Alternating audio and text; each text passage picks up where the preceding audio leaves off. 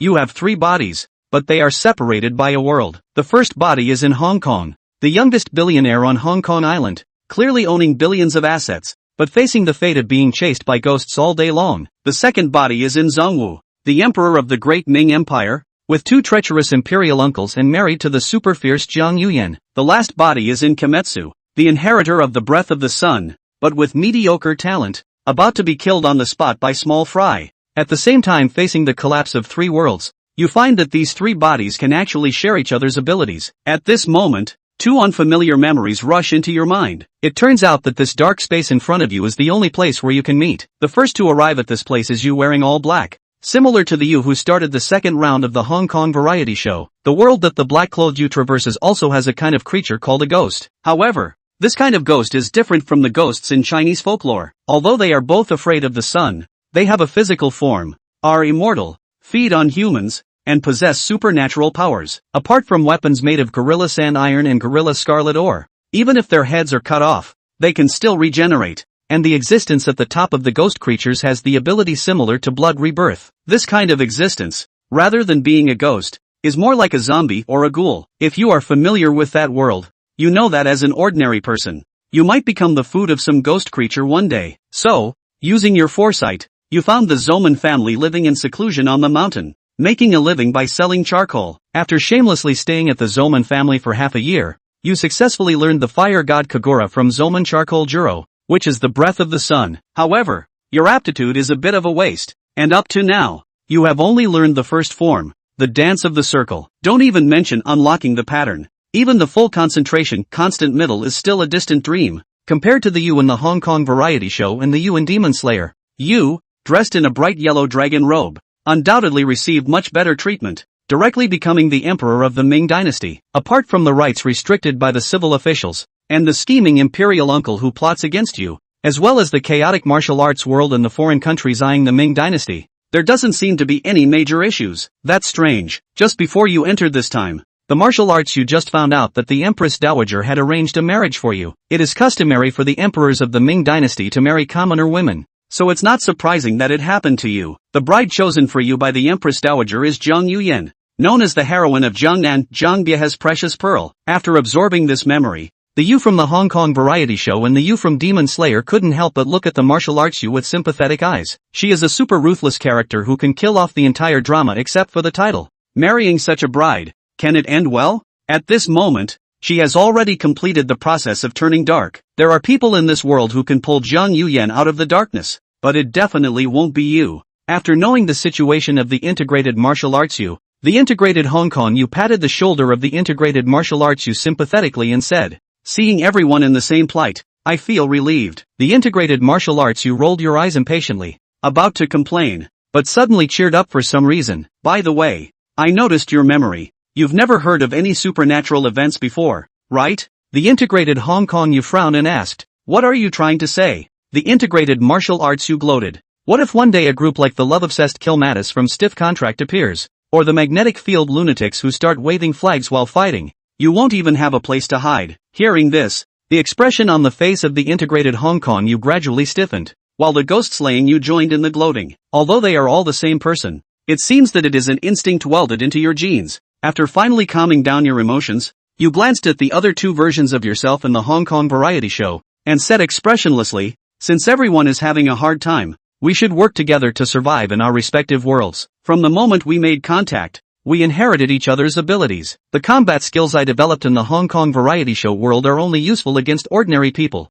not much against you. It's your breathing techniques and Tai Chi that might shine in my world. Looking at the martial arts version of yourself, you said, "As an emperor, can't you figure out a way to practice some divine skills?" The martial arts version of yourself rolled your eyes and said, "I'll think of something when I go back." Don't slack off, or we'll really be a united family. Thinking about their respective situations, the 3 of them sighed together. To survive, relying on just one person is not enough, they must all work together. In the world of Hong Kong, as you open your eyes, what appears before you is the familiar office of the Pan-Asia Group's president. Standing up from the sofa, you stretch lazily and your body emits a burst of cracking sounds. You lift your clothes to look at your stomach, and the faintly visible vest line has turned into well-defined abdominal muscles. Not only your stomach, but all the muscle blocks on your body have transformed into more graceful lines. This is the effect brought by the breathing technique. The fire god Shinra, also known as the breathing of the sun, is the ancestor of all breathing techniques. By absorbing the power of the sun during breathing to strengthen oneself, the power of the sun carried when attacking can still slay demons even without the sun will blade. Initially,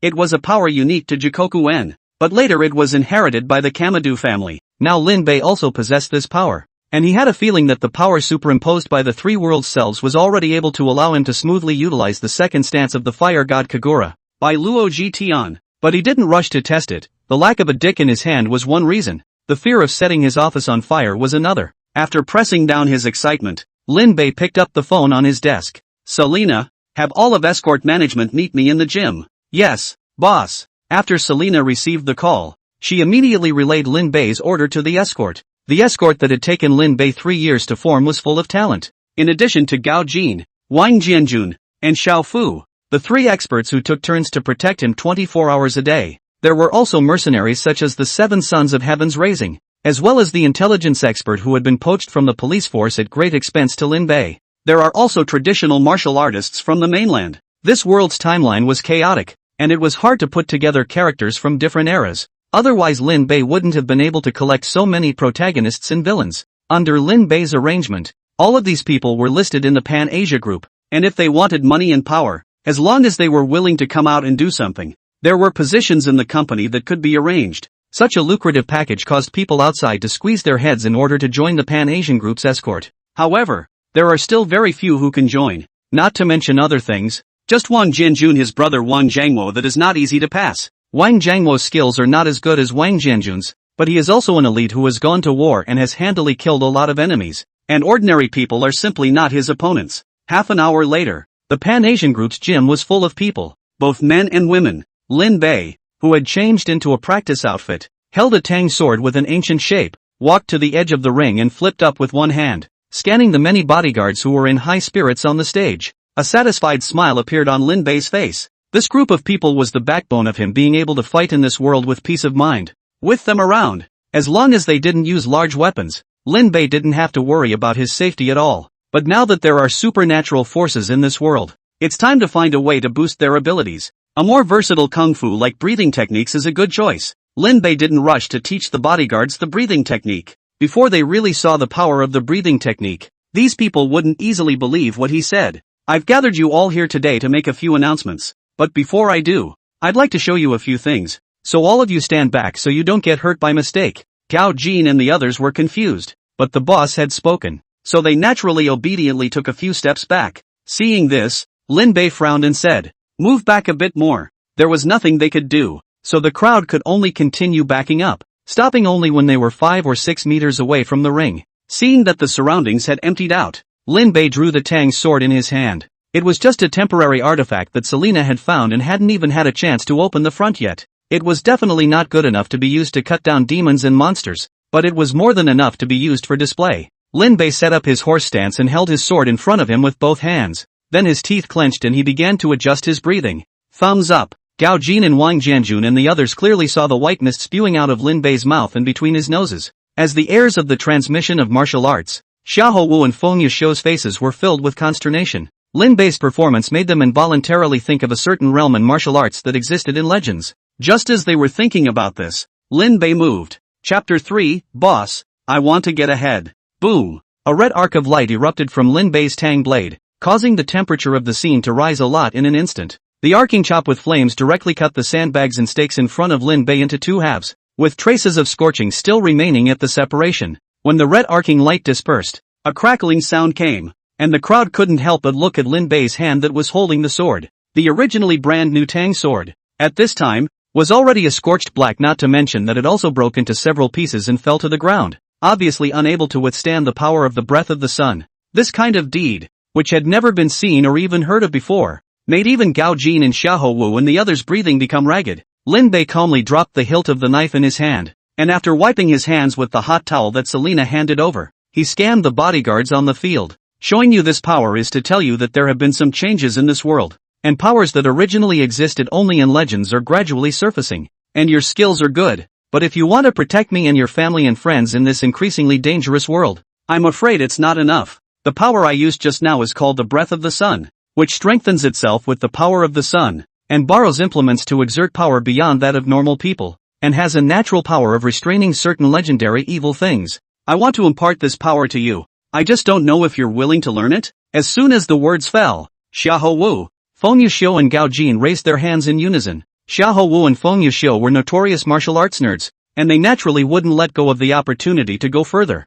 Gao Jin's thoughts were more pure. He could survive until now because Lin Bei saved him and spent a lot of money to cure the disease on him. He was a person who made a clear distinction between grudges, and since he owed Lin Bei a life, he had to do everything he could to protect Lin Bei. After the three Gao Jins took their stance, the rest of the people also raised their hands, indicating that they were willing to learn. In addition to having seen the power of the breath of the sun with his own eyes, the performance of Lin Bei, who had been acting as if he were a seer, was also one of the important reasons. They are happy with their current life and don't want it to be spoiled by any external reasons. Seeing that his men possessed motivation, Lin Bei nodded in satisfaction. Then he instructed Selena, "Tell Fire to get the car ready. I'm going out." "Yes." After Selena answered, she immediately ran off to get ready. With Lin Bei's status today, every trip was not a small one, and there needed to be plenty of time to prepare. It wasn't that Lin Bei liked to pretend, but he had gotten to where he was today. He had offended countless people, and he didn't know how many people wanted him dead in the dark, so strengthening his security was a necessary thing. Half an hour later, what could be called the most luxurious private convoy in Hong Kong drove out from the headquarters of the Pan-Asia Group. Escort in the front and rear vehicles are either Bingji or Cadillac, but in the middle of the position is not Rolls-Royce or Lincoln such as the old luxury car, but a special shape of the red flag CA770. When it came to Lin Bei's position, everything else was vanity, and safety was the most important thing. The car is a mobile fortress hand-built by a collection of top engineers from the mainland side. The vehicle is even loaded with Gatling and mini-missiles with plenty of countermeasures. Throughout the whole of Hong Kong Island, even the governor's car couldn't compare to Lin Bei's red flag car. When the car was first driven on the streets of Hong Kong Island, it scared a lot of people, and almost even the garrison was mobilized. After all, the significance symbolized by this car is too scary. After driving through the streets for a while, Lin Bei's luxury fleet of cars stopped at the entrance of the Happy Playground. Lin Bei had only just gotten out of the car when the amusement park owner, who had heard the news, immediately greeted him. Although he was nearly 2 rounds older than Lin Bei, the amusement park owner acted humbly. One could even say that he licked it. "Mr. Lin, small surname Hu, single name A Wind, is the owner of this amusement park? I don't know what kind of care you have for your great visit here?" Lin Bei slanted a glance at Boss Hu and asked indifferently, "I heard that you got 2,000-year-old corpses from the mainland down for exhibition?" Boss Hu carefully replied back, "Indeed there is such a thing. Mr. Lin, you are interested in ancient corpses?" Lin Bei didn't reply. Instead he scanned the environment of this playground and said after a while, "Make a price. I want to buy your playground." When Boss Hu heard this, an expression of excitement immediately appeared on his face. Who in the whole of Hong Kong Island didn't know that Lin Bei was a famous big water hose, and that if he saw something, he would take it even if he spent more money? Boss Hu put on a difficult look and said, "Mr. Lin, the equity composition of this amusement park of mine is a bit complicated, plus there's also the issue of the land. I'm afraid I won't be able to give you an answer for a while." Lin Bei snorted at the words. This playground location is remote. Although Hong Kong Island is an inch of land, but not all places are worth money. Otherwise the gang in the new territories would have been rich. He didn't bother to bull **** with this surname Hu, and directly said, $1 million, package you this playground for a week. Boss Hu was stunned at his words. Didn't he still say he would buy it earlier? How did it suddenly turn into a package? Without waiting for him to speak, Lin Bei spoke again. 900,000. Top your lungs, but also less and less. Boss Hu was too scared to hesitate. Dizzy back. Deal. Lin Bei snapped his fingers, and Hua Xixian, who had just been called over, immediately stepped forward and went to discuss with Boss Hu about signing the contract and paying the money. Lin Bei, on the other hand, said to the spectacled woman who had come with Boss Hu and was dressed a bit rustically, "Are you a staff member of this amusement park?" The glasses woman shook her head and said, "I'm Xiao Yu, the person in charge of this ancient corpse exhibition." "Hello Mr. Lin." Lin Bei raised his eyebrows as he remembered who this woman was. The history expert from Ghost Hunter's specialized shop, the woman who is coaxed around by Yun Chang, the man who specializes in catching ghosts with technology. Looking at the other party's penniless breasts, Lin Bei instantly lost interest and directly said, "Take me to see those 2 ancient corpses." After Xiao Yu answered yes, he immediately led Lin Bei to the place where the ancient corpses were parked, and as he walked, He told Lin Bei about the origins of those two ancient corpses. Lin Bei's reputation in the mainland, even louder than in Hong Kong Island. Xiao Yu is just a staff member in a small museum. If it is not for this time, boss who jerked off. I do not know where to learn that there are two ancient corpses parked in their museum. It is estimated that she has not had the opportunity to come to Hong Kong Island. If you can take this opportunity to get in touch with Lin Bei, and help your own organization to pull some sponsorship or something. Promotion and salary increase is never a dream. He didn't know if it was because he had practiced the breathing method, but before he even got close to the two ancient corpses, at a distance of 7 or 8 meters, Lin Bei felt the strange aura emanating from the two ancient corpses. Chapter 4, Ghost Hunting Specialty Store. Lin Bei's eyes stared and he immediately activated his breathing technique. He knew that these 2,000-year-old corpses were evil, but he didn't expect them to be that evil. In the movie, the protagonist group relied on plot kills to take care of these two ancient corpses, and Lin Bei felt that he would more than likely have to pounce if he were to go head-to-head with them. However, now that the two ancient corpses hadn't revived, it was possible to find a way to solve the problem. He turned his head to Selena and gave her a wink. Selena instantly understood and found an excuse to lure Xiao Yu away. This time all that was left in the field were Lin Bei's people. Lin Bei raised his head and looked at the sky. This time the sun was fierce. Lin Bei's eyes rolled and he quickly had an idea. He instructed the two of them, Xiahou Wu and Feng Yuxiu. Xiahou, old Feng, the two of you move those two ancient corpses out and let them bask in the sun. Xiahou Wu and Feng Yuxiu didn't think much about it and immediately walked forward, ready to move the ancient corpse. However, their hands had only just touched the glass coffin when an old man appeared from the side and pressed down on Feng Yuxiu's hand. What do you want? Feng Yuxiu turned his head to look at Lin Bei, meaning to ask if he still wanted to continue moving. Lin Bei didn't respond at first, but instead focused on this old man who had suddenly appeared. In Ghostbusters, the old man is a devotee of the demonic god in the two ancient corpses, and it's because of him that Boss Who thought of transporting the two corpses from the mainland for exhibition, leading to a series of events. If he hadn't made a death sacrifice and placed the magic weapon next to the silver-armored corpse, these two ancient corpses really wouldn't have come back to life. From the environment this old man inhabited in the movie, it was obvious that he was a person who knew spells, and Lin Bei was worried about where to find someone who understood the situation in the spirit world. Lin Bei waved his right hand and pointed at the old man. Arrest him. As soon as the words fell, Gao Jin and Wang Jianjun moved, although the old man knew some sideways, but if he wanted to perform them, he still needed some preconditions, otherwise he wouldn't have been on the verge of old age before he utilized the name of the amusement park to transport the ancient corpses from the mainland.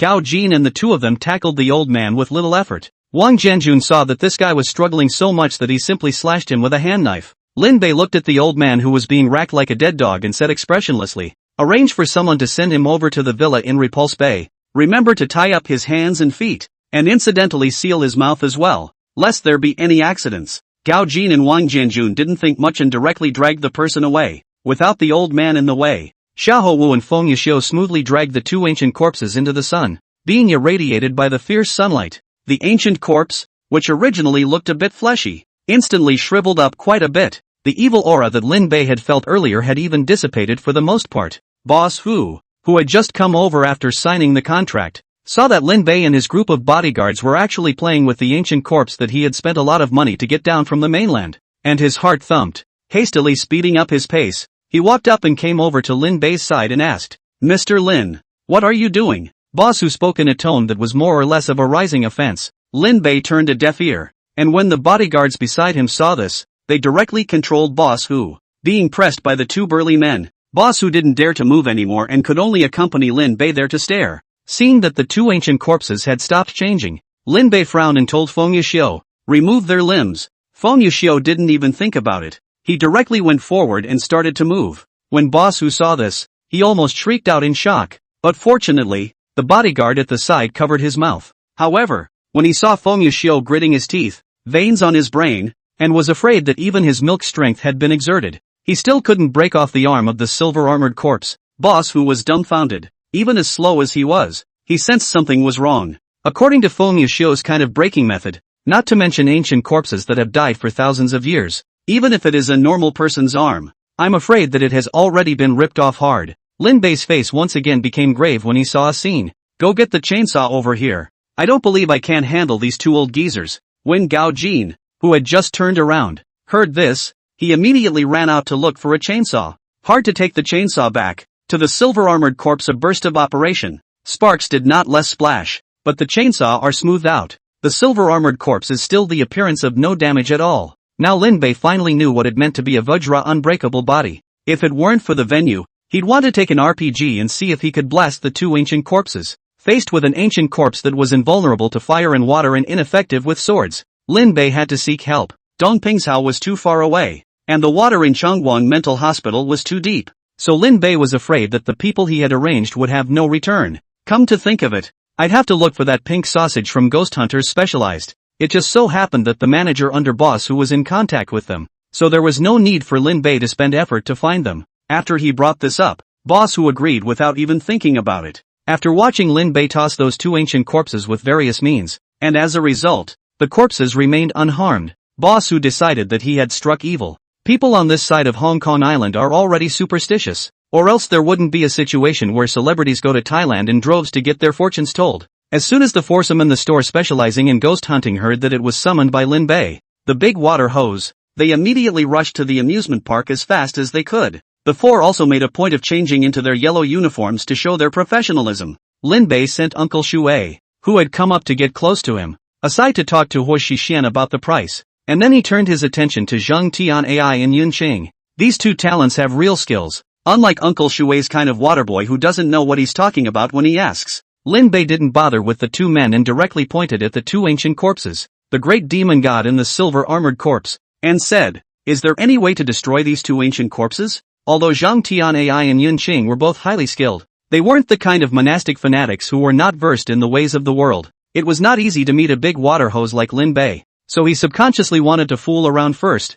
and then raise the price along the way. However, after just one look at the two ancient corpses, the two people's faces suddenly turned grave. In the movie, Zhang Tianai and Yun Qing see two ancient corpses at night and still in a venue surrounded by Yin Qi. Plus Xiaoyu also said that she had given the ancient corpse an antiseptic injection, so the two of them didn't think much about it until the silver-armored corpse flew away and they realized that something was wrong. But now these 2,000-year-old corpses are still able to maintain their slightly blonde appearance in the sun. And looking at the chainsaw and other tools on the ground, as well as some traces on the ancient corpse, Lin Bei and the others had obviously done some tests first. Zhang Tianai and Yun Qing didn't have the heart to gossip anymore. The two of them walked up and carefully examined the ancient corpse in their own way. Chapter 5, Blasting Zombies. The clearer they understood the situation, the more ugly Zhang Tianai and Yun Qing's two faces became. These two ancient corpses should never have appeared in this era, once they were allowed to revive. I'm afraid that the entire Hong Kong Island would suffer. After checking the two ancient corpses,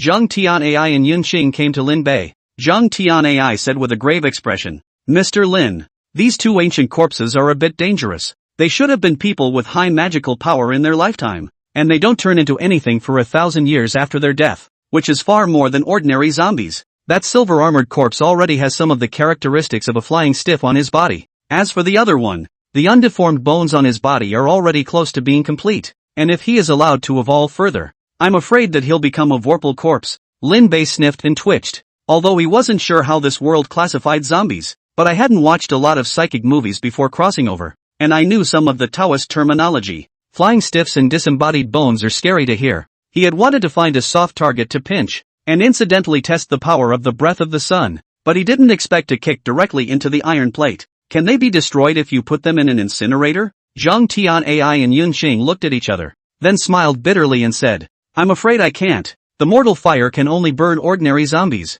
and it's not very effective for this kind of 1,000-year-old zombie. At least it has to be a godly fire like the Samadhi true fire to have an effect." Lin Bei frowned. "So, you guys can't destroy these two ancient corpses either?" Zhang Tianai and Yun Qing nodded together. Although the two men regarded catching ghosts and destroying zombies as a business, when they ran into such extremely harmful zombies, they had to find a way to destroy them even if they didn't charge any money. After all, once this kind of zombie revives, with their skills, it's hard enough to preserve themselves, let alone protect the people around them. After receiving an affirmative reply, Lin Bei took a deep breath and tried his best to calm down. It took a while before he said, "If I use the cannon, can I blast these two monsters to death?" Zhang Tianai and Yun Qing were both confused by Lin Bei's words. They hadn't really thought about this level. After all, this was the era of peace, and Hong Kong Island was a big city, so gunfights and bomb threats hadn't been seen. But the use of artillery and whatnot hadn't really been seen. After all, at present, in the entire Hong Kong Island,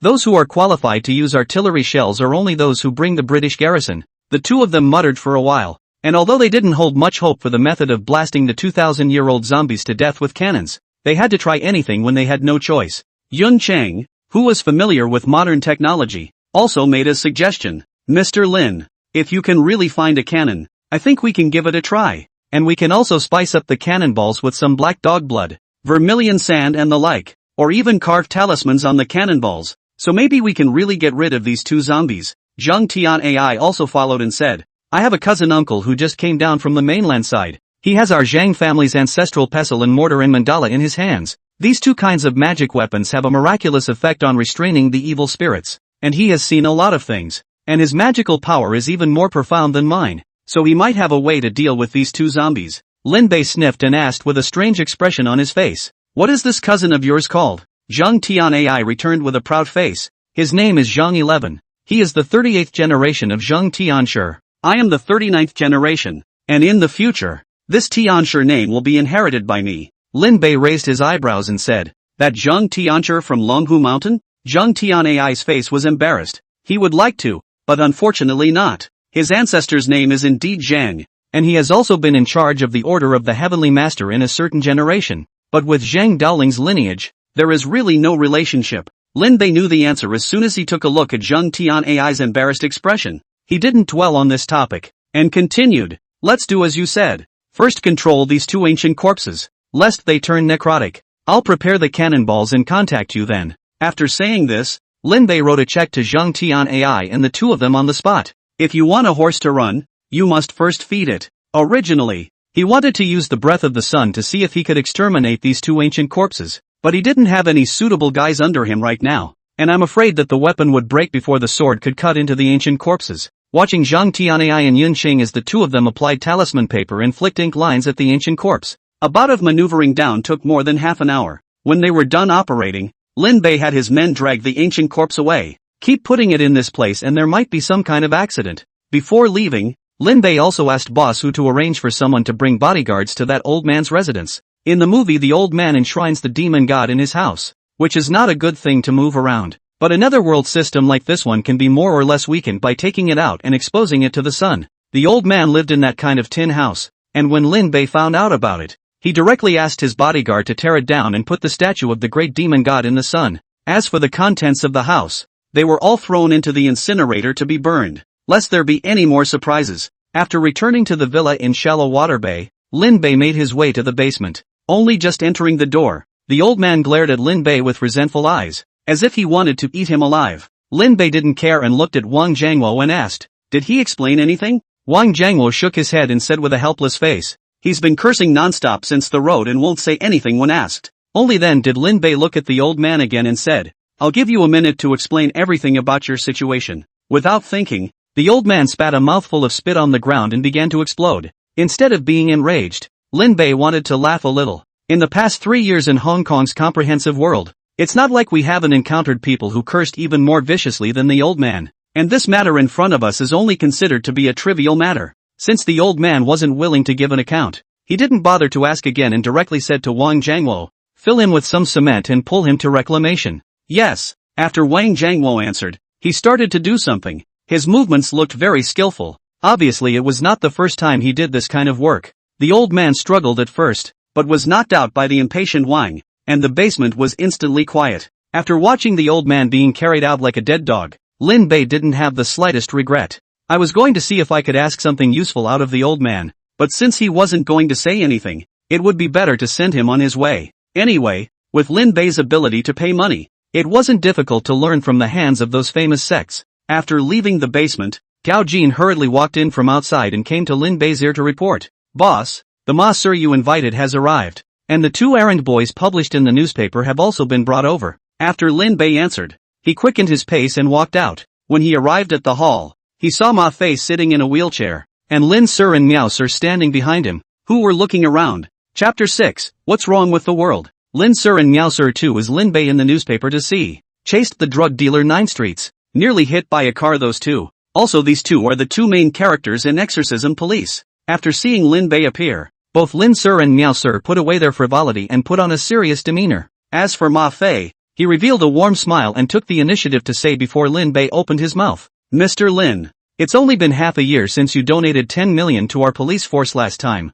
Why do you want to donate again so soon? Did you encounter any trouble? The corner of Lin Bei's mouth hooked up slightly and said, the police force goes to the police force. And when it's divided into the hands of your police department, I don't think there's a few dollars left. So this time, I want to donate it to your police department. Is there any problem? How could Ma Fei say no? Although accepting the donation would certainly sour the brotherhood for a while, but it was a real merit and benefit for him. Crippled legs can still sit in the position of superintendent of police. He relies on the eight-sided character is not? Mr. Lin is joking. We are naturally welcome if you are willing to donate. Lin Bei snapped his fingers and said, then it's a deal. Now let's talk about something else. With that, Lin Bei looked at both Lin Sir and Miao Sir and said, both of you, is it convenient to tell me about the drug dealer you're chasing? A look of difficulty flashed across Lin Sir's face. If Lin Bei had asked him in private, he would have known everything. But now that Ma Fei was still around, how could he dare to make a fool of himself? One could only look to Ma Fei to see what attitude his own boss had. After Ma Fei saw Lin Sir looking over, he smiled and said, this case isn't considered confidential. The media has long given it pretty much the same coverage. So just tell Mr. Lin about it. Lin Sir then sighed in relief and spoke to Lin Bei about the circumstances of their arrest and what they had discovered afterward. The suspect is indeed very odd. I shot her several times, but there was no reaction at all. And the coroner's test report afterward even said that the woman had been dead for several days, which is a bit too ridiculous. Lin Bei shook his head and looked at Ma Fei with a smirk. That's not ridiculous at all. Right, Ma Sir. Ma Fei is still the same smiling look. The mood does not seem to have changed half a bit. Lin Bei didn't care. Since Ma Fei was playing dumb, it would be better to just show his cards. Ma Sir, let me get this straight. I need you to transfer your old friend out of Dongping's house, and as payment, I can tell you the mystery of this case straight away. Ma Fei narrowed his eyes. He didn't doubt the truthfulness of Lin Bei's words at all. This one can transform from a mainlander boy who just arrived on Hong Kong Island to one of the top 10 tycoons in 3 years, with a terrifyingly large intelligence network. Over the years, he had gained a ton of contacts, not to mention helping the police force salvage its reputation with the information he had given them. It can be said that the entire police force owes Lin Bei a favor. And when there is a little bit of wind in the upper echelons, Lin Bei knows even earlier than Ma Fei, the superintendent of police. Not only the official side, the jungle society Lin Bei also control a lot of power. Can grab in front of the police to find the person behind the scenes is not surprising. Ma Fei turned his head and quickly made a decision. Mr. Lin, the person you're talking about should be old Feng, right? You're looking for him so urgently. Could it be that you've attracted something unclean? Lin Bei looked deeply at Ma Fei and said, Ma Sir, don't be too curious. Just tell me, yes or no. Ma Fei smiled and said, of course there's no problem. I happen to be looking for him for something. Lin Bei nodded and snapped his fingers again, and Gao Jin immediately placed a document on the table. After Ma Fei picked up the information, Lin Bei reminded, this Japanese chick called Michiko is an heir to the 9 Chrysanthemum school of thought, and specializes in the sideways. I don't recommend that you make a direct move to arrest someone. It's very likely that there are other ambushes in her villa. Ma Fei's heart fluttered, and he really had this thought when he saw Michiko's profile. Although he had been saying all day long to the people under him that there were no ghosts in this world, only he himself knew for sure whether there were or not. Otherwise, after knowing the suspect's situation, he wouldn't have called Feng Laosher, who had been sent to Dongping's house to guard the water pond, back in the first place. Now that Lin Bei had said it, Ma Fei immediately dismissed the idea. Then he gave Lin Sir and Miao Sir a warning look and said, no one is allowed to disclose today's incident to the outside world, or else you'll be transferred to guard the water pond. Lin Sir and Miao Sir looked at each other and hurriedly answered yes. Things should have ended here. But Lin Bei remembered another thing. He said to Ma Fei, Ma Sir, if it's convenient, help me check if there's a person named Feng Tianyu in your police force. As soon as the words fell,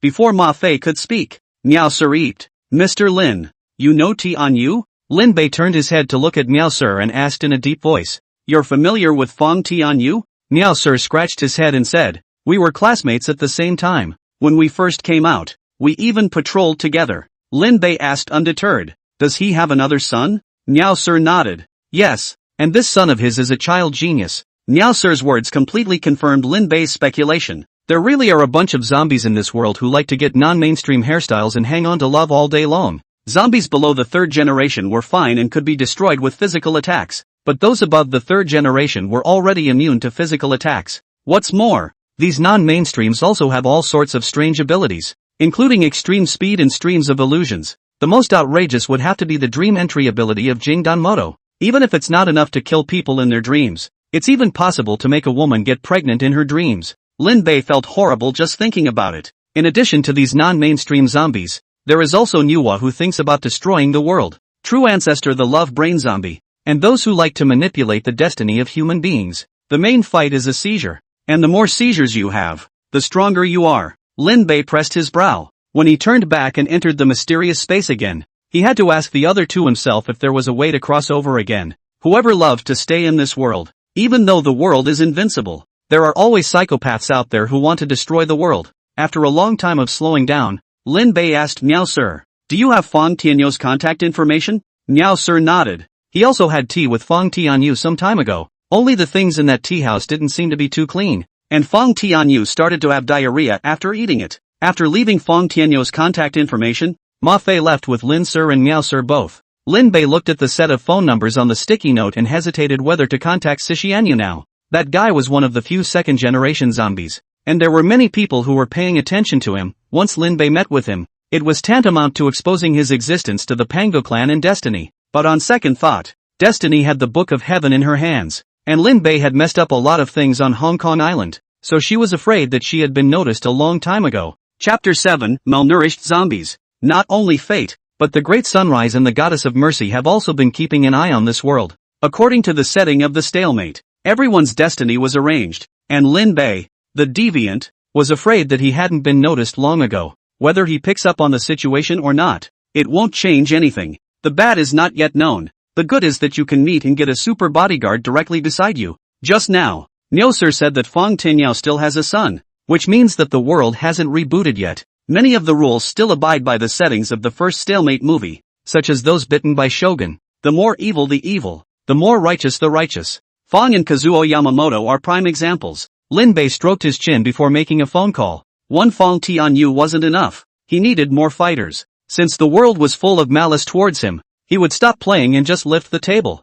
It didn't take long for the phone to dial out before it was answered, and an arrogant voice came from the other end of the microphone. "I'm Big D. Who's looking for me?" "I'm Lin Bei." Hearing the words Lin Bei, Big D was like having his throat strangled, no longer able to be arrogant. After he swallowed, he asked cautiously, "Mr. Lin, what's the concern? Spread out all your men and find me a few." "Mr. Lin, you commanded me to do something. It's because you look up to me, Big D, but I'm busy choosing a sitter right now. Manpower-wise, I'm afraid. Are you rejecting me?" Big D had a jolt and was busy explaining. "No, I mean efficiency might be slow." Lin Bei replied back in a cold tone. "I'll give you 3 days. If you can find those people, the position of Lian Shang's sitting hall is yours. No one can take it away." "I said so." Big D perked up when he heard that. "And Lian Shang's Taishang Fat Dang is a good candidate to control the sitting room. But then give him 100 guts." Fat Dang would not dare to go against Lin Bei. A society is just nothing more than a dog owned by a rich man. And if you don't listen, just get a new one that does. "Mr. Lin, I'll spread my men out to find someone for you. So please tell me what the characteristics of the people you're looking for are." "One is called Ma Dalong, is a fortune teller. Should squat in front of the school. Another is called Hianxiu, owns a video game hall, is a cripple. In addition, you look again. See if there is a person called Nightpool, hobby of betting on horses, owes a lot of geely." "Yes." Big D hung up the phone and immediately sprang into action, not to mention sending out all the people under his hand. He also called each and every one of the bigwigs of those societies who were good friends and asked them to help look for them together. When Big D's wife saw his strange behavior, she frowned and asked, "You've sent out all your people. Who's going to take care of those uncles? Without their support, it will be hard to convince Uncle Tang to let you take the throne." Big D was full of concern. "Even if they don't support me, it won't stop me from getting to the top. The boss has already opened his mouth to back me up. They can't do anything if they don't agree. Just wait and see. I'm determined to win this term's sitting." On the other hand, after Lin Bei called Big D, he dialed the number left by Sir Miao. It didn't take long for the call to connect. "This is 9 dragons difference. I am Fong Tianyao." "Fong, sir, I'm Lin Bei. Is it convenient to come out and meet?" When Fong Tianyu heard Lin Bei introduce himself, even after living for nearly 100 years, he still couldn't help but freeze. In an uncertain tone, he asked, "Mr. Lin of the Pan-Asian group?" Lin Bei smiled and said, "That's right. I have something I want to ask for your help, and after it's done, I'll cover all the food you need in the future." Situ Tianyu immediately frowned. Lin Bei's words were undoubtedly hinting that his identity had been exposed. Conscious of acting in secrecy, he changes his identity every so often and goes to live in a place where no one recognizes him. It's been like that for almost 60 years, so how come it's suddenly exposed? Address: come to my villa in Repulse Bay. You should know where it is. It is true that the addresses of the rich and powerful on Hong Kong Island are all publicized, but knowing is knowing. Whether one can get in is another matter. After putting down the microphone, Fong Tianyu turned back to a dark-skinned youth and said, Cao Bao, I'll go out for a while. Cao Bao raised his head at the words, and just when he wanted to ask Fong Tianyu if he wanted to join him, he realized that he had already disappeared. As a zombie who was known for his speed, Fong seldom takes a taxi on weekdays, and relies solely on his legs to move around. Surveillance is not commonplace these days, so you don't have to worry about being caught in the act at all. It wasn't long before he arrived at the villa where Lin Bei was. As a second-generation zombie of Pangu's bloodline, Fong Tianyu was even less powerful than the fourth-generation zombie created by Kazuo Yamamoto, even though he was malnourished due to the fact that he had not sucked blood for a long period of time. But there were some basic abilities that he still had, such as yin and yang eyes. By using this ability, Sishianyu saw the dense grievances hovering above Lin Bei's villa. This resentment made Fong Tianyu feel a trace of the same kind of aura, but it was a bit different. With this doubt,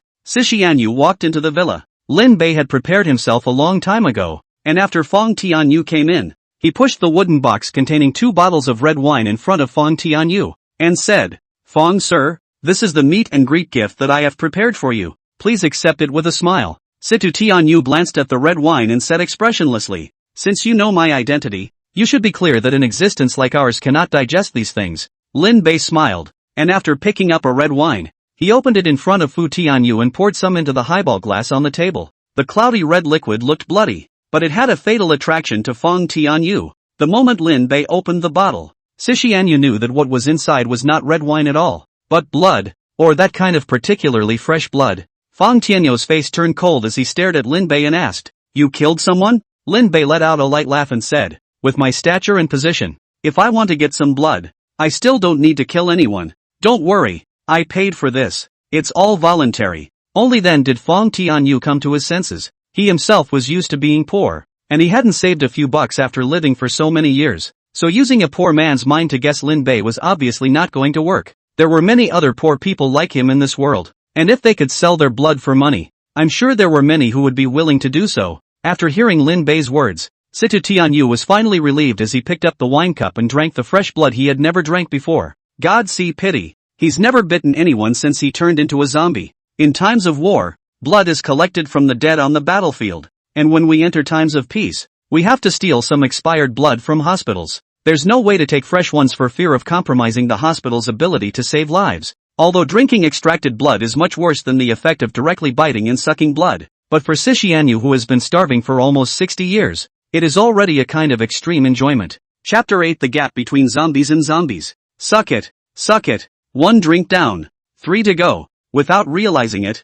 Situ Tianyu finished the liquid in a whole bottle of red wine. Those 2 zombie teeth were also unconsciously exposed. Gao Jin and Wang Jianjun, who had been standing behind Lin Bei and paying attention to Fong Tianyu, were shocked in their hearts after seeing this scene. When Lin Bei had demonstrated the power of the breath of the sun, they were still half-hearted about those remarks of Lin Bei. After that, they encountered the ancient corpses that were invulnerable to swords and guns, and it was not until now, when they saw Fong Tianyu revealing his zombie teeth, that they were considered to be completely convinced. These people were considered the best of men, especially those like Wang Jianjun who had been to war and basically only believed in the swords and guns in their own hands. The presence of a supernatural being makes them more or less skeptical of life. Lin Bei noticed the changes in his men, but didn't bother to enlighten them. Sooner or later, this kind of thing had to be accepted. It was no different than when he saw that newspaper, no less than when he heard someone whispering to him, De Lang, time to drink your medicine. Or maybe it's Marshall. Up ahead is Huanggatun. His attention now was basically focused on Sishianyu. After drinking the fresh blood painfully, there was a noticeable change in Fong Tianyu. When he first came in, he looked a little thin and his face was disheveled, but now he was in high spirits. Lin Bei asked curiously, how do you feel now? Fong Tianyu collected a pair of zombie teeth and smacked his lips before saying, I think I can beat a cow to death. Seeing the seriousness of his words, Lin Bei was first stunned, and then he couldn't help but laugh out loud. A second-generation zombie of the Pango bloodline mixing like this is considered unique, but thinking about the true identity of Sishianyu, it was not surprising to have such a will. Situ Tianyu looked at the only red wine left and said, Mr. Lin, what do you want to do with such a big gift for me? Don't tell me that you want to turn into a zombie. Lin Bei shook his head and said, I do want to live forever, but not in this way. Let's go. I'll take you to see the trouble I have to solve. With that he stood up and led Fong Tianyu towards the backyard. Situ Tianyu looked at Lin Bei's back, his heart filled with doubts. It always felt like this one in front of him was a bit odd, like he knew everything about him. Arriving at the backyard, Situ Tianyu saw at a glance 2 coffins sealed by densely packed talisman paper. He immediately stopped in his tracks. Although those runes didn't do much for him, he didn't want to be bombarded with a wave of them for no reason. Fong Tianyu asked towards Lin Bei, Mr. Lin, what is this situation? Lin Bei didn't reply. Instead, he first had the talisman array removed before saying, come over here and take a look. Fong Tianyu sniffed and walked forward, which made him see what was inside the coffin. Those 2 lifelike ancient corpses made Fong Tianyu involuntarily widen his eyes. Zombies? Lin Bei nodded and said, that's right, but it's different from the ones with Pango bloodline like you. They are turned into zombies due to the fact that their grievances don't dissipate after their deaths and they are buried in a place with extremely heavy yin qi. To put it simply, you belong to the man-made ones and they are naturally formed ones. And since they were all people with great magical power in their lifetime, once they revived, they would definitely kill madly at the first opportunity and suck blood in a big way. By then, I am afraid that not only the people of Hong Kong Island will suffer, the mainland will also be implicated. Fong Tianyu's face was grave as he asked, can't we burn them down? Lin Bei shrugged his shoulders and said, tried it. Knife and axe, water and fire attack all tried. It doesn't work. I asked the experts in this area. They said that they have to use the samadhi fire. Would you? Fong Tianyu shook his head. Samadhi true fire specializes in foreigners like him. It would be strange if he would. The zombies of the Discordian lineage would still be restrained until they evolved into red-eyed zombies. Lin Bei continued. I've already asked people to invite a high-ranking person, but during this period of time, someone needs to sit on this side. That's why I'm looking for you. Ordinary Taoist monks coming over would be purely sending them to their deaths. Fong Tianyu once again swept his eyes at the 2 ancient corpses and said, I can promise you, but before that, I still have some family matters to take care of. Lin Bei raised his eyebrows and said, you mean Situ resurrection? Situ nodded his head. That's right, since you know that I am a zombie, you should understand that he is just like me. Lin Bei laughed, then you don't need to go. I've already arranged for someone to pick him up. Sit Tianyu was just about to say that Sit Fuxing wouldn't go with just anyone when a familiar voice came to his ears. Dad! When Sit Tianyu turned his head, he saw Sit Fuxing jumping and running towards him. Thinking of what he had just said, Sishianyu was immediately embarrassed, thanks to the fact that he was wearing sunglasses, which could hide the change in his expression. Seeing his silence, the corner of Lin Bei's mouth hooked up slightly and said, before these 2 ancient corpses are eliminated, you guys will temporarily live in this villa of mine. Food is manageable, and feel free to ask if you have any other needs. Do you need me to take a vacation for you on the errand side? Fu Tianyu shook his head. No, I'll call back. It just so happens that I haven't had a vacation in a long time. Lin Bei thought about it. Like Sishianyu, this kind of ageless and immortal. No need to eat, drink and go to the toilet existence. Lack of everything, only not lack of time. And it is only when you are busy that you can find the feeling of being alive. When a laborer like him says he wants to take a vacation, no supervisor with a bit of a bottom line is going to say no. Then, Fong was really rejected. He was also speechless when he told Lin Bei about it.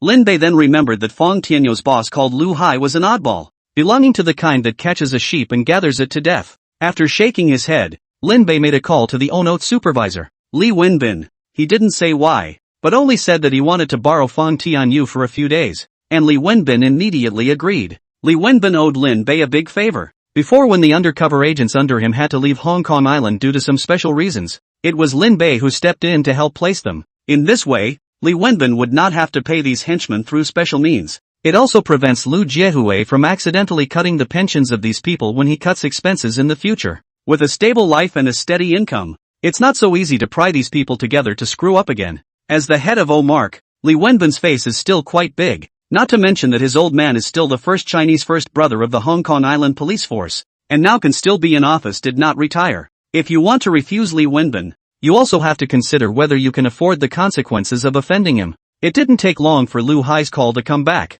not to mention granting leave to Fong Tianyu. He has also been testing the relationship between him and Li Wenbin. Situ Tianyu, lazy to deal with, simply hung up the phone. Anyway, Lu Hai also dare not fire him, squid. Even Lu Hai can be promoted to rise so fast. There is a large part of the reason to be attributed to the speed of his solving the case. Chapter 9. Want to learn? I'll teach you. Watching Lin Bei's bodyguard rearranging the rune array, after Fong Tianyu thought about it, he said, I know a retired Taoist priest. If there is a need, I can ask him to come over and help, but the fee may be more expensive. Lin Bei raised an eyebrow at his words and said, He Ingqiu? Fong Tianyu looked at Lin Bei in shock and asked, You know him? Lin Bei shook his head.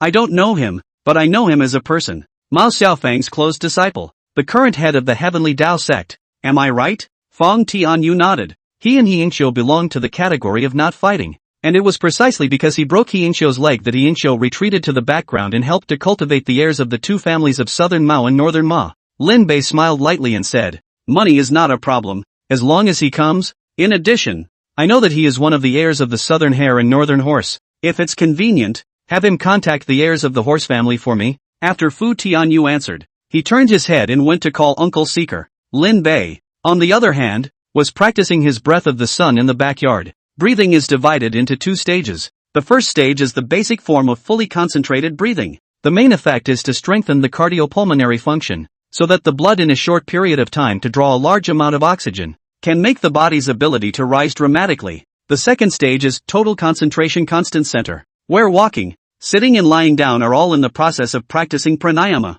which is equivalent to 24 hours of uninterrupted practice. Both speckled and permeable worlds are special states that need to be opened under specific conditions. Lin Bei was still in the first stage. After all, he would only know 2 of the 13 sword types of day's breath right now. To learn breathing techniques, you need to go through a lot of practice. Gao Jin and Wang Jianjun and the others were experts among ordinary people, but they could only be abused when they encountered this kind of power that exceeded normal people. Although Lin Bei had taught them the breathing method, none of them had learned it. The breath of the sun was originally the most difficult of all breathing techniques, or else it would not have given rise to various schools of breathing techniques. Lin Bei decided that when he next sought his ghost destruction world self, he would let him help collect the breathing techniques of other schools. Otherwise, even if he was invincible in this world, he would have to personally deal with a slightly more powerful character. The bodyguards couldn't practice against Lin Bei, but Fong Tianyu didn't have that problem. Zombies, the main fight a resistance to beat, as long as there is enough blood. Even if the most serious injuries can be recovered in a short period of time.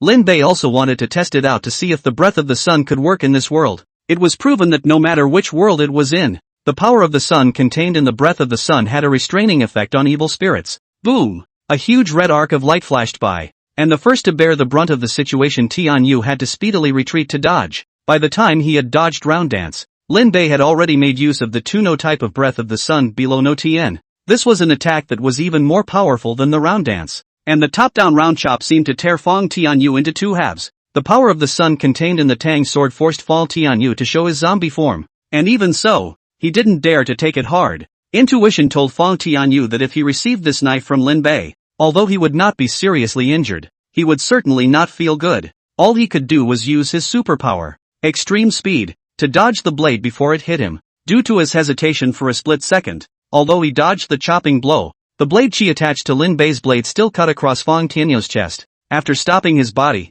Fu Tianyu looked down and realized that there was already an extra gash on his chest. Although the wound was healing at a rate visible to the naked eye, this was the first time he had been injured in nearly 60 years. For the first time since he became a zombie, Fong Tianyu had a feeling of heartbreak. He looked toward Lin Bei, who was gasping for air, as well as the blade in his hand, which had been scorched and broken, and asked with a burning gaze, What kind of spell is this? Lin Bei glanced at the Tang sword he had bought at great expense and destroyed it once again, and after skimming his mouth, he returned, This is the breathing method. You want to learn it? Fong Tianyu frowned and asked, Zombies can also learn spells? Lin Bei shook his head. Technically speaking, this isn't a spell, and you're not really a zombie. Zong Tianyu touched his canine teeth, and then thought about his desire for blood. If this is not considered a zombie, what is? Lin Bei could see his doubts, but had no intention of explaining. It was too early to talk about this. He was more curious about whether or not Fong Tianyu could really learn the breathing method.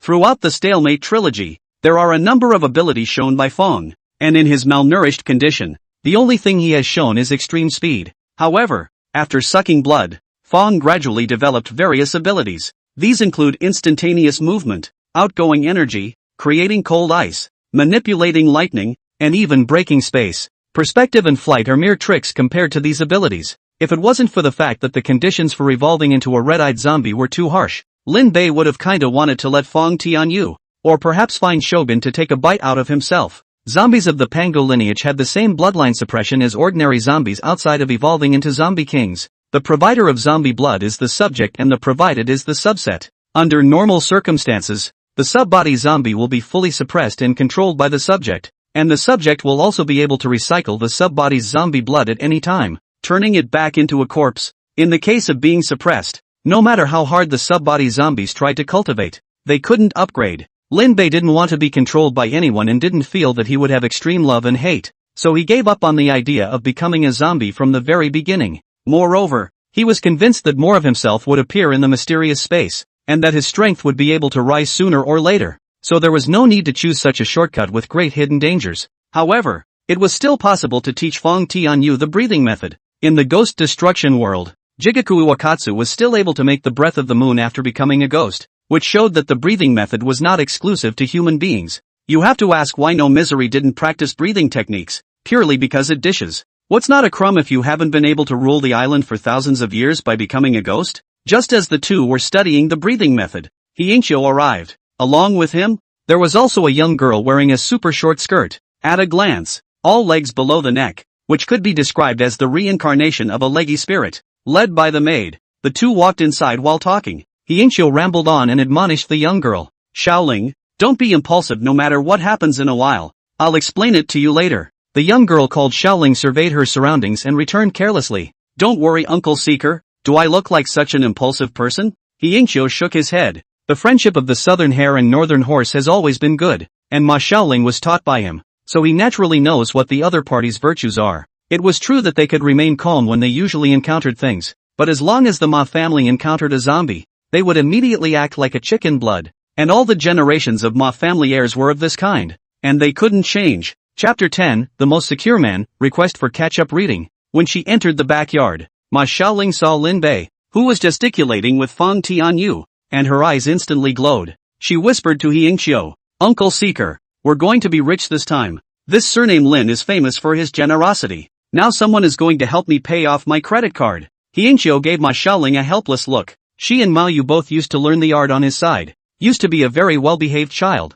Somehow turned into the current demeanor. However, looking at her performance, she didn't seem to recognize the identity of Fong Tianyu, which was a good thing. Otherwise, if the two really fought, Hienshio wouldn't know who to help. Ma Shaoling, who had not yet inherited Madonna's life's work, would really have a hard time if she wanted to beat Fong Tianyu. Wipe your mouth and don't let anyone give you the slip. After saying that, Hienshio took the lead and walked towards Lin Bei and Fong Tianyu both. Ma Shaoling subconsciously wiped the corners of her mouth, and only after doing so did she realize that she had been duped, and after stomping her foot, she hurriedly followed. Seeing a lame old man bring a beautiful girl over, Lin Bei instantly recognized the identity of the two. Hienshio was fine, looking like an ordinary bad old man. Nothing special. On the contrary, Ma Shaoling, this woman is really all legs from the neck down. Lin Bei was also considered a veteran of the flower world, but among those he had dated, there really wasn't anyone whose legs looked better than Ma Shaoling's. Compared to Lin Bei, who was only looking at the women,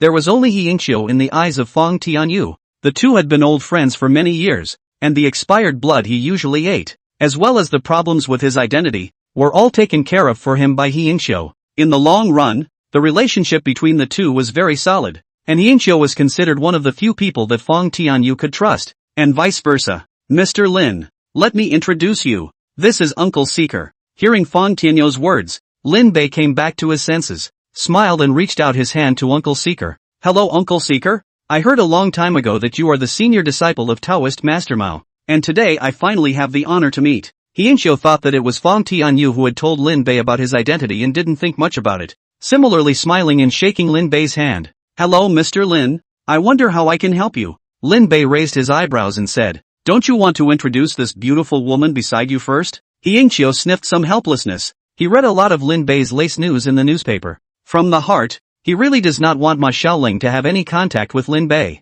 But this time, it was Lin Bei who had asked to see the Ma family heir by name, so he could only bring Ma Shaoling here. Hienshio turned to Ma Shaoling and said, Shaoling, why don't you say hello to Mr. Lin? At this time, Ma Shaoling was only in her early 20s, and had just returned from her studies abroad, and had not yet experienced that series of things in Jejia Mansion. She appeared to be very lively. After hearing He Yingxiu's words, he took the initiative to reach out his hand to Lin Bei and said, "Hello Mr. Lin, my name is Ma Xiaoling. In the future if you come across any filth, you can always look for me, and for the sake of Uncle Seek, I'll give you a 10% discount." Lin Bei shook Ma Xiaoling's hand before smiling. "That's quite a coincidence. I invited you guys over because I've encountered some troubles. As long as you guys can help me solve it, money is not a problem." When these words came out, Ma Xiaoling's eyes lit up even more. Due to her origins, she was destined to be unable to have a normal relationship with someone, and with Mao Zhu stealing a forbidden technique to help her boyfriend return his yang,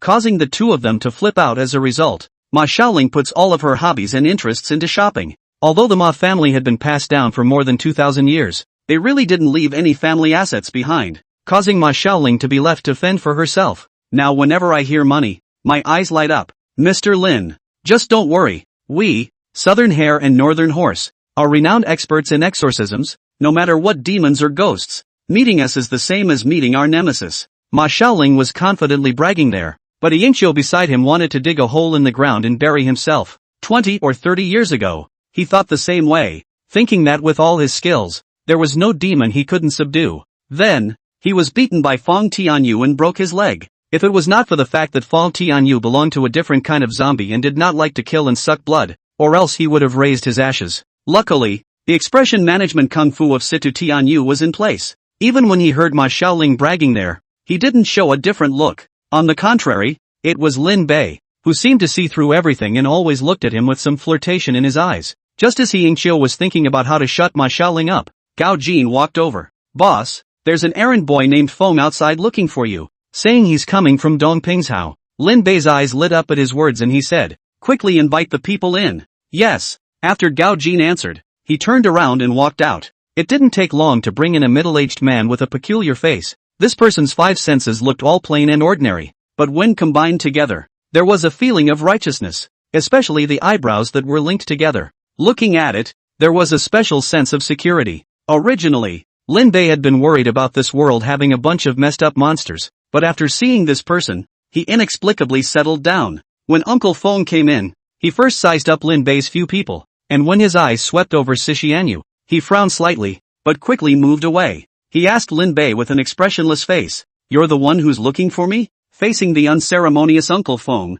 Lin Bei didn't get angry. After all, this one is like that to everyone. The coolness of the stranger is just his disguise, and he's actually an old-fashioned sociopath. What's more, Lin Bei would have to rely on him to solve some troubles in the next few hours. So naturally, he wouldn't put on a face at this time. He enthusiastically reached out his hand towards Uncle Feng. "Feng sir, right. I'm looking for you because I've encountered a tricky matter. I can't tell you at a moment's notice. Why don't we move to the backyard together?" Uncle Wind nodded. Still maintaining his cold expression, Lin Bei turned his head and gestured for the two of them, He Yingxiu and Ma Xiaoling, to follow him. He Yingxiu didn't feel anything, but Ma Xiaoling was upset because of Lin Bei's inconsistent attitude. "Uncle Seeker, how did this Lin's attitude change so quickly? Can that unibrow be more important than us?" He Yingxiu sniffed and first glanced at Uncle Feng, seeing that he didn't pay attention to his side before saying, "Keep your voice down. According to seniority, even I have to call him a senior uncle." Ma Xiaoling suddenly widened her eyes and asked,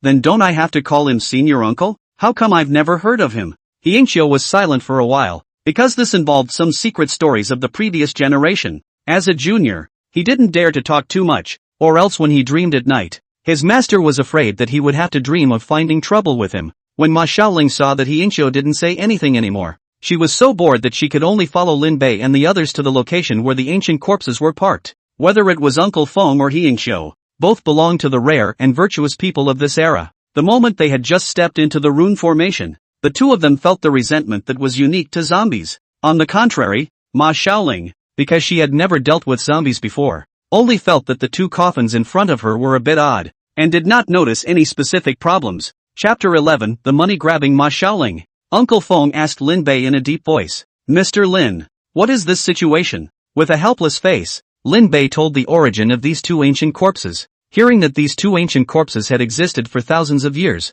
both Uncle Feng and He Yingxiu had a numbing feeling in their scalps. In modern times, zombies are largely rare. On the contrary, there were quite a few vampires roaming over from the western side, but these had always been the responsibility of the Demon Removal Alliance. And with the fact that the ones who came were all shrimp soldiers, they had already been eliminated before they could even start to make a mess. There was no need for experts like Uncle Fong and Hiencho to step in. I haven't encountered another zombie in a decade or two, and I didn't expect to get a big one right off the bat. While Uncle Fong and Hiencho were having an immense headache, Ma Xiaoling, who was on the side, looked excited. The responsibility of the Ma family is to eliminate the zombie king Shogun, and now that Shogun has not been encountered, it is not impossible to kill a 1,000-year-old zombie first to practice. Without thinking, Ma Xiaoling directly sacrificed her demon-repelling sword. Lin Bei's eyes lit up when he saw the chilling demon-repelling sword. He happened to be lacking a weapon that he could utilize. I was thinking that if I couldn't find the right one, I might have to make a trip to Shiluazu.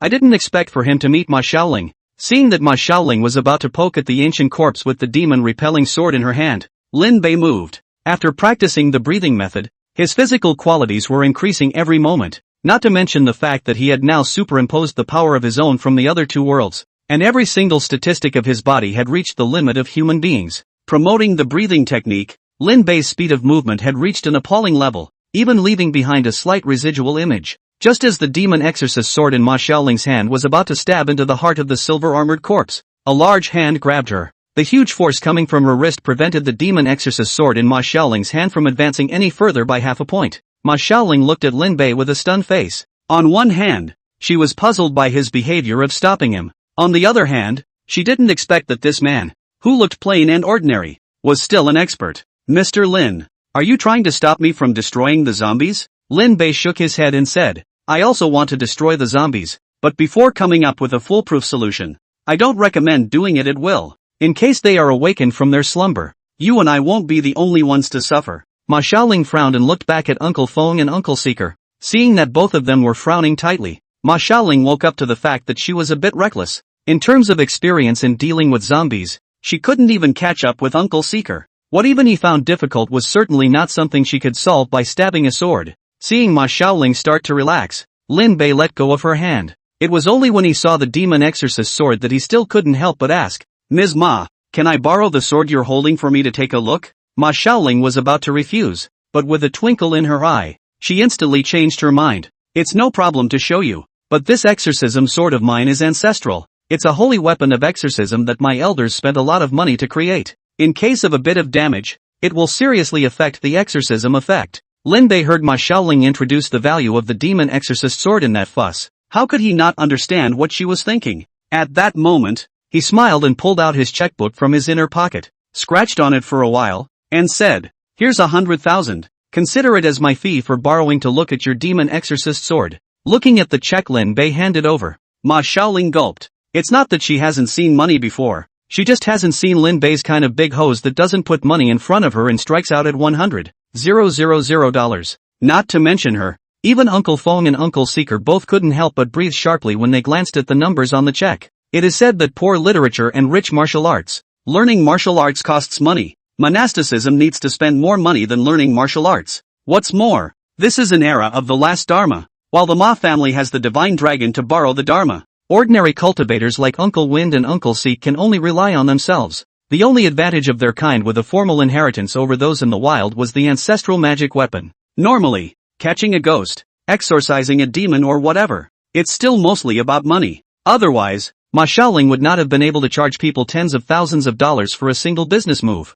but also often swiped the card. The two of them were greedy, but in the end, they didn't open their mouths to say anything, only that they were already calculating in their hearts how much Lin Bei would pay them this time. After her initial surprise, Ma Xiaoling immediately took the check and then couldn't wait to bring the demon-repelling sword to Lin Bei. The thing did cost a fortune no less, and was indeed built by her elders. Only this elder of hers was called Hienqiu, and the date of her birth was last week. Looking at Lin Bei carefully observing the demon-repelling sword there, Ma Xiaoling was unspeakably vain, and even waved her eyes fiercely at Uncle Seeker, hoping that he wouldn't tear herself apart. Lin Bei's entire attention was focused on the demon exorcist sword in his hand at this moment. In the world of Ghostbusters, weapons made from Gorilla Himawari sand iron and Gorilla Himawari ore are called Hinawa blades, and they change color depending on the user. Lin Bei felt the same material as the Sunwell blade on this demon exorcist sword. He couldn't help but increase his grip and exercise the breath of the sun. It was also at this moment that the demon exorcist sword began to produce changes.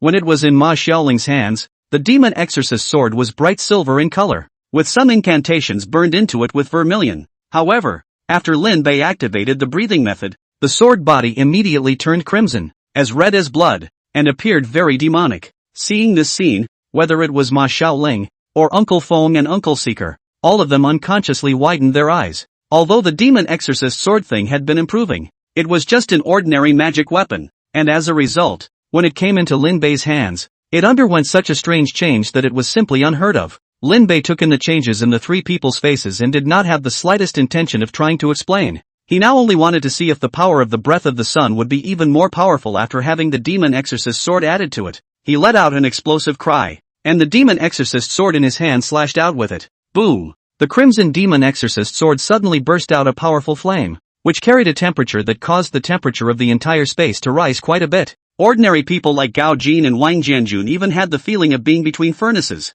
The power that erupted from the sword formed a fiery red arc of sword chi that slashed diagonally towards the front. By the time the flames cleared, the wall had been left with a charred, horrible sword mark. When Uncle Feng saw this scene, he subconsciously murmured, "Ha, why does it feel a bit like the sun true flame?" When Uncle Seeker, who was on the side, heard this, he immediately reacted and asked, "Senior uncle, are you sure this is the true sun flame?" Uncle Feng shook his head and said, "Not exactly. I can only say that it takes up a little bit of the edge, but it's quite rare. In earlier years when the aura of heaven and earth hadn't been depleted so badly, they, the cultivators, had ways of borrowing all kinds of true fire. As the aura grew weaker and weaker, the immortals and Buddhas and demons ran away, leaving only some creatures that did not need to rely on the aura to survive. When the ancestor does not manifest his spirit and his magical power is limited, it becomes a luxury to try to use those profound spells." Chapter 12, instead, begging to be read. The two of them, Uncle Wind and Uncle Seeker,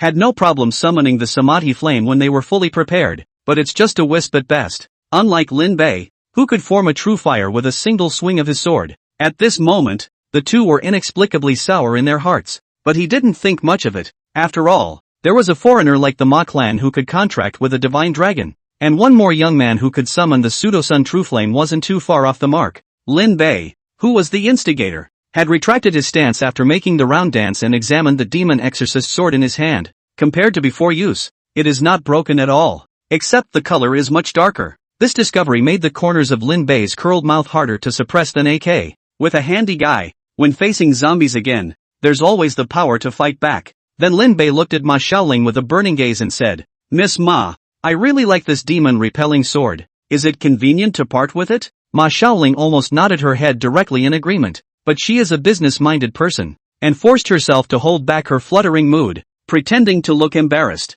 "Mr. Lin, this is my heirloom, so, I'll raise the money." Lin Bei didn't want to listen to Ma Xiaoling's nonsense, and after interrupting, he directly wrote a new check. Upon seeing the series of zeros on there, Ma Xiaoling almost jerked over in happiness. She hasn't opened a spirit house cleaning company yet, and she's just taking occasional orders on the side, deducting some material costs, and working her ass off all year long. She'll probably make the same amount that's on the check. That's if it goes well, and if it screws up, you'll still have to post the money. Ma Xiaoling couldn't help but bounce the check and murmured in a small voice, "Now we have the startup capital to open a company." Lin Bei raised his eyebrows and asked, "You want to start a company?" It was only then that Ma Xiaoling reacted to the fact that she had accidentally blurted out her words, and after laughing awkwardly for a few moments, she said, "You've misheard me. What I mean is that I like to be an adult most of all, and even though the demon exorcist sword is a family heirloom of my family, I'm sure that it can definitely be put to even greater use when it comes to your hands,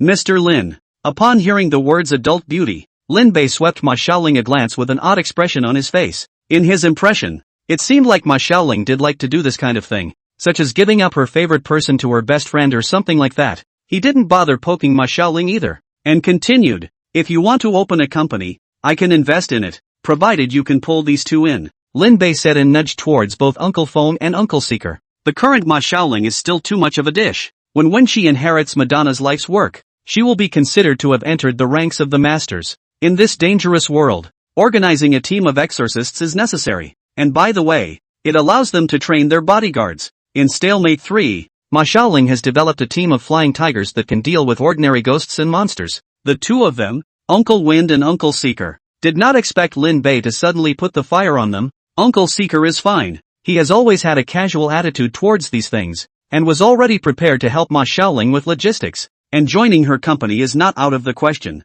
It was Uncle Foam, who seemed to have some concerns, who frowned and said, Mr. Lin, let's get down to business first. Lin Bei sniffed and glanced at Ma Xiaoling before saying, alright, I'm not afraid to tell you guys. I've used all kinds of methods before and couldn't destroy these two ancient corpses. Originally I was ready to look for a cannon to see if I could directly blow them up, but now that you guys are here, you have to be able to come up with a better way, and it'll save me some trouble. Hearing that Lin Bei was actually planning to use cannons to blast the zombies, Ma Xiaoling's three people's expressions were a bit odd. Although this method sounds a little whimsical, but if you deal with ordinary zombies, it can really be effective. After all, such creatures with form and substance can be eliminated from the physical plane, unlike the stream of ghosts and monsters, which are formless and intangible, and their existence cannot even be detected without opening the eyes of yin and yang. Uncle Fong swept his eyes at the two ancient corpses and said in a deep voice, both of these zombies have become climatic, and it's true that they can't be destroyed by normal means, but I just saw that you were able to use flames similar to the sun's true flame,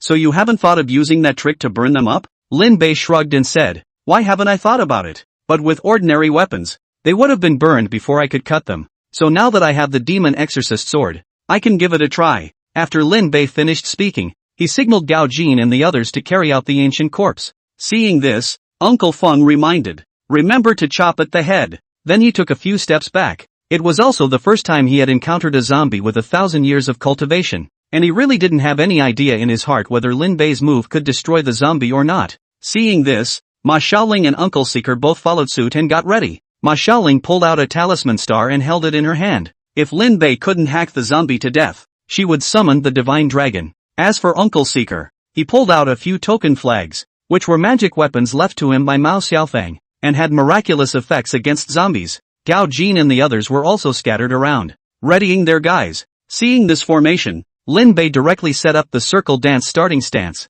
Just as he was about to make a move, he didn't know what came to mind and gave a hard stop. Turning back to Uncle Fong and the others with an embarrassed look on his face, he said, I've thought about it. Why don't we make some more preparations, or else it'll be troublesome if we fail to kill them and stimulate them to wake up instead. When Ma Xiaoling heard this, she couldn't help but roll her eyes, and in her heart she slandered that these rich people were just afraid of death. On the contrary, Uncle Wind and Uncle Seeker were both relieved. They also had no experience in dealing with 1,000-year-old zombies. Their hearts were more or less a bit weak. Even Sit Tianyu, who had been pretending to be transparent, would quietly walk out this time. He had thought that if those two ancient corpses were to really revive, he would have to make a move to stop them even if it would reveal his identity. I didn't expect Lin Bei to hesitate when he was about to strike. After a few people came together and muttered a bit, they reordered a plan. Cannon blast zombies can be used as a base card. Really cannot get it and then use this method. The trio of exorcists would go back and bring over their crushing spells and lay down another spell altar to deal with the unexpected.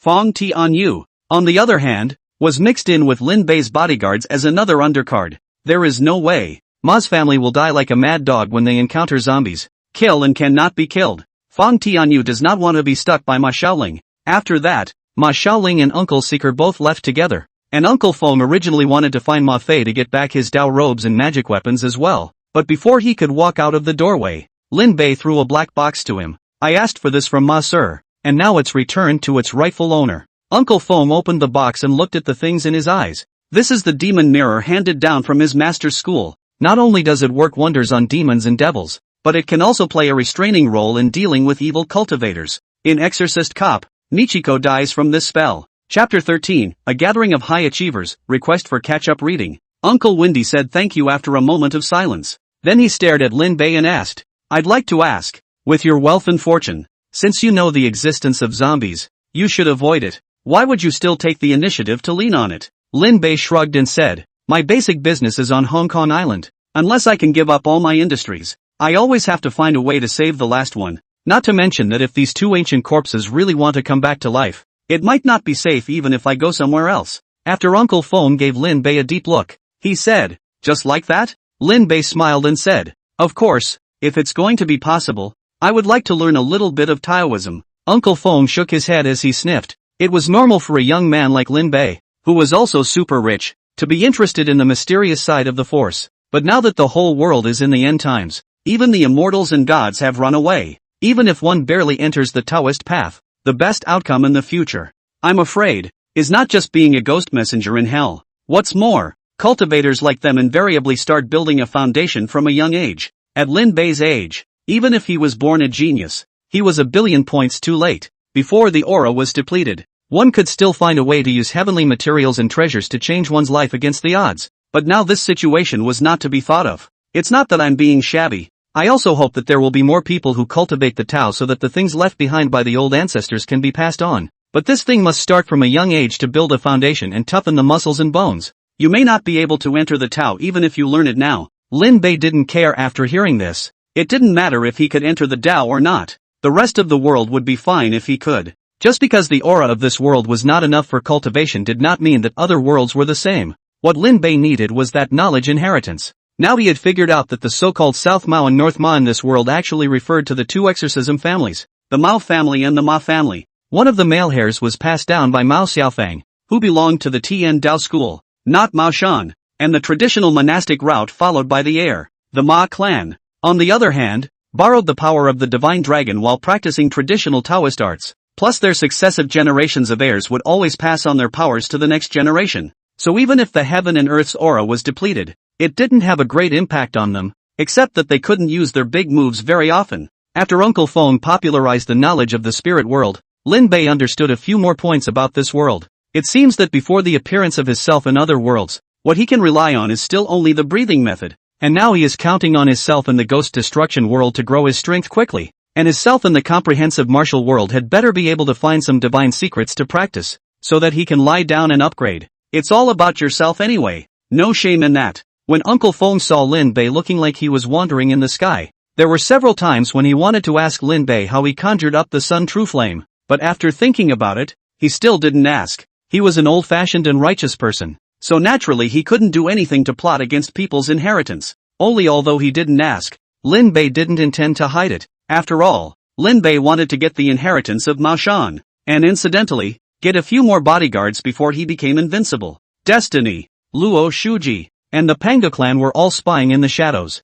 These people could threaten Lin Bei's life at any time. There was always a need to make more preparations. Win, sir, you are a senior. I happen to encounter some cultivation problems here. I wonder if it's convenient for you to help me out. Without much hesitation, Uncle Feng nodded in agreement. Although he lived in Dongping's Hao, he had heard a lot about Lin Bei's deeds, which was considered a rare good person among the rich. Just for the fact that he was willing to take the company's profits to subsidize his workers and make all kinds of donations to schools and all that, he couldn't be a bad guy. It was only when he heard those questions asked by Lin Bei that Uncle Feng realized that Lin Bei wasn't even trying to ask him for advice, but was teaching him that magical spell. This unique breathing method was practically unheard of, but it was possible to glimpse some ancient methods in it. With this dharma, Uncle Feng felt that the bottleneck that had been troubling him for so long might soon be broken through. Grateful, Uncle Feng then also told Lin Bei about some of the cultivation methods of Mao Shan. Anyway, with Lin Bei's wealth, as long as he was willing to spend money, even if he didn't pass it on,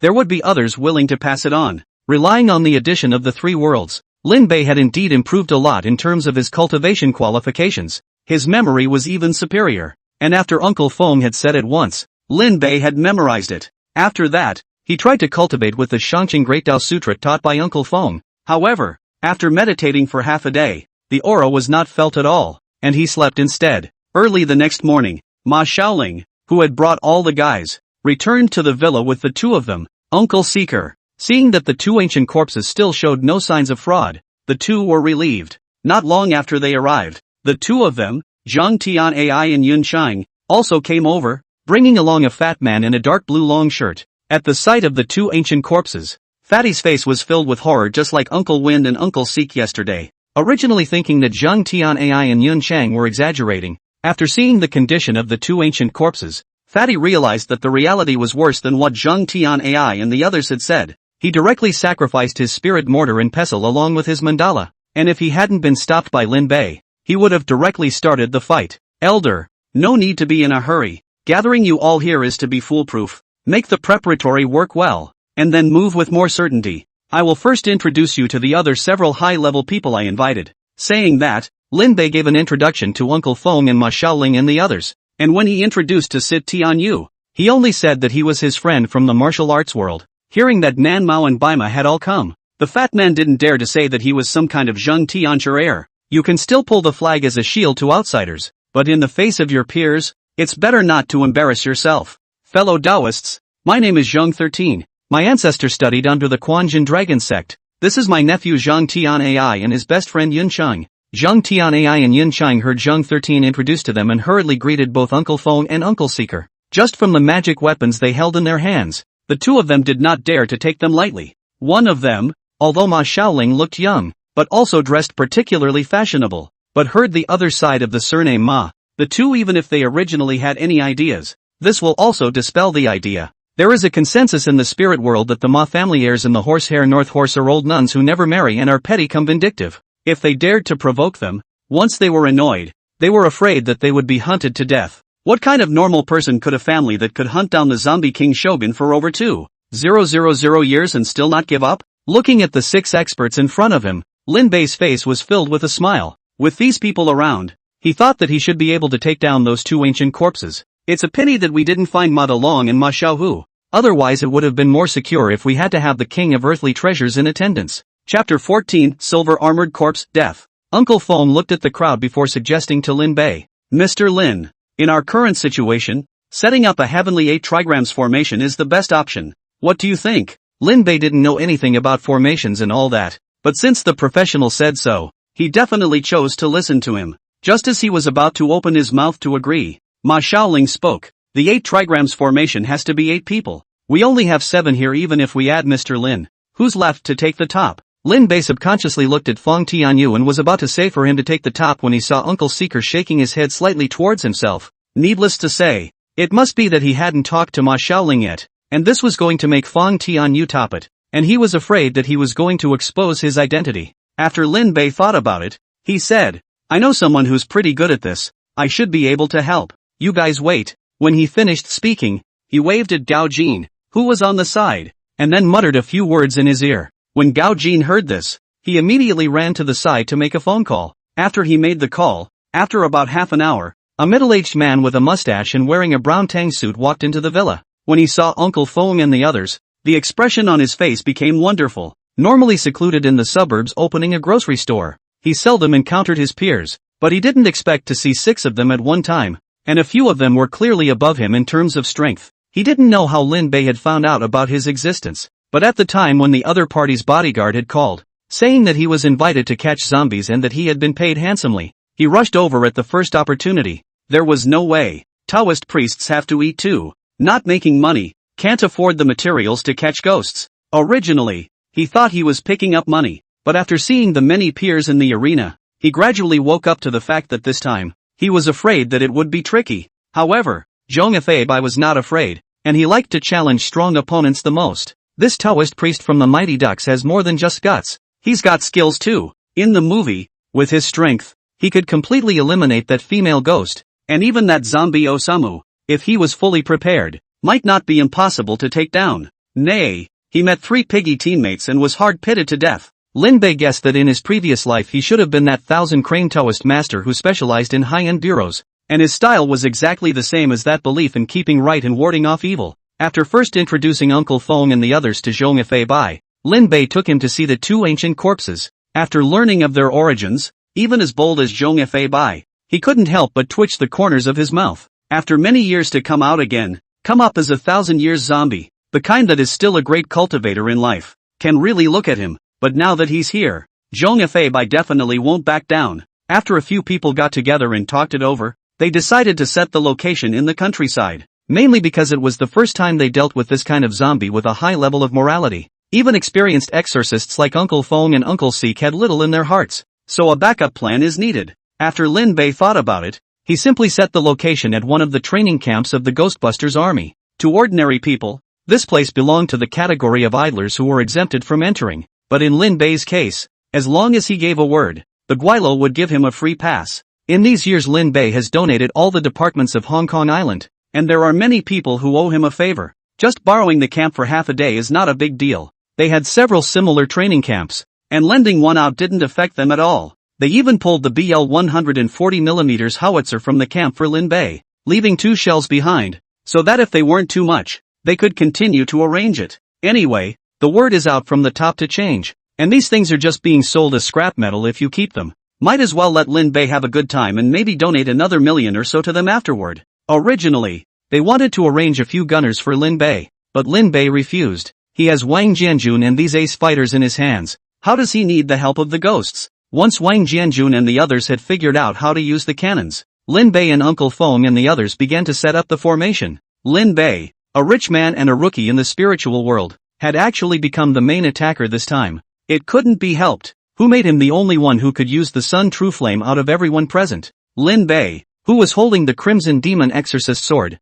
looked up at the sky. It was now midday. When the sun was at its fiercest, two ancient corpses were placed in the center of the formation, their vestments and silver armor stripped off, revealing their charred and blackened bodies. Uncle Feng, who was on the side, counted with his fingers for a while before nodding to Lin Bei, signaling that he could do it. Lin Bei gripped the demon exorcist sword in his hand tightly, his teeth clenched and two white mists sprayed out from both sides of his lips. Then with a forceful swing, a boom sounded and a dense flame erupted from the sword. The arcing flame sword chi slashed diagonally towards the two ancient corpses. Lin Bei was specifically slashing at the neck, and as he realized that the blade of the sword was starting to embed itself into the neck of the ancient corpse, a hint of joy couldn't help but appear on his face. It was also at that moment that a dramatic change occurred. The silver-armored corpse that had been in a state of slumber opened its eyes, and then it erupted into a beastly roar as it grabbed Lin Bei's demon exorcist sword, but without waiting for it to make any other moves. The long-awaited Uncle Feng and his men used their own methods. Uncle Feng directly offered his demon shining mirror,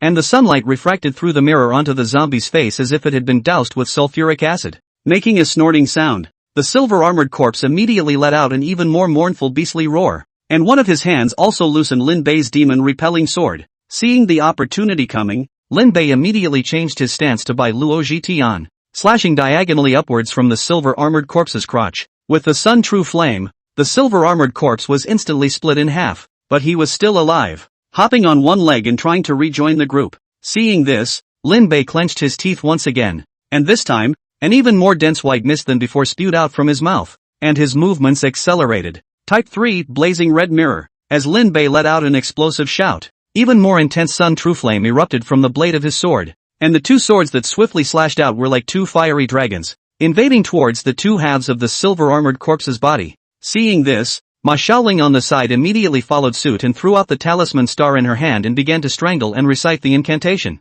After the talisman star floated in the air, it transformed into a huge talismanic seal, and with every word Ma Shaoling recited, an additional seal would appear on it, and the power it birthed would grow with it. Those who are in front of the army, fighting, are in formation, in line, in front of the front exterminate the evil, along with the words punish evil. All the spell seals combined together and turned into a giant dragon that emitted golden light. After roaring angrily, he lunged towards the silver-armored corpse. Boom! The power generated by the combination of the Sun True Flame and the Dragon God mantra directly blew the silver-armored corpse's tattered body to smithereens. This ancient corpse, which had been sleeping for 1,000 years, had been put to death before it had a chance to make trouble. However, the great demon god next to him, who hadn't moved much, followed suit and opened his eyes the moment the silver-armored corpse died. Two red-colored rays shot out from his eyes and attacked towards Lin Bei. Chapter 15 Real Cannonball Zombies. Duck! Zhong Bai bellowed, and then before those two red lights shot at Lin Bei,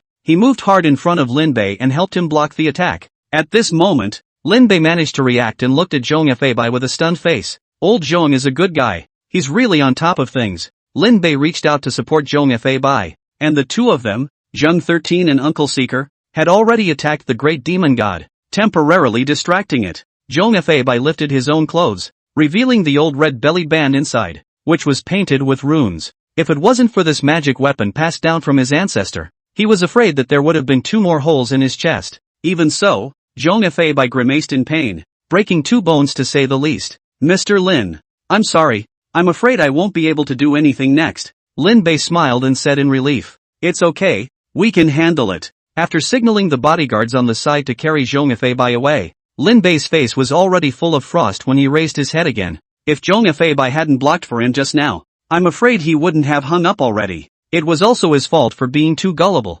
otherwise he wouldn't have made this mistake. At this time, the great demon god had already been involved by Uncle Wind and Uncle Seeker and the others, and the original agreement to set up the innate 8 trigrams formation had long been forgotten. All working together for the first time and not very familiar with each other's tactics. It's not unusual for them to be broken up once an outside force intervenes. Lin Bei picked up the demon exorcist sword on the ground, but did not rush forward without authorization. He could only add to the chaos by going up now, but Lin Bei didn't intend to just watch. He turned his head to Gao Jin, who immediately pulled out a grenade launcher that he had prepared earlier and aimed it at the demon god in the field. After he was ready, Lin Bei shouted toward the field, "Spread out, all of you." When Uncle Feng and Ma Shaoling and the others heard this, they immediately gave up tangling with the great demon god and retreated at a rapid pace. Seeing this, the great demon god hissed before pouncing directly towards Ma Shaoling's position. The dragon god spell that Ma Shaoling had released earlier made him feel extremely dangerous, so he naturally chose to finish this woman off first. However, although Ma Shaoling was a vegetable, of all the people present, excluding the two people, Uncle Feng and Zhang 13, she was the one with the richest family. The dragon god mantra couldn't be released continuously in a short period of time, but that didn't mean that Ma Shaoling didn't have any other means. She threw out a talismanic star once again, clasped her hand in a seal, and began to recite the incantation. The dragon god's edict, the wind god's borrowing, the 9 dragons binding ghosts fixation incantation. Fix. The talisman stars that popped out from Ma Shaoling's hands exploded with 9 yellow lights, shooting in different directions towards the great demon god. The originally raging great demon god was instantly fixed in place. However, from his body that was shaking more and more, it was clear that this Ma clan's unique fixing spell could not fix him for long. Luckily, Zhang 13 and Uncle Feng on the side used the mandala and demon shining mirror in time to add support, and only then the great demon god was brought under control. Just looking at the two sweating profusely, it was obvious that they wouldn't last long. Seeing this opportunity, Lin Bei immediately ordered, "Do it!" Gao Jin sniffed and pulled the trigger without hesitation. A giant blood-red net popped out of the launcher, covered in talismans, and there was a crackling sound as it was placed over the demon god. This talisman net was made with materials from Lin Bei, and was made by Zhang Tianai and Yun Chang, using exorcism technology and traditional Taoist techniques. The reason why it is blood-red is because it is stained with black dog blood and rooster blood, both of which have a restraining effect on evil spirits. Although this thing couldn't completely trap the great demon god, together with the Ma family's fixation spell and the magic weapons of Uncle Feng and Zhang 13, it could at least keep him immobile for a while. Looking at the great demon god who was once again immobilized, Lin Bei's eyes hardened. Then he pulled out a cannonball that was thicker than his thigh. Turning to the crowd, he said, "Gentlemen, come on." Seeing a cannonball that big for the first time, Uncle Feng and the others' faces were a bit unnatural. They were accustomed to exorcising demons with traditional techniques, and even for technological exorcisms like Yunchang's, they used only conventional means. Cannonballing zombies? Thought about it, but didn't think to implement it. It's one thing to not be able to afford it. It's another thing to know if you'll use it, and if you have the time to prepare it. Learning the way was hard enough. Where was the time to learn the use of modern weapons, especially something like a cannon? It wasn't like a gun where you just pulled the trigger. Surprised as they were, they dutifully made preparations. Uncle Feng and the others were also curious as to whether modern weapons coupled with Taoist techniques could exterminate a zombie with 1,000 years of Taoism. Among them, Ma Shaoling had to look at Lin Bei with the most fiery eyes, because she had an enemy that was even harder to deal with than the 1,000-year-old zombie king in front of her, Shogun. Dragon God edicts. Thunder God Jinzi borrows the law. 5 stars to suppress the color. Light shines in the mysterious underworld. Thousands of gods and 10,000 saints to protect my true spirit. Huge heavenly beasts. Restrain the 5 soldiers. 5 heavenly devils. Dead body and perish the form. Where they are, 10,000 gods to welcome them. Urgent as a lawful order. The 6 exorcists stepped forward in unison, adding their own spells to the shells. When he was ready, Wang Jianjun stuffed the cannonballs into the chamber, and after aiming at the great demon god, he directly fired the cannon. There was a loud boom. The power of modern weapons was unrivaled, and Lin Bei even felt the ground he stepped on shake a few times. By the time the smoke cleared, all that was left of the demon god at the center of the explosion was a field of wreckage. It didn't even die completely under the bombardment of this cannon. This 1,000-year-old zombie's life is really hard. Looking at the way those rotting chunks of flesh were still pulsing, if you really gave it enough time and blood, it might really be able to reanimate itself. Taking advantage of the fact that no one was paying attention to this side, Lin Bei quietly asked Feng Tianyu, "Feng sir, it's you who's going to be blown up. Will you be able to survive this situation?" After first frowning and thinking for a while, Feng Tianyu said, "I guess it's hard, but after I sucked in fresh blood, I feel like my body is evolving. So maybe someday I'll be able to harden myself against the bombardment of artillery shells." Lin Bei was silent at his words. He looked at Feng Tianyu expressionlessly. At this moment, his heart was not generally sour. Other creatures have to cultivate step by step to become stronger, including demons and monsters. Only zombies, with enough blood and time, can evolve. No wonder they were rejected by the 3 realms and 6 paths. Such creatures should never have appeared. After not being hungry anymore, Fang Tianyou's 6 senses were a lot sharper, and at once he felt that Lin Bei seemed to have malice towards him, and could not help but quietly move his feet to pull away from Lin Bei. While the two were talking, Uncle Feng had already brought Ma Xiaoling and the others to dispose of the remnants of the great demon god. They couldn't do anything with the intact demon god, but when it was in pieces, it was much better to dispose of it, and normal Taoist means could be given to Jan. After confirming that there were no missing body parts, several people returned to Lin Bei. Mr. Lin, those body parts have been disposed of. There shouldn't be any more problems. Chapter 16, You've raised all the dust. Lin Bei shook his head when he heard Uncle Feng's words. Then he turned to look in a certain direction and said, These 2 ancient corpses are solved, but there are still 2 other zombies waiting for us. I don't know if it was the effect brought about by the breath of the sun, but Lin Bei's nose was very sensitive now. Just now, when the 2 ancient corpses were still there, the smell was masked. When they were eliminated, Lin Bei instantly smelled the rotting odor coming from not far away. The same as the smell from the 2 ancient corpses, just not as strong. Before coming over to this camp, Lin Bei had gotten a map of the place and knew that there was a bomb shelter nearby. He hadn't thought much about it at the time, but now after smelling the smell, he was instantly reminded of the movie Slammin' Academy. No wonder it was so cool to borrow the campground from those Guilo guys. There's still a pit here. If he hadn't encountered it, as long as it wasn't in existence that threatened his life, Lin Bei wouldn't bother. But there's an old Chinese saying, come what may. It's only a little distance in total, so simply give it a lift in passing. Uncle Feng and the others didn't have a nose as sensitive as Lin Bei's, so naturally they couldn't smell the zombies' odor.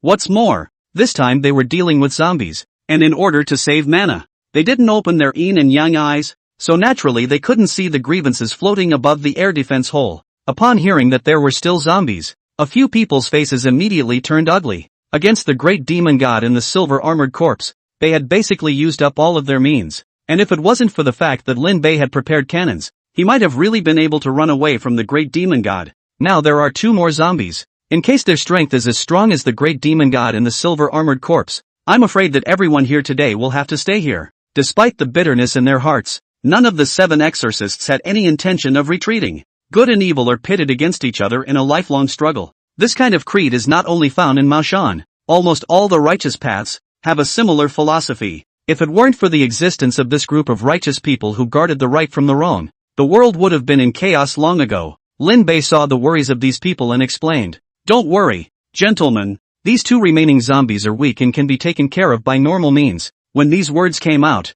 Uncle Feng and the others were obviously relieved. Even Ma Xiaoling, whose mind was full of killing zombies, had relaxed quite a bit at this point. Seeing this, Lin Bei thought for a moment before turning his head toward Wang Jianjun and asking, Did the Ghostbusters give 2 shells? Wang Jianjun nodded at his words and immediately had another shell carried up. Lin Bei swept his eyes before rubbing his chin and said, Since it's all given, don't waste it. There are 2 zombies in the air raid shelter. Use this to say hello to them. After saying that, Lin Bei asked Uncle Feng and others for unused talisman paper, coffin nails and peachwood swords. In Ghost School, the gang of bad guys belong to the bottom of the police force. These people are able to take care of the 2 zombies. There is no reason why Wang Jianjun, these battlefield down the elite cannot. Hearing Lin Bei's words, Wang Jianjun and the others did not object. If they were to take on the zombies empty-handed, they'd be scared, but having a cannon in their hands is a different story. Moreover, Lin Bei had also said that those 2 zombies were far less powerful than the 2 ancient corpses that had just been gotten killed.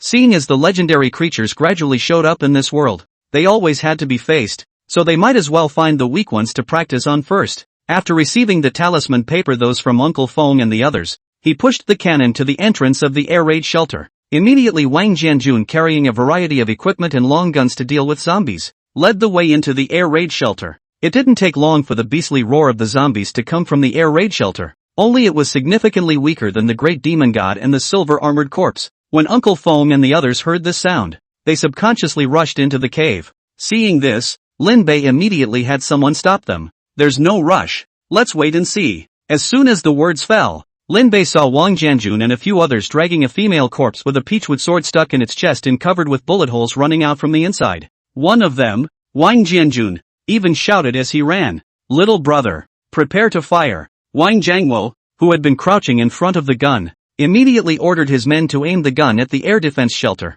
After Wang Jianjun and the others all ran out, a green-faced, fanged, Red-robed female zombie also chased after them. Seeing this, Wang immediately shouted, "Fire!" The gunner did not hesitate to fire the ammunition from the chamber. There was a loud boom, and when the red-clad zombie who had just chased out saw the shells coming towards him, he immediately turned around and ran away. But in the end, it was too late. The shell wasn't spiked, but it wasn't something an average zombie could resist. The power of the explosion directly tore the redcoat to shreds. Even the walkers it brought out suffered along with it. The strong air raid shelter was blown up by the shell and destroyed the entrance and exit passage. Even if there are still other zombies inside, I guess they can't come out. After Ma Xiaoling watched the scene from the sidelines, she once again solidified a certain thought in her mind. Times have changed. You can't just rely on Taoist magic to subdue demons. You still have to use hot weapons. Recalling Lin Bei's earlier comment about taking shares, Ma Xiaoling decided to turn around and find Lin Bei to follow through. As long as we get him on board,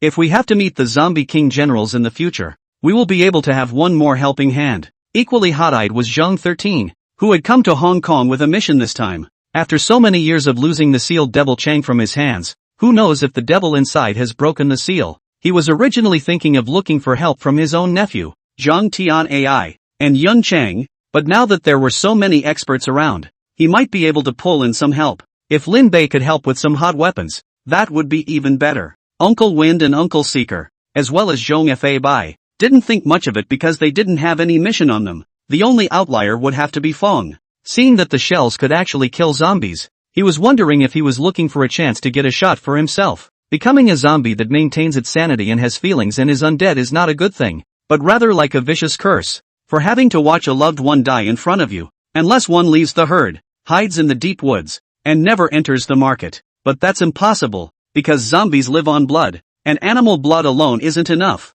You have to suck human blood. Otherwise, in the long run, they will completely lose their minds and bite people everywhere. Fong didn't want to be like that. After everyone was thinking about their own things, Lin Bei had already finished listening to Wang Jianjun's report and knew that there were at least hundreds of walkers in the air defense shelter. Although the shell just now wiped out most of them, some of them still existed, and keeping these walkers was ultimately a hidden danger. Lin Bei quickly made a decision, and instructed Wang Jianjun, "Wait for tomorrow. You go find a few construction teams to come over, and use the fastest speed to dig up this air raid shelter. Those walkers inside are afraid of the sun, and even if they aren't sunburned to death, they won't be able to take a shot at you. When the time comes, use a mahogany sword or coffin nails to stick into their chests and drag them out to be cremated." After Lin Bei finished speaking, he glanced at the white-robed zombie that was already full of holes. After thinking about it, he swung the exorcism sword in his hand and slashed at it. The sword blade carrying the sun's true flame only touched the white-robed zombie, and it was like throwing a spark into the kerosene, instantly burning up. In no time at all, the white zombie was burned to ashes, when a gust of wind happened to blow over, directly raising it cleanly. Chapter 17, There's always a head to give away. After solving the most troublesome problems, the rest of those small problems could be taken care of by Lin Bei's men, and there was no need for him to do anything at all. So he left the camp with the 6 exorcists and went to the famous old restaurant in Mongkok with a backbone. Only usually the door of the big restaurant, but today cannot see a few guests. Outside the parking space are empty, not to mention the door there are even a few stray grouches in the guard. In itself, these places out of the restaurant some cooks is not surprising, excluding those high-end establishments. The valet parking service of the entire Hong Kong island are basically contracted by the cooks, but the ones in front of us are clearly not parking boys. Lin Bei turned his head to look at Gao Jin when he saw this after getting down from the car. Gao Jin immediately walked forward with a sense of humor. I don't know how he dealt with those cooks. I just saw him say a few words and those cooks ran into the restaurant as if they were fleeing. Not a moment later, a few old men came running out of the inside like they were on fire. Not even daring to look at Lin Bei, he hurriedly got into the car and ran away. Lin Bei shook his head and said to Uncle Fong and the others on the side, "No one will disturb our meal now. Go in first." With that he took the lead and headed inside. Uncle Fong and Ma Xiaoling and the others looked at his back with complicated eyes. Especially Uncle Fong. Exorcist is his part-time job. The main job is to be a police officer. Although after 20 or 30 years of work is still only a sandshow, but Uncle Fong still has no intention of resigning. This job, he wants to do until retirement. As an errand boy, seeing that the grouch was as afraid of Lin Bei as if he had encountered a natural enemy, Uncle Fong felt more or less bad in his heart. These days, the cooks are not even afraid of the bad guys, but they are afraid of a rich man, even though the man is really well off. With this mood, Uncle Fong and the others followed along into the restaurant. Lin Bei was obviously a regular customer here, and after sitting down, Without even looking at the menu, he ordered all the signature dishes in the restaurant. The boss even personally came on the scene to help pour the tea. That arrogant and respectful look, as if he had met his long-lost father. Lin Bei coped for a while before sending the restaurant owner away with an impatient face. Then he picked up the wine cup on the table and said, "Gentlemen, thanks to your help today, I was able to smoothly solve those two ancient corpses. In the future, if you encounter any trouble, feel free to open your mouth. As long as I can help, I definitely won't push back." Although Uncle Fong and the others were old-fashioned, they were not pedantic, and they picked up their wine cups and clinked them with Lin Bei before drinking them down. Among them, Zhang 13, after finishing his drink and sweeping the crowd, hesitantly said, "I have indeed encountered a troublesome matter here, and I may need to borrow the strength of all of you." At the end of his words, Zhang 13 quietly glanced at Lin Bei. This matter would definitely work out if Lin Bei was willing to help. Lin Bei was aware of the mission that Zhang 13 was carrying and had already guessed what he was going to say when he opened his mouth. When he invited these people, Lin Bei was already prepared to leave them all behind. How else can we deal with those two losers? Fate and Rothroat? Taoist Zhang, are you asking us to join you in helping you find that sealed demon shine you lost? Zhang 13 was stunned at his words, not knowing how Lin Bei guessed his mind at once. He nodded with a hefty face and said, "There is a demon sealed in this demon sealing Chang. If he is allowed to run out, he will surely wreak havoc on the earth. Previously, because of some reasons, I lost the sealed devil Chang by me. I counted that it came to this side of Hong Kong Island, worrying that someone destroyed the seal, so I rushed here at the first time." With that, Zhang 13 talked about the origin of the demon. After hearing that it was the demonic cultivator sealed by the Zhang clan's old ancestor, the faces of everyone present became grave. In the era of the end of the law, when the Tao is dying out and the devil is growing, a little encounter with a bit of cultivation of the devil cultivator will make the righteous person incomparably headache. After listening to Zhang 13, Lin Bei said, "I'll arrange for someone to inquire about Gucheng's whereabouts, and if I can find it, I'll notify you at the first opportunity." Zhang 13 sniffed and hurriedly cupped his fists towards Lin Bei to thank him. Uncle Seeker and the others also expressed their willingness to help. But on the contrary, Uncle Wind was a bit hesitant. "I only heard him say, I may need to go and work on something else first, so if you do need me, you'll let me know." Lin Bei raised his eyebrows and said, "9 chrysanthemums 1 school?" Uncle Feng nodded and said, "The police have been monitoring the movements of the 9 chrysanthemums faction for some time now, and they have also found out about them. For the past few years, they have been using walking corpses to transport drugs on Hong Kong Island, and they have also converted their quarters on Hong Kong Island into a place to raise corpses. If I let it go, they'll only get more reckless, and I'm being pushed from the top to do something." Hearing this, Zhang 13 slammed on the table with a bang and said, "Outrageous! It seems that these devils haven't absorbed the lessons they learned more than 40 years ago. Brother Feng, count me in. It won't be too late to find my Gucheng when this 9 chrysanthemum school of 1 is eliminated." Uncle Seeker and Zhong Fei both followed suit and chimed in, "Count us in too." Zhang Tianai and Yun Chang were both juniors, and since Zhang 13 had taken a stand, they definitely had to follow suit. The woman, Ma Shaoling, smiled and said, "I want to open a cleaning company on Hong Kong Island, and sooner or later, I'll have to deal with the bad guys, so I just happened to take advantage of this opportunity to show my face." Now only Lin Bei was left to take a stand. Seeing that everyone was looking at him, Lin Bei lightly smiled and said, "Hong Kong Island is the place of our Chinese people. If the brats dare to run over here to mess up, they should be prepared to be thwarted. It's not enough to exterminate the people they came over here. I think it's better to simply exterminate their members and quarters on the island as well." Although Lin Bei spoke in a gentle tone, the murderous aura revealed between his words couldn't be concealed in any way. He even deliberately turned his head to look at it after he said that. As expected,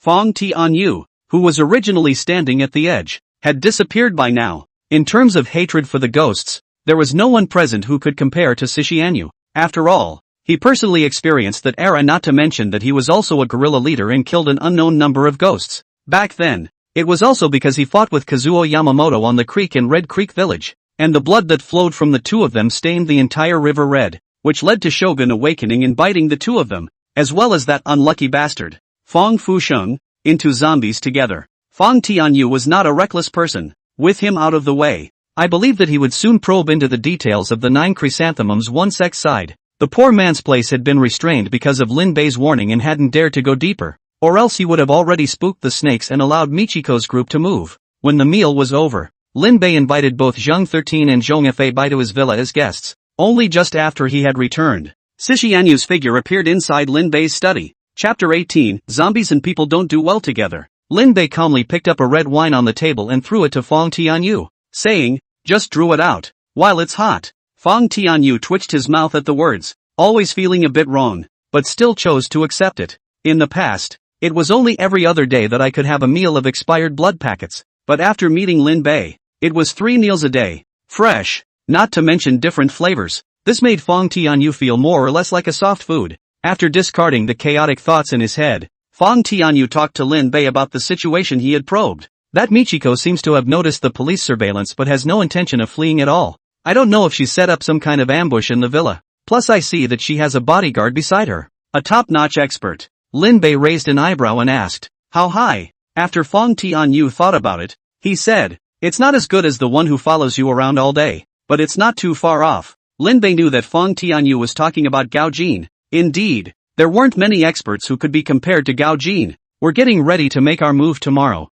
and we may need your help on the perimeter to intercept it then." Judging from Michiko's performance in Exorcism Police, this woman has completely fallen into the devil's path, practicing herself to the point where she's not like a human being or a ghost, and if she really wants to run away with all her heart, it's really not easy to intercept her. After all, that villa was Michiko's territory, and who knew if she had laid some kind of ambush inside? Fong Tianyu nodded at his words, and after pondering for a while, he asked, "Do you have a way to get another spiked shell?" Hearing this, Lin Bei frowned and said, "You're not trying to kill yourself with this, are you?" After Fong Tianyu was silent for a while, he nodded. There was nothing to hide. He really did not want to live. Compared to those zombies without spirit, the ones like Fong Tianyao who kept their sanity but were to the point of emotion were the most painful. It is inevitable that people will develop feelings over time if they cross paths. In other words, every once in a while, Situ will have to feel the pain of sending off his friends and family. It's only natural that he would choose to self-destruct in this situation.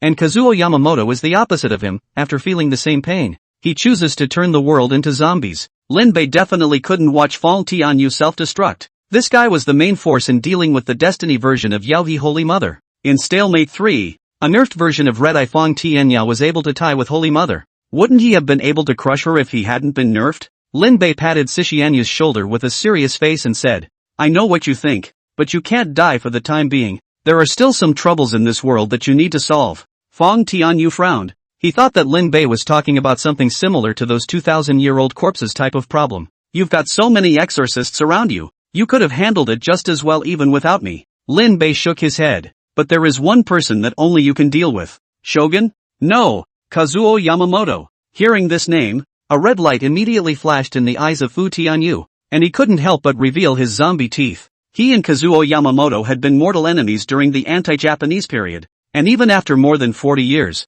this hatred had still not been put aside. "Isn't he dead?" Lin Bei let out a light laugh and said, "He was bitten by Shogun at the same time as you. You're still alive and well. How could he die?" Fong Tianyu clenched his fists and asked in a cold voice, "Where is he now?" Lin Bei didn't answer and asked instead, "Are you thinking of going to finish him off?" Fong Tianyu nodded his head and admitted, "The whole village of Hongshi village was massacred by his order, as well as those brothers of mine. Quite a few of them died in the hands of the brats. This revenge, I must report." Lin Bei sat on a chair, crossed his legs and tapped the armrest. "Then don't even think about it. With your current strength, you're far from being a match for him. You can endure more than 40 years of not biting people and only drinking expired blood. Do you think Yamamoto Kazuo can?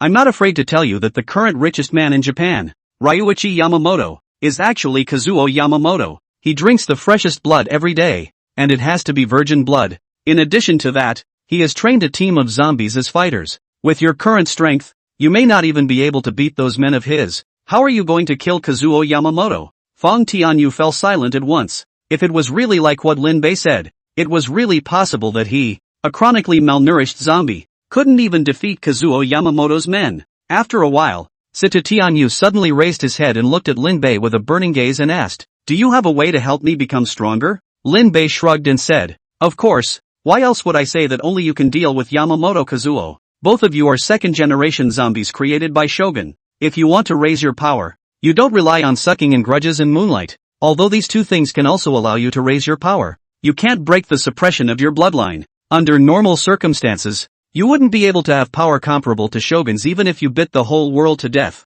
to the point where you'd be suppressed to the point where you'd have no power to fight back as soon as he appeared." Situ frowned and asked, Then what would it take to defeat Kazuo Yamamoto? Lin Bei stretched out 3 fingers and said, I've prepared 3 paths for you. The first one is to suck those special blood. Currently I have arranged for someone to look for it. I guess I will have news soon. This path will allow you to break through the bloodline suppression. The second path, on the other hand, is the breathing method I taught you before. He can allow you to fully develop yourself. At present, your use of power is still too brown. Or rather, you have not utilized the power that belongs to a zombie at all. And what you usually use is still the fighting experience you had when you were a gorilla. The third path, on the other hand, requires you to realize it yourself. Do you know what the zombies of the Shogun lineage derive their power from? After thinking for a while, Fong Tianyu tentatively asked, resentment? Lin Bei shook his head and said, no, it's love. Hearing this answer, Fong Tianyu twitched the corner of his mouth. He expected that the answer might be outrageous, but he didn't expect it to be outrageous like this. A zombie who lives on blood and feeds on grudges, and whose power comes from love. Lin Bei likewise found it outrageous, but that was the case. However, he is not prepared to let Fong Tianyu to find someone to fall in love, because that is a small love. It will only limit Fong Tianyu's play. To play bigger. How long has it been since you've been back to the mainland? After thinking about it, Fong Tianyu said, it should have been more than 30 years. Lin Bei smiled. Then go back and take a walk. Retrace the path that your forefathers took back then, and take a look at the hinterland nowadays in the meantime. Perhaps you'll have a different epiphany. Fong Tianyu nodded. He is a smart person. At first when he heard Lin Bei said love, he rightfully thought that it was the love between men and women. But when he heard that, he asked himself to go to the mainland. Then he realized that the so-called love refers to the great love. The love for the country. The love for the people. Looking at Fong Tianyu with a thoughtful look, Lin Bei was a bit relieved while at the same time vain. There is no good end for zombies and humans to combine. The big deal is that when Fong Tianyu becomes red-eyed, he will introduce the Holy Mother to him. That kind of love brain is more than compatible with Fong Tianyu. Chapter 19, Fear of Brothers Living in Hard Times and Driving Land Rovers. After successfully getting Fong Tianyu to dismiss the idea of self-destruction, Lin Bei went back to his room to lie down. Having only just entered dreamland, his consciousness once again came to that mysterious space. At a glance, he saw Ghost Destroyer and himself from the world of variety, except that in addition to the two of them, there was a newcomer in a suit. Looking at the way the three of them had their hands stacked on top of each other, they were obviously exchanging memories. Hong Kong synthesis Lin Bei directly walked up and folded his hand as well, and an unfamiliar memory instantly flooded into his brain. After having to thoroughly digest the memories, the eyes of Hong Kong General Lin Bei looking at the newcomer suddenly became out of place. It was not just him, but also the Hyungmu Lin Bei and the Ghost Destroyer Lin Bei. Seeing his other 3 selves glaring at him through gritted teeth, Lin Bei in his suit took a few steps back sheepishly and looked at his other 3 selves with a wary face. Everyone, don't be impulsive. We're all on our own. Besides, if I eat meat, you guys can have soup too, right? Our memories are shared. Rounded up, equals to several of our common experiences. Although there was some truth in what was said, the Lin Bei of the 3 worlds still hated it. Why is it that everyone's life is in danger, but you can make waves? This newcomer, Lin Bei, traveled to 21st century Japan and managed to achieve financial freedom by working as a copyist. Rebirth after copying the book to make a movie.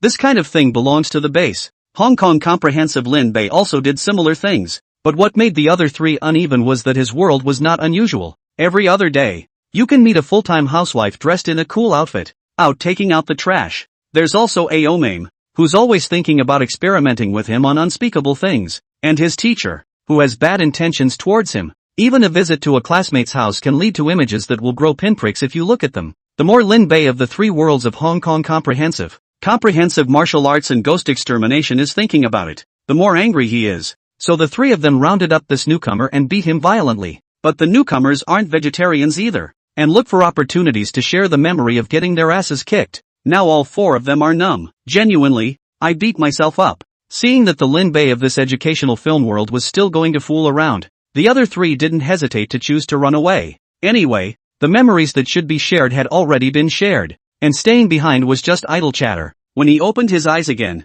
Lin Bei had already returned to the Hong Kong synthesis world, this time when he entered the mysterious space. Apart from receiving a bunch of memories with colors, the biggest harvest was the memories shared by Ghost Destroyer and the comprehensive martial world. The flow of the 3 worlds is obviously different. Lin Bei of the Ghost Destruction world had successfully practiced the fire god Kagura to the 7 of type, while Lin Bei of the comprehensive martial world had utilized his power to seek out Yu Lianzhou. the second warrior of the Wudong Seven Warriors, and had learned the Wudong basic internal technique and the latter cloud vertical stretch from him. Comprehensive martial arts world of Lin Bei is not that he does not want to take one step, directly practicing those divine skills and masterpieces, but the entire court is controlled by the civil officials, not to mention that there are two princes outside who may rebel at any time. Even within the palace, there were super wolf exterminators like Zhang Yuyan, as well as chamberlains like Chao Zhangchun hiding in the deep palace. None of these people wanted Lin Bei to have a chance to turn the tables, they only wanted him to continue to be a puppet, and it was definitely impossible for him to have access to the secret books of divine power.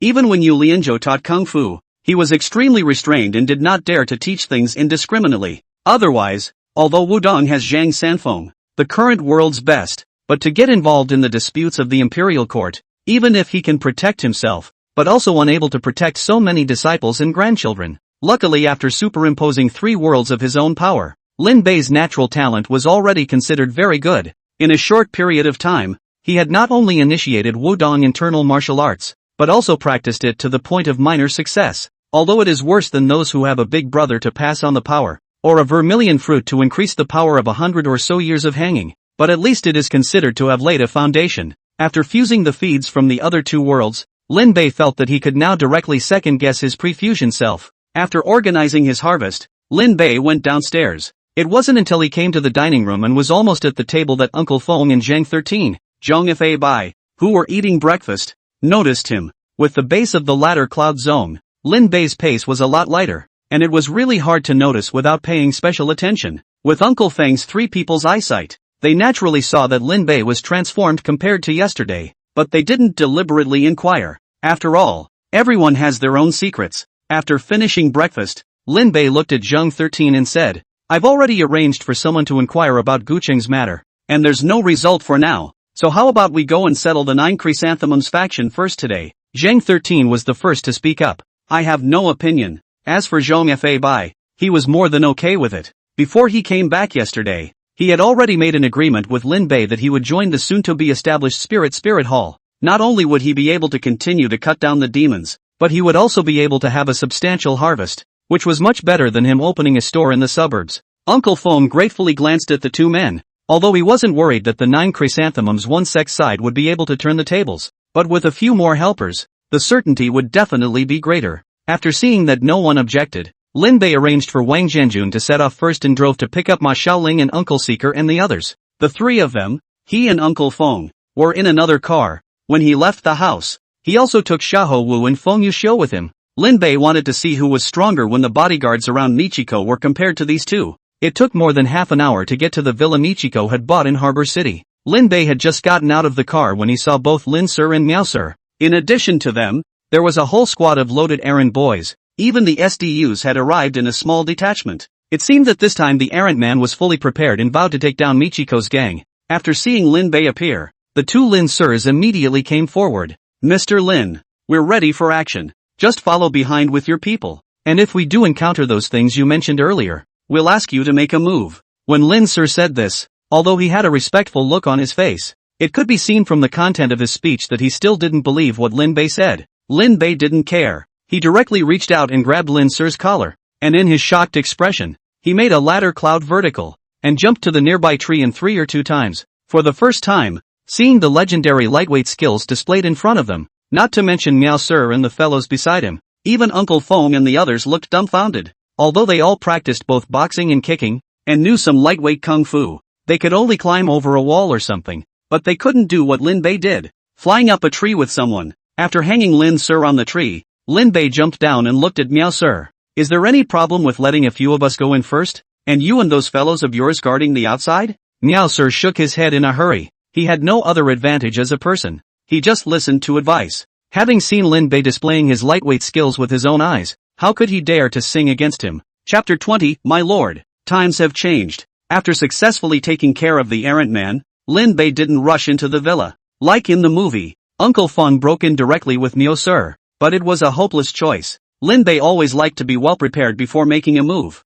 and in the face of a small day that dared to come to Hong Kong Island to cause trouble, he had made up his mind that he was going to yank the other side, and Jesus couldn't stop him. After he snapped his fingers, a group of bodyguards immediately moved things down from the van that had just driven by. These were all the tools needed to set up the altar, and basically all of them were chosen to be the best, under the patronage of his rich man. The difference between starting an altar and not starting an altar should not be too great for people who cultivate. It's not a small gain that can be made when the Dharma altar is set up. Uncle Feng, Uncle Seeker, as well as Zhang 13, Ma Xiaoling, and Zhong Bai, divided into 5 different directions and set up the Dharma altar. Ma Xiaoling was located at the entrance and exit of the villa, and was also the main attacker this time. In the Age of the End, the power of the Ma clan's Dragon God mantra was considered the most powerful of all Taoist arts, and it was more than appropriate for her to be the main attacker. According to this woman's money-grubbing personality, it would be impossible to ask her to do anything without $100,000 or $200,000,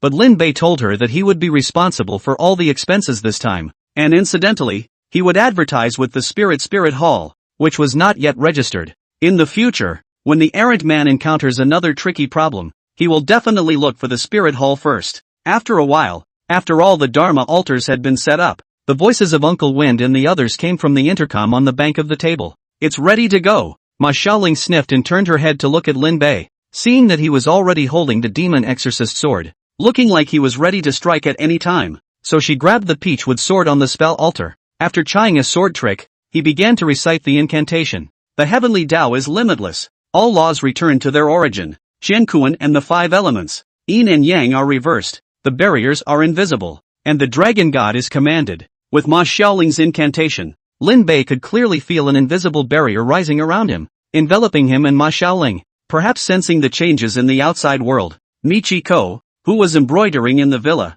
suddenly frowned. She was aware that there were agents outside watching her, but the bold Michiko was not afraid at all. As long as there were agents who dared to set foot in the villa, she would be able to make those agents come and go back as they pleased. The courtyard outside the villa had been laid down by her in a formation, and without her permission, outsiders could not enter. Although she didn't know what was happening outside, the uneasiness in her heart prevented Michiko from acting rashly. To the burly man who had been standing guard over her, she commanded, "Fujita, go out and see what's going on, and bring the guys."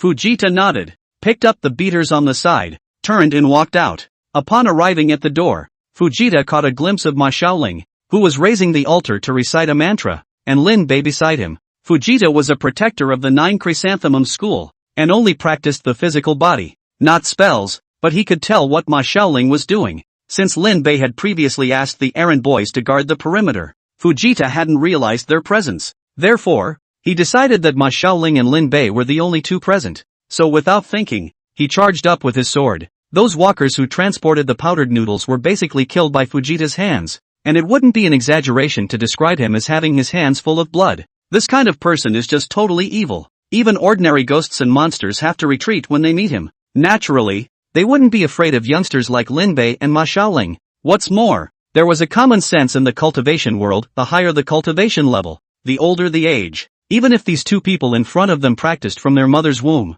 it was impossible for them to become profound in Taoism. The cultivation of the righteous Dharma was not as fast as the devil's way. Seeing that the distance between the 2 sides was only 5 or 6 meters, Fujita let out a fierce laugh and raised the long sword in his hand high, wanting to cleave the 2 of them, Lin Bei and Ma Xiaoling, into 2 halves. But just as the long blade in his hand was about to fall, Lin Bei moved. Fujita looked at the .38 that suddenly appeared in Lin Bei's hand with a stunned expression, and it was too late to avoid it when he wanted to. After the bang of a gunshot, Fujita fell on his back, a large bloody hole already in the center of his eyebrow. A stunned and resigned expression remained on his face. After Lin Bei calmly swept a glance at Fujita's corpse, he threw the .38 in his hand back to Miao Sir, who was hiding behind him. This kid sneaked back out of curiosity, and ended up followed by being locked inside the boundary. Lin Bei incidentally borrowed some sansha from him, thinking that it was just in case, but he didn't expect Fujita to really just run out in such a stupid and naive manner. With a huge target in front of you, it's hard to say no to shooting. Remember, you fired the shot, not me. Miao Sir looked at Lin Bei aggressively and didn't dare to say anything. The eyes of Xiahou Wu and Feng Yuxiu, who were on the side, also carried some grudges, saying that they would find an opponent for them. But in the end, Lin Bei killed someone before they could even make a move. Lin Bei could see what was on the minds of the 2 of them and said soothingly, "Don't worry, there's plenty of opportunities for you guys to make a move." After Xiahou Wu and Feng Yuxiu looked at each other, they nodded together. At this time, Ma Xiaoling on the side had already joined forces with Uncle Feng and the others to use a big move, and a huge runic seal appeared over the boundary, slowly pressing down towards the bottom. Seeing that it was about to seep into the villa, Michiko inside no longer hid it and let out a roar. A blue conical object then flew out of it, shooting straight at Fujita's corpse. Seeing that it was about to be inserted into Fujita's heavenly aura, the demon-repelling sword in Lin Bei's hand slashed out. Round dance. Boom. A huge red arc of light flashed, and the demon exorcist sword in Lin Bei's hand split that ice cone in half along with Fujita. To say that the Fujita from before could still be salvaged with a side channel, after being split in half by Lin Bei, he had completely lost hope. Probably sensing Fujita's misery, Michiko let out a mournful cry. Immediately after that, a huge fireball flew out from the inside and went straight to Lin Bei's face, making it clear that he wanted him to accompany Fujita to his funeral. A brilliant light flashed in Lin Bei's eyes, and he immediately wanted to split this fireball in half. Behind her suddenly came Ma Xiaoling's petulant cry. Shun! The talismanic seal suspended in the air fiercely pressed down, and the power it carried to ward off evil swept across the surroundings. Even though Michiko was still hiding inside the house, she was still being suppressed by this talismanic seal that had been created by a combination of the 5 top exorcists of the world. The fireball that flew towards Lin Bei instantly fell to the ground and turned into a rock. The corner of Lin Bei's mouth curled up slightly when he saw this, and just as he was about to praise Ma Xiaoling a few times, he saw a woman in a black cheongsam scurry out of the villa.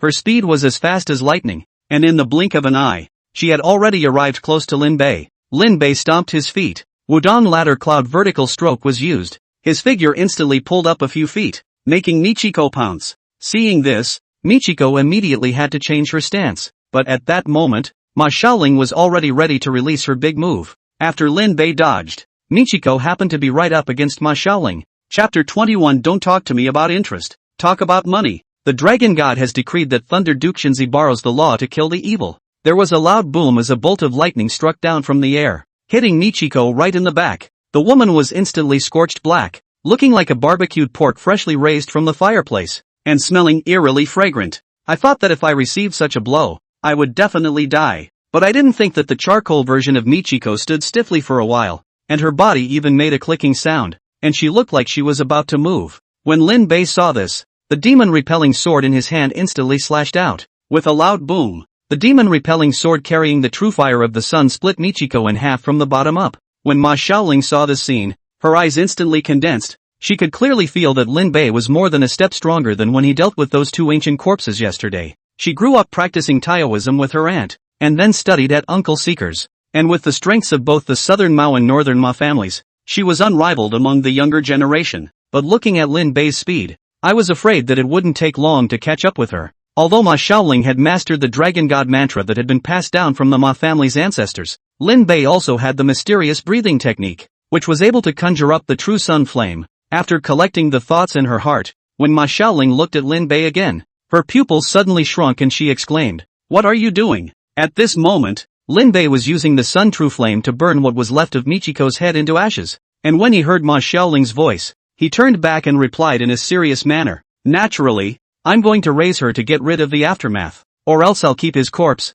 What if it turns necrophiliac?" Lin Bei, who had seen numerous psychic movies, knew very well that as long as the villain's body was kept, necrophilia was a sure thing. If he hadn't opened his yin and yang eyes, he could have raised even Michiko's soul. Otherwise, the 2 Fate and Luo who were hiding behind the scenes would definitely take the opportunity to cause trouble, such as transforming Michiko into a severe ghost or something. Ma Xiaoling huffed. Although what Lin Bei said made sense, she always felt that something wasn't right. Without waiting for her to say something, Uncle Feng and the others had already walked over. The fact that Michiko could be eliminated so easily was all thanks to the evil-suppressing talisman that the 5 exorcists had joined forces to exorcise, which had directly weakened Michiko's strength by a large margin. When several people arrived, they realized that they didn't see Michiko's body, but instead a pile of white powder was left on the ground, and they couldn't help but look at Ma Xiaoling. They had all seen the divine thunder summoned by that Ma clan's dragon god mantra just now. It was taken for granted that Michiko had been pulverized by lightning.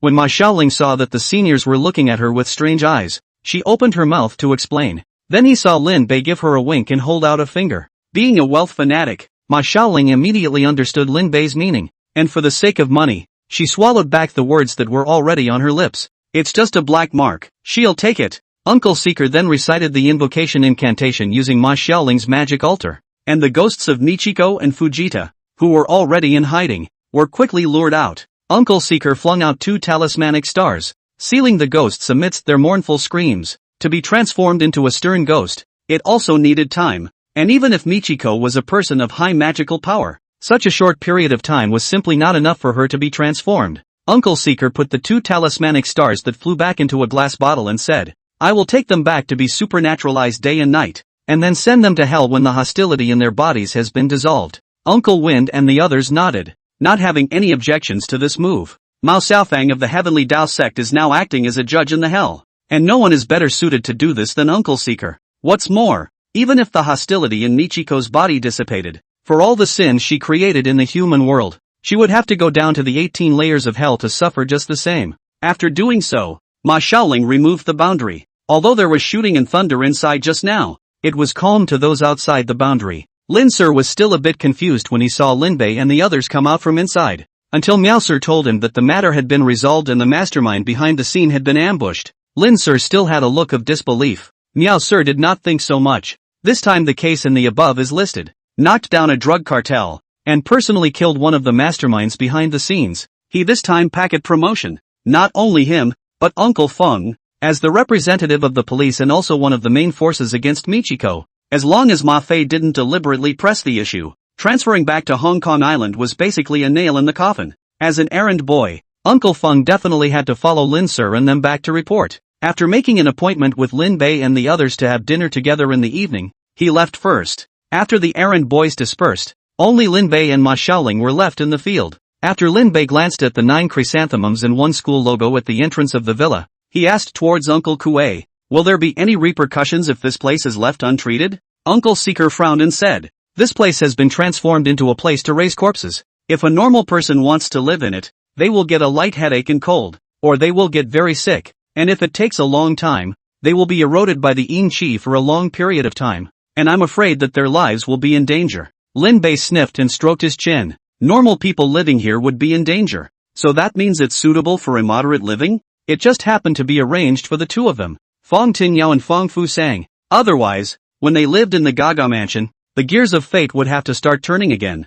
I'm afraid. Is there any way to isolate this place from the outside world, lest any curious ones run over and explore? Uncle Seeker nodded as he sniffed. The courtyard was already set up with formations, and with a little alteration, ordinary people would subconsciously ignore this place even if they passed by from the outside. After getting an affirmative reply, Lin Bei called Ma Fei and first told him about the hazards of the villa, and then afterward expressed his willingness to take the place. People on this side of Hong Kong Island have always been superstitious, and even the ghosts who have been in this place for a long time have become godly. So many people died in the villa, or some kind of a place to raise corpses, and it was regarded as a murder house by the police early on, and even if it became a foreclosed house, I guess no one would buy it. Throwing it to Lin Bei would just save him some trouble. After saying these things, Lin Bei was about to hang up the phone when Ma Fei hurriedly called him back. "Mr. Lin, don't hang up yet. I have something here that I need to ask those mages beside you for help." Lin Bei narrowed his eyes at his words and said, "What is it?" Ma Fei gave a dry smile and said,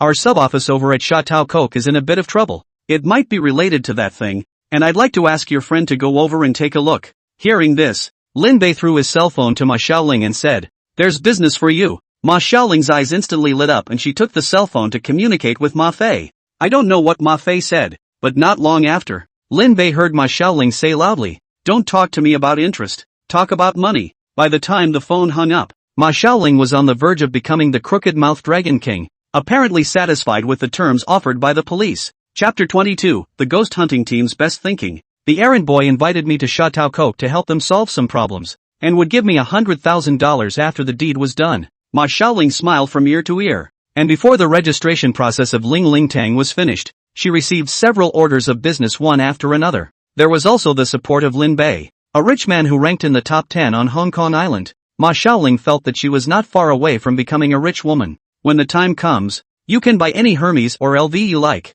Lin Bei had already guessed that it was more than likely the beginning of the plot of the mighty ghostly house when he heard Ma Fei mention Sha Tao Kok earlier. That errand house was full of pigmates, and he really didn't feel at ease if he let Ma Xiaoling go alone. Not to mention the fact that there are countless cumulative ghosts hidden in the club besides that one Miyake Osamu. Even after getting rid of Miyake, those old ghosts will always be a hidden danger as long as they remain. Lin Bei inexplicably remembered the plot of the First Commandment. He had checked before. There were no characters from the First Commandment in the police force. Otherwise, if he really wanted to integrate the worldview of this movie as well, then he wouldn't have to resist the coercion of the two Fate and Luo. and it might be drier to just put on a red dress and find a crooked neck to hang himself. After all, according to the worldview of the first commandment, human beings are just the sustenance raised by those ghosts, and as long as someone dies, new ghosts will be born, and there is no end to the killing and beheading. The story of the first commandment could really happen if all the old ghosts in that club were allowed to run out and possess the bodies of those errant men in the errant house. Lin Bei didn't like to meddle in other people's business, but as long as he found out that there was a possible threat to his existence, he would definitely eliminate the hidden danger at the first opportunity. He looked at Ma Xiaoling and said, "I'll go with you this time." Ma Xiaoling sniffed and said, "It should just be some unimpressive brats. I can handle it myself. It's not so bad that I'll run into zombies again, right?" Lin Bei gave Ma Xiaoling an odd look. Seeing this expression on his face, the smile on Ma Xiaoling's face froze for a moment, and she huffed. "There aren't really any zombies, are there?" Lin Bei nodded his head and said, "According to some intelligence I received, that's indeed the case. Besides, I have an idea. Since we're going to set up a cleaning company, either we don't do it, or if we do it, we'll make it bigger. Otherwise we'll have to do it ourselves every time we come across some ordinary brats." Ma Xiaoling asked in confusion, "What do you mean?" Lin Bei nudged towards Xiahou Wu and Gao Jin, saying, "I'm going to incorporate these bodyguards of mine into the spirit hall and train a team that specializes in dealing with demons and ghosts."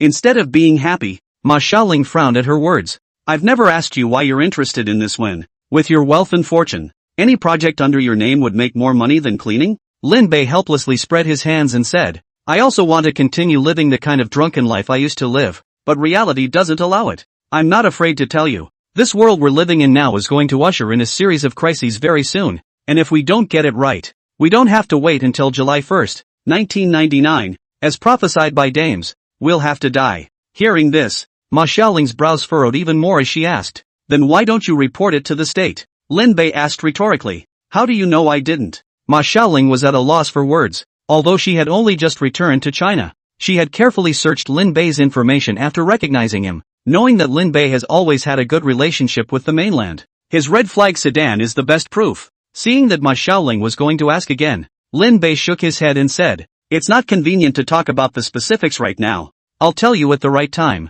Just remember that no matter what, only by raising your strength up will you be able to save your life in the future cataclysms." Ma Xiaoling nodded helplessly and felt a headache when she saw those bodyguards of Lin Bei. She was a person who was afraid of trouble, and if she was to be allowed to raise a team that specialized in demons and devils, she was afraid that she would have her hands full for the rest of the day. Lin Bei didn't care after seeing the change in Ma Xiaoling's expression. Of the exorcists he currently knew, it was Ma Xiaoling who was best suited for the job. This is because she has not only inherited the mantle of Nanmao and Baima, but has also furthered her studies in foreign theology, so she can be said to have learned from both the East and the West. Those modern weapons she had been exposed to, she was the only one who could create a modernized ghost hunting team, and the two of them, Zhang Tian Ai and Yun Shang, could be used as a support, pulling in to give Ma Xiaoling a hand. The four of them, Uncle Feng and Uncle Seeker, as well as Zhong Bai and Zhang 13, were a bit stronger than the current Ma Xiaoling though, but if they were to train a ghost hunting team, Lin Bei would most likely end up only seeing a bunch of cannon fodder with peachwood swords and talismans,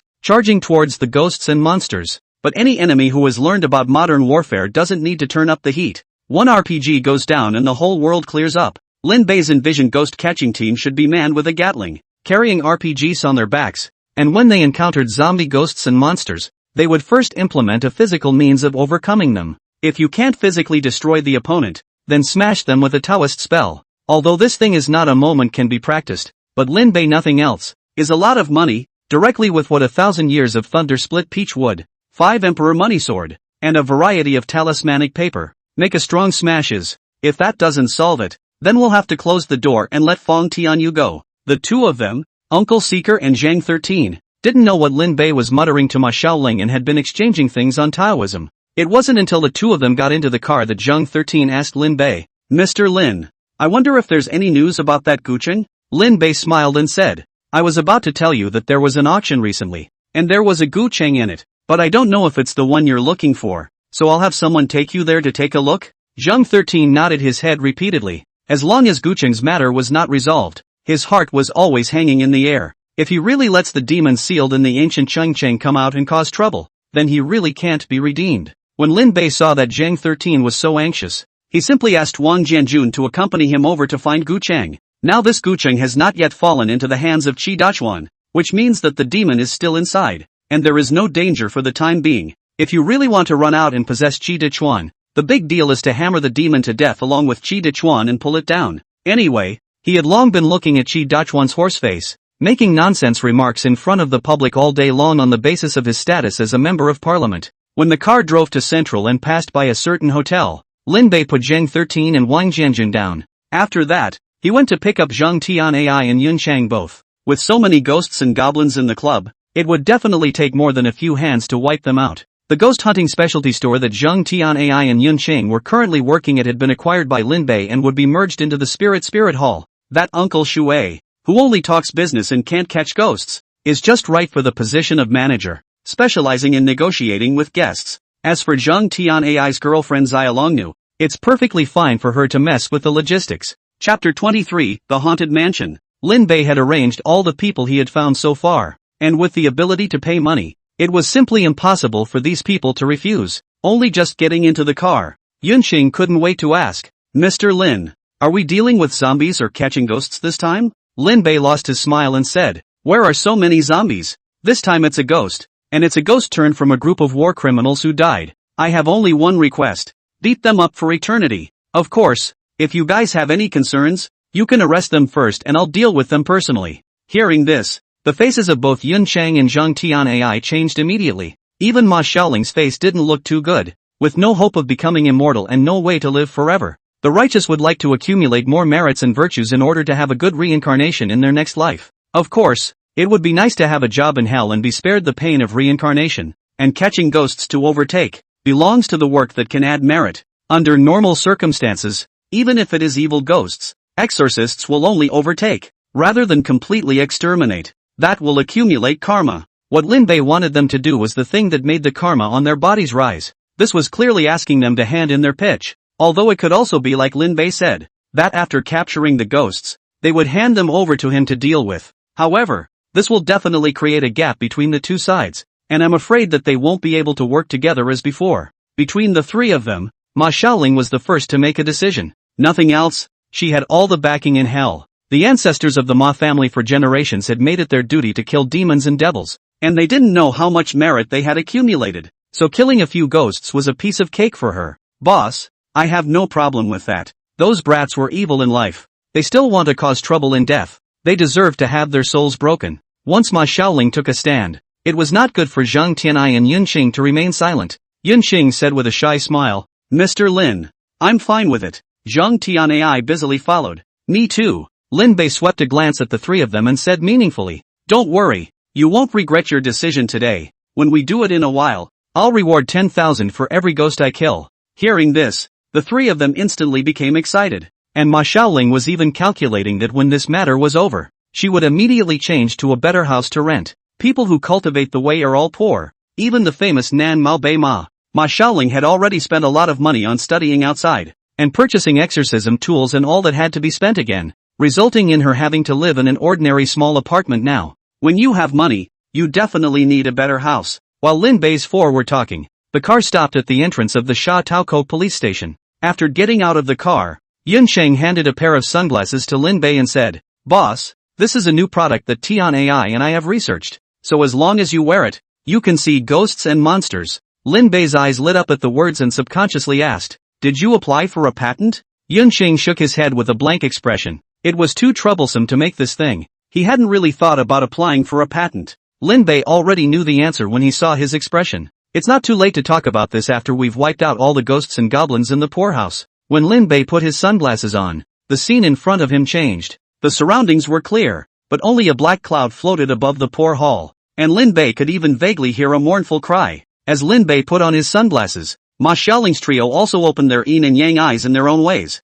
When they saw what was in front of them, the smiles on the three's faces disappeared without a trace. The problem with this errant house was more serious than they had previously anticipated. But serious as they were, the trio had no intention of backing down. If they encountered opponents like the great demon god and the silver-armored corpse, they would still have to weigh whether they could beat them. But with just a few stern ghosts, even if they did meet one with 100 years of Taoist skill, they would be able to ensure their own safety even if they couldn't subdue it. Seeing that the three of them were about to rush in for a big kill, Lin Bei hurriedly shouted them down. "Wait a minute." The three of them, Ma Xiaoling, turned their heads to look at Lin Bei in puzzlement. Lin Bei didn't explain, pulled out his cell phone and made a call. And before long, a middle-aged police superintendent wearing glasses walked out. Behind him were two more henchmen, one with a big nose and one with a natural old look. The two of them muttered a sentence from time to time, and pointed at Lin Bei and Ma Xiaoling and the others, clearly not peaceful people. The superintendent came forward and enthusiastically reached out his hand towards Lin Bei.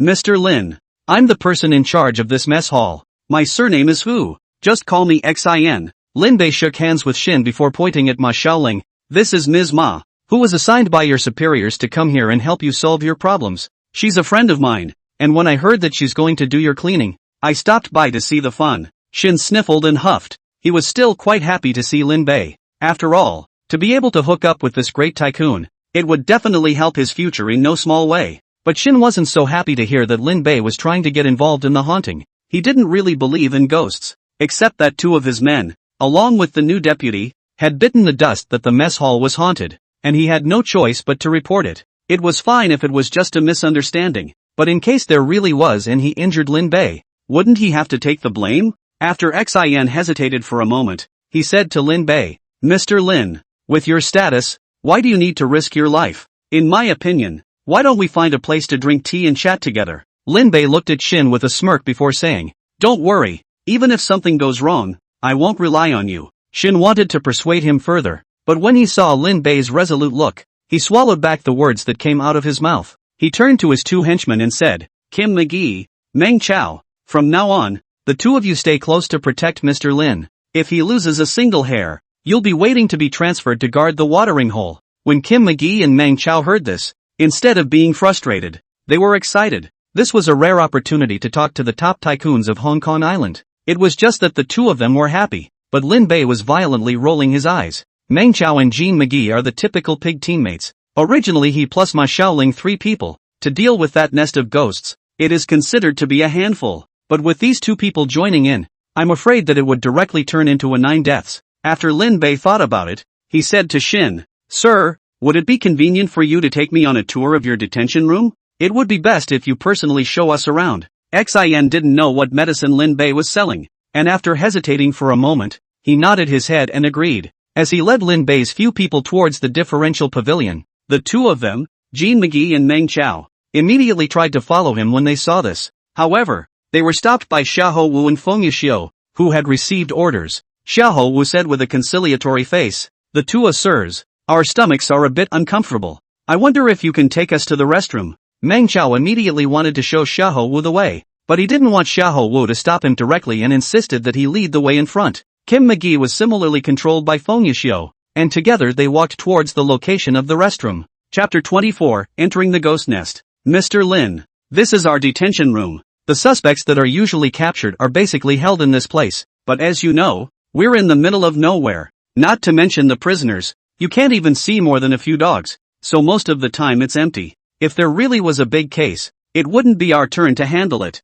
Shin introduced them while leading Lin Bei and Ma Xiaoling and the others inside. Lin Bei coped with the situation in one way or another, not bothering to listen to Shin's introduction. Seeing that they were almost at the end, the eyes of both Ma Xiaoling, who was holding the modified makeup box, and Zhang Tianai, who was holding the compass, lit up. In unison, he said, It's right up ahead. When Lin Bei heard this, he immediately sped up his pace and walked forward, with Ma Xiaoling's trio following closely behind. Shin, who was chattering away, felt a little confused when he saw this, but followed suit, finally stopping at the end of the hallway. Looking at the 2 of them, Zhang Tianai and Yun Shang, who were banging on the wall, Shin couldn't help but ask towards Lin Bei, Mr. Lin, what are you doing? Lin Bei didn't reply and immediately pushed Shin out after seeing Zhang Tianai nod at him. Xin sir, I'm suddenly a bit hungry, please go and order some food for us. When Shin heard this, he frowned. How could he, a superintendent of police, do this kind of errand work?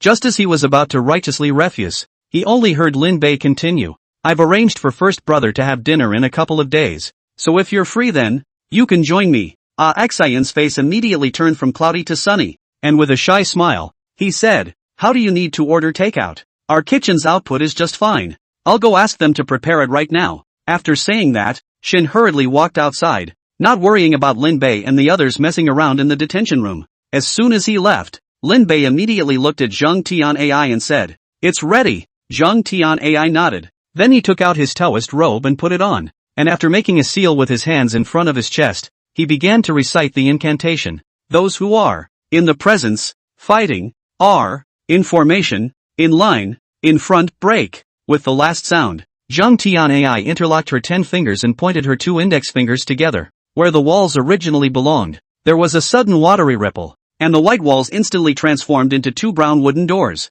Lin Bei realized that the sound that could only be vaguely heard when he was outside earlier was now very clear. He silently drew out the demon-repelling sword, and after attaching the talisman paper on it, he bit his middle finger and applied blood on it. Now that he was physically strong, he looked like a furnace to those ghosts, and the demon-repelling sword that was stained with his blood was extremely lethal to the ghosts. It was a pity that he was no longer a virgin, or else the blood and urine of a virgin body would be even more lethal to ghosts and monsters. At the same time, Ma Xiaoling, along with Zhang Tianai and Yun Shang, were all ready. Zhang Tianai was wearing a yellow Taoist robe and holding a peachwood sword. Yun Chang, on the other hand, was in a jumpsuit with a spray gun in his hand, attached to a back box behind him. Compared to the two of them, Ma Xiaoling was undoubtedly much more fashionable, in a crimson ultra-short dress with high heels, looking less like she was here to exorcise a demon and more like she was participating in a fashion runway show. Compared to the three of them, who each had their own distinctive attire, Lin Bei was much more ordinary,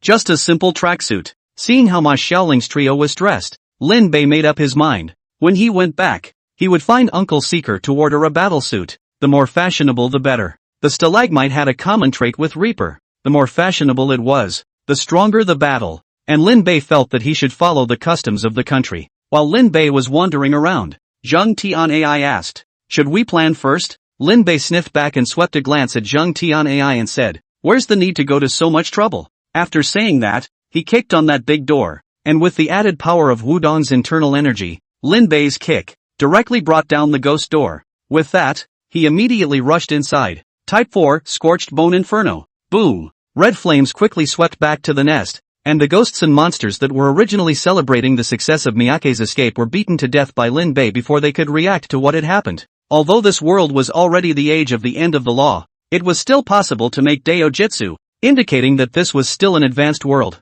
and the breathing method in ghost destruction had been sublimated when it was performed. Simply put, it's gone from a sword art with no effects to what it looks like with kryptonite, with effects that give it a straight-up full pull. Listening to the screams coming from the ghost nest, Ma Xiaoling let out a delicate cry and rushed in after her. Zhang Tianai and Yun Chang both followed closely behind. Among them, Yun Chang entered the ghost nest and directly guarded the exit to prevent these ghosts and monsters from running out. Lin Bei, Ma Xiaoling, and Zhang Tianai, on the other hand, each used their own means to beat the ghosts and monsters in the ghost nest to death. The haunted lair that had existed for nearly 50 years was expected to be free soon with the Miyake's release as well. I didn't want it to come to an end today. Lin Bei made the 7 sword patterns he knew over and over again, and those ghosts and monsters could be said to be injured when they were touched, and died when they were touched. Although Ma Xiaoling didn't have the demon-repelling sword in her hand, she still had other magic weapons, like the Buddha palm she was holding now. Although it was not as powerful as the demon-repelling sword, it was still extremely lethal to ghosts and monsters. Only after fighting for a while, Ma Xiaoling was too tired of this playstyle, so she put up a big move. By order of the dragon god, the heavenly thunder demon removing sword technique, kill the evil. As the incantation fell, the Buddha palm in Ma Xiaoling's hand blazed with light, and then split into thousands, shooting towards the evil spirits in the surroundings. Accompanied by a burst of mournful cries, the hall that was originally full of ghosts and monsters was instantly purged. Lin Bei's heart was more or less sour when he saw this. Although the breath of the sun was extremely lethal to evil spirits, it was still inferior to the Ma family's dragon god mantra. Unfortunately, the spells of the Ma family were passed on to women and not to men, and the dragon god spell could only be used by women of the Ma family bloodline. After resolving the ghosts in the hall, Ma Xiaoling didn't immediately call it quits. She said towards Lin Bei, "There should be another floor down here. That's where the person in control of this club is located." Lin Bei nodded and said, "Tian Ai, you stay behind with Ah Chang. I'll go down there with Xiaoling to take a look."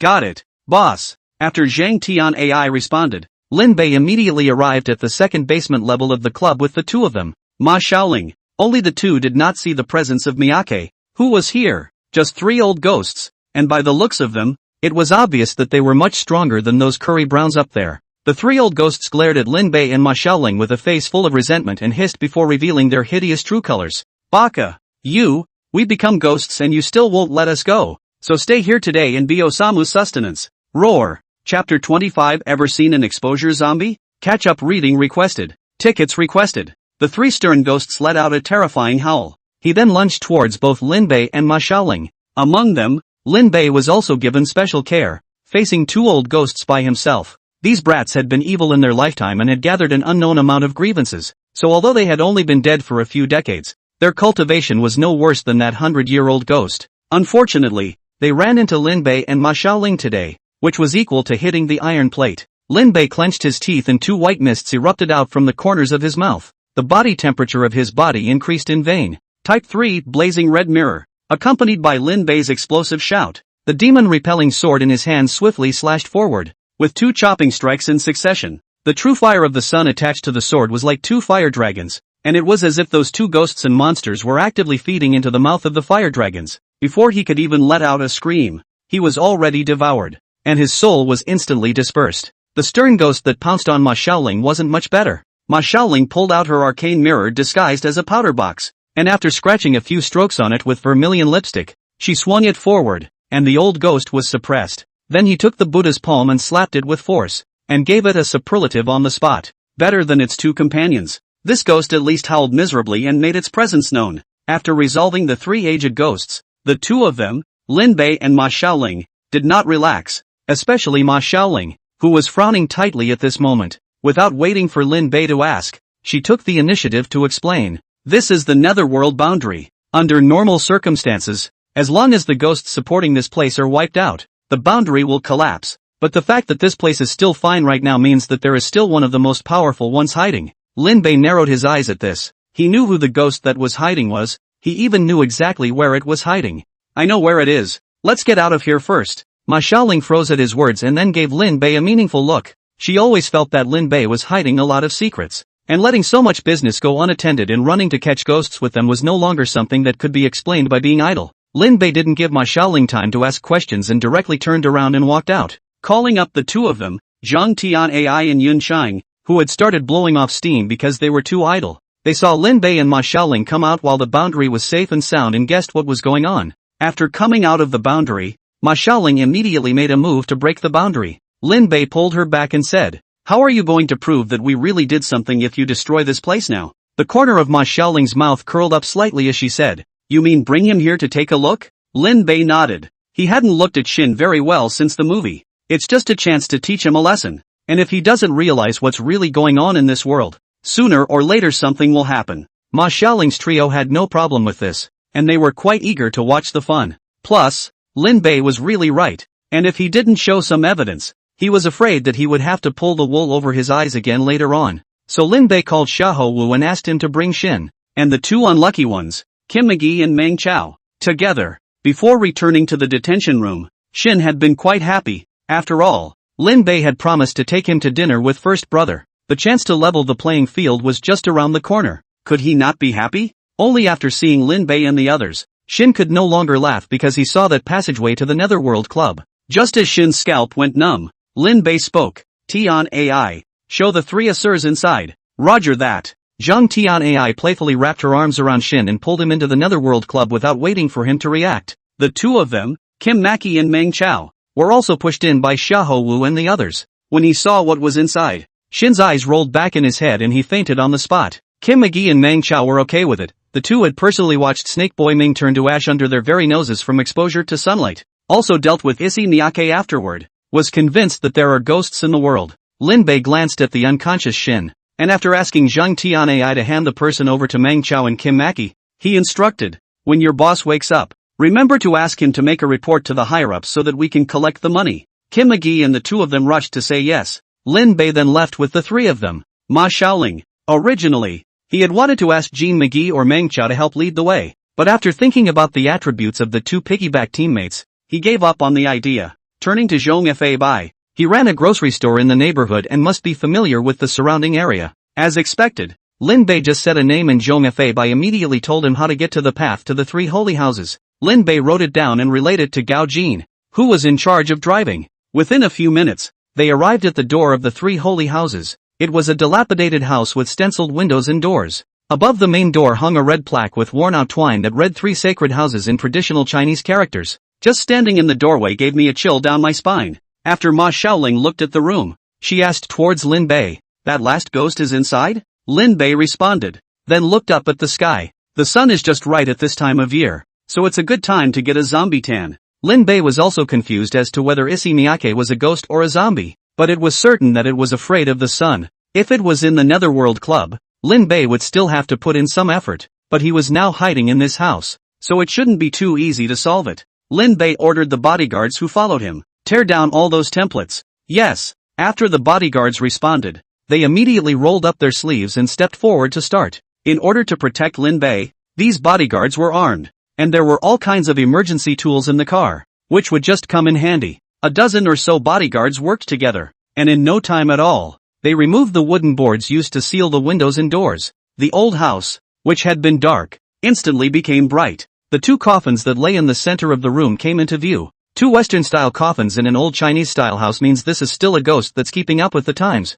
Lin Bei turned his head to Ma Xiaoling and the group of bodyguards and asked, "Ever seen a storm zombie?" Ma Xiaoling and the others shook their heads in unison, and at the same time, they guessed Lin Bei's intentions, and if they thought about it, they were still a little excited. Lin Bei pointed at the two coffins in the house and said, "Pull them out for me." At this time, the sunlight was pouring throughout the house, so Lin Bei wasn't worried about Miyake popping out at all. And those bodyguards of his did whatever they were told without the slightest hesitation. Several people worked together and dragged the two coffins from the house into the yard. Lin Bei pointed to the coffin on the left and said, "Open this one first." Yes. The two bodyguards went forward and reached out to lift the lid of the coffin. However, it was as if the coffin was nailed shut. No matter how hard the two bodyguards tried, they could not open it. Chapter 26, Robbing You is for Your Face, Request for Follow-Up Reading. Lin Bei knew what was going on at a glance. It was nothing more than the two ghouls hiding in the coffin sensed the danger, so they sucked the lid of the coffin. "Since I can't lift it, I'll just smash it."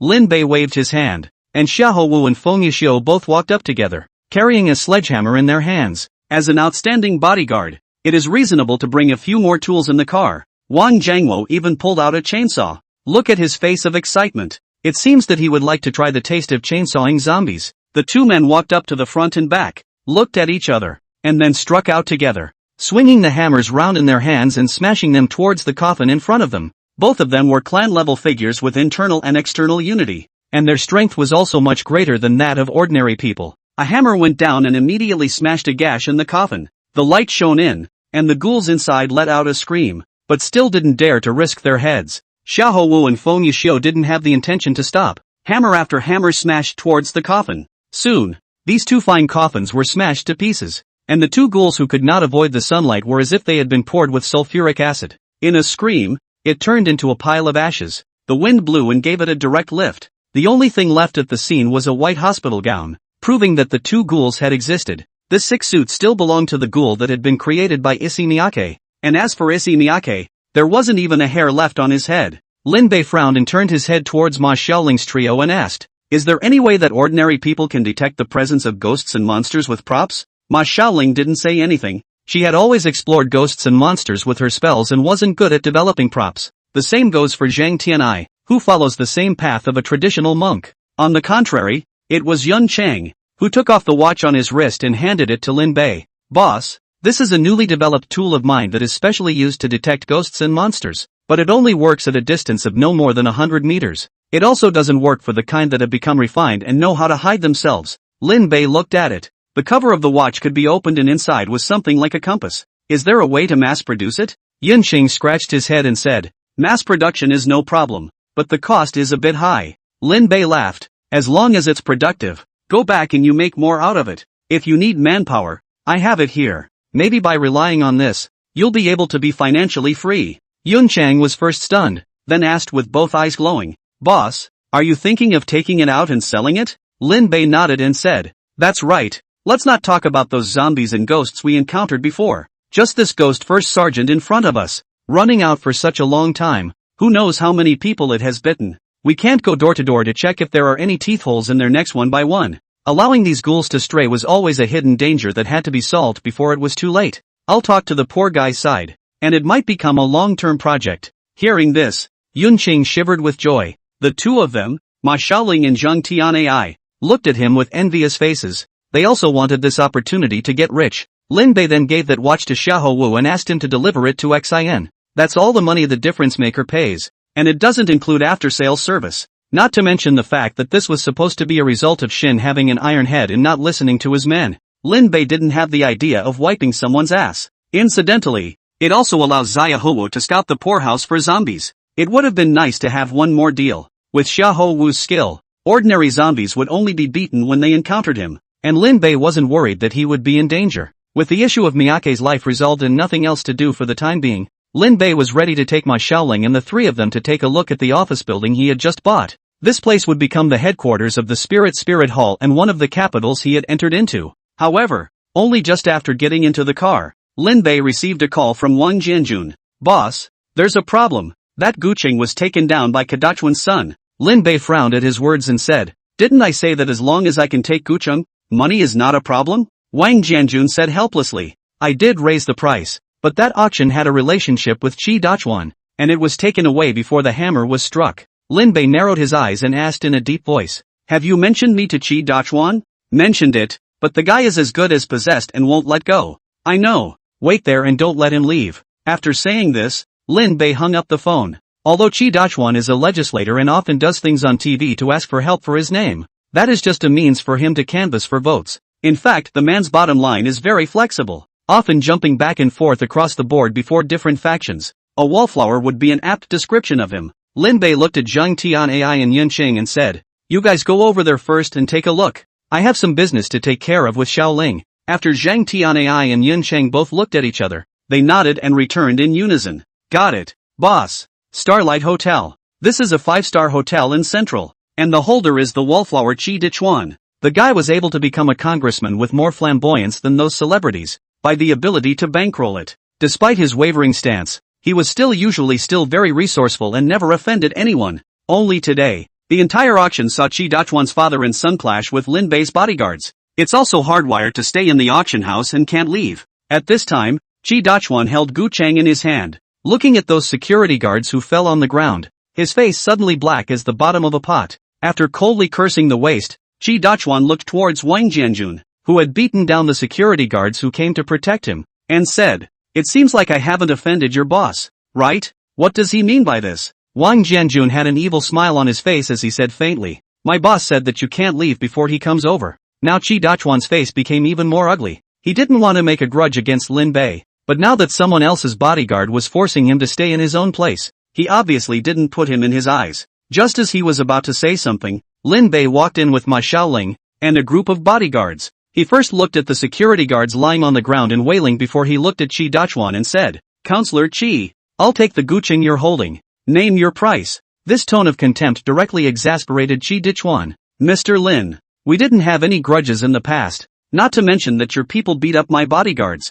But now you want to snatch my things with a single word. Isn't that too much? Chapter 27, New Discoveries. Lin Bei shrugged and said, I wanted to pay for it, but you don't follow the rules, so you can't just rob it? You! Qi Dachuan glared at Lin Bei with an angry face, but he didn't dare to take half a step forward. You can't fight, and there aren't as many people as the other side, so if you rush up, you can only send food. Looking down at the ancient Cheng in his hand, Qi Dachuan was a little reluctant to part with it. He felt that it had a destiny with him from the first moment he saw this ancient Cheng. That's why, after bidding on Wang Jianjun, he signaled his son Qi Tianyu to play tricks, but now Lin Bei has personally come over, and looking at his appearance he really must have this Guqing. Even if Qi Dachuan liked it more, he couldn't possibly die with Lin Bei for an antique. After biting, he threw the Guqing in his hand towards Lin Bei. This action startled Zhang 13 who was on the side. Although he knew that with the structure of Guqing it could not be so easy to break, he still subconsciously jumped forward to hold it.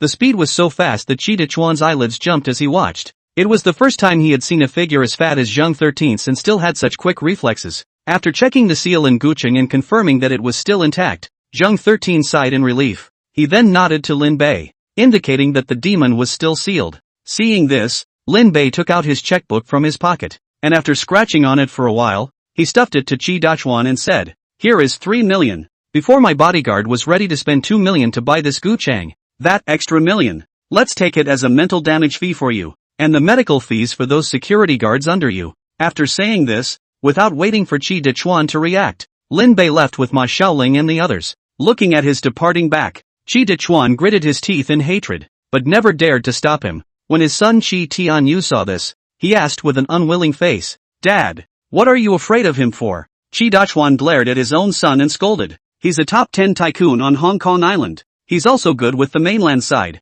and in a few years it's going to be a return. What do you think I'm afraid of him for?" Qi Tianyu's neck shrank at the scolding and he didn't dare to say anything else, but after taking such a big loss, it never felt right to let him just let it go. Outside the hotel, Lin Bei looked at the gucheng that Zhang 13 was holding and asked, "What are you going to do with it?" After thinking about it, Zhang 13 said, "Bring it back to the mainland and find a place with better feng shui to bury it. In addition to seeing if I can take a disciple, I always have to pass on this Taoist art, and after I die, there will be someone to help suppress this demon." Lin Bei shook his head when he heard this. "You are treating the symptoms but not the root cause. The aura of this world is getting weaker and weaker. Sooner or later, it will become a devil-less world. It will have a great impact on the cultivators, but for these devil cultivators, it's the best time to do the opposite. When he runs out to make a mess again, who is going to suppress it?" Zhang 13 frowned. He also knew that this solution was not a long-term solution, but if he could kill the demon, he would have done it a long time ago and wouldn't have delayed until today. The demon's physical body had been worn away with the passage of time early on, leaving only a single spirit. If you can't beat it out of its soul in one go, it might just possess someone and come back sooner or later. Lin Bei looked at his tangled face and stated his intentions. "I think you should simply release it. Then we'll join forces together and beat it for eternity." Zhang 13 huffed and looked at Lin Bei with a strange look in his eyes. This kid looks svelte and smiles quite kindly, but his killing heart is not normally heavy. But all the demons and devils that fall into his hands, there is no one who can get well, even more rigid than the gang of Lushan sect. Seeing that Zhang 13 was still hesitating, Lin Bei directly pulled Ma Xiaoling and Zhong Fei forward and said, "Could it be that combining the strength of a few of us, we still can't deal with that demon?" Now Zhang 13 couldn't refuse. He thought that his Taoist skills belonged to the top of the crop in this era, and Zhong Fei and others were no less than him. As powerful as the demon was, it wasn't so powerful that the top few exorcists in the world couldn't deal with it even if they joined forces. Zhang 13 sighed and said,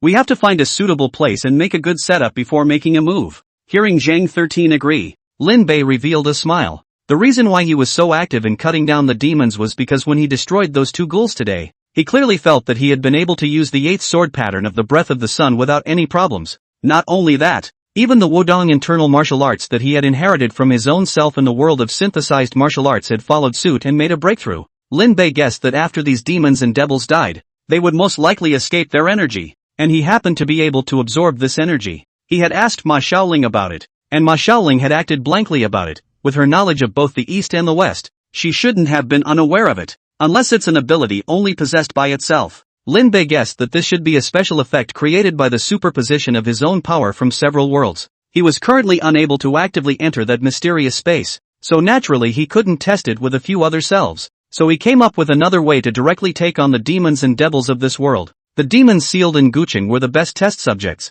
not to mention that he wasn't exactly cajoling Zhang 13, and it was better to destroy the demons directly than to bind all his descendants to the suppression of demons. "This matter will be left to you and Master Zhong. If you need people or money, just ask, and if you need to use tools, you can look for Uncle Chiu, and he will take care of it for you." Lin Bei had said his words to this point. What else could Zhang 13 do? He could only nod his head and comply. Zhong Fei, on the other hand, had been happily watching without making any comments. Lin Bei wouldn't be missing out on his favors anyway. In fact, there was no need for Zhang 13 to even look for this kind of suitable place to set up a formation, and he could get the answer by making a phone call to Uncle Seek and Uncle Wind, the two local snakes, and asking them. Even a geek like Zhong Fei, who had been hiding in the suburbs, knew a suitable place to strike. After Zhang 13 sought advice from Uncle Wind and Uncle Seek, and muttered a few words with Zhong Fei, he finally selected a place. "Mr. Lin, we think it's better to find a less populated place for this kind of thing.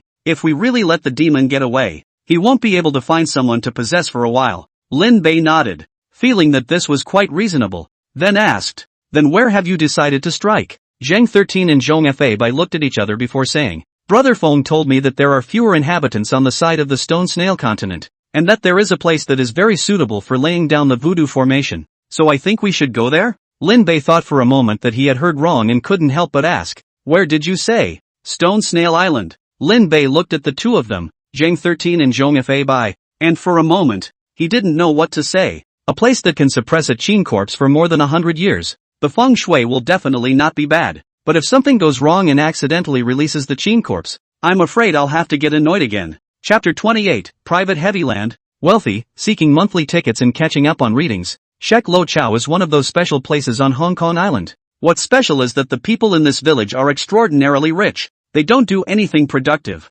They just eat, drink and have fun every day. But they always have endless money to spend. Outsiders were curious about the source of the village's income, and a number of people had sneaked into the village to explore it. But invariably, there is no return. Although there is also a police station on this island, there is not much that even the errant man can do to make a person disappear if he wants to do so on an island like this one that is wandering around and the residents are of one mind. Lin Bei had known about this island a long time ago, but hadn't thought much about it. Nowadays, characters from various psychic movies appeared one after another, and he was basically sure that Qin Zombie was definitely sealed on Shirluo Zhou. It was as if the world was hostile to him, and even if he deliberately avoided it, trouble would come to him. He said to Ma Shaoling and Zhang 13, "You guys go ahead and get ready. All the props, materials and whatnot that you need, all to the best." Then when Zhang 13 wasn't paying attention, he pulled Ma Shaoling aside and said, "For the list of those purchased materials remember to ask Uncle Seeker to open higher." Ma Shaoling was a smart person and instantly understood Lin Bei's meaning.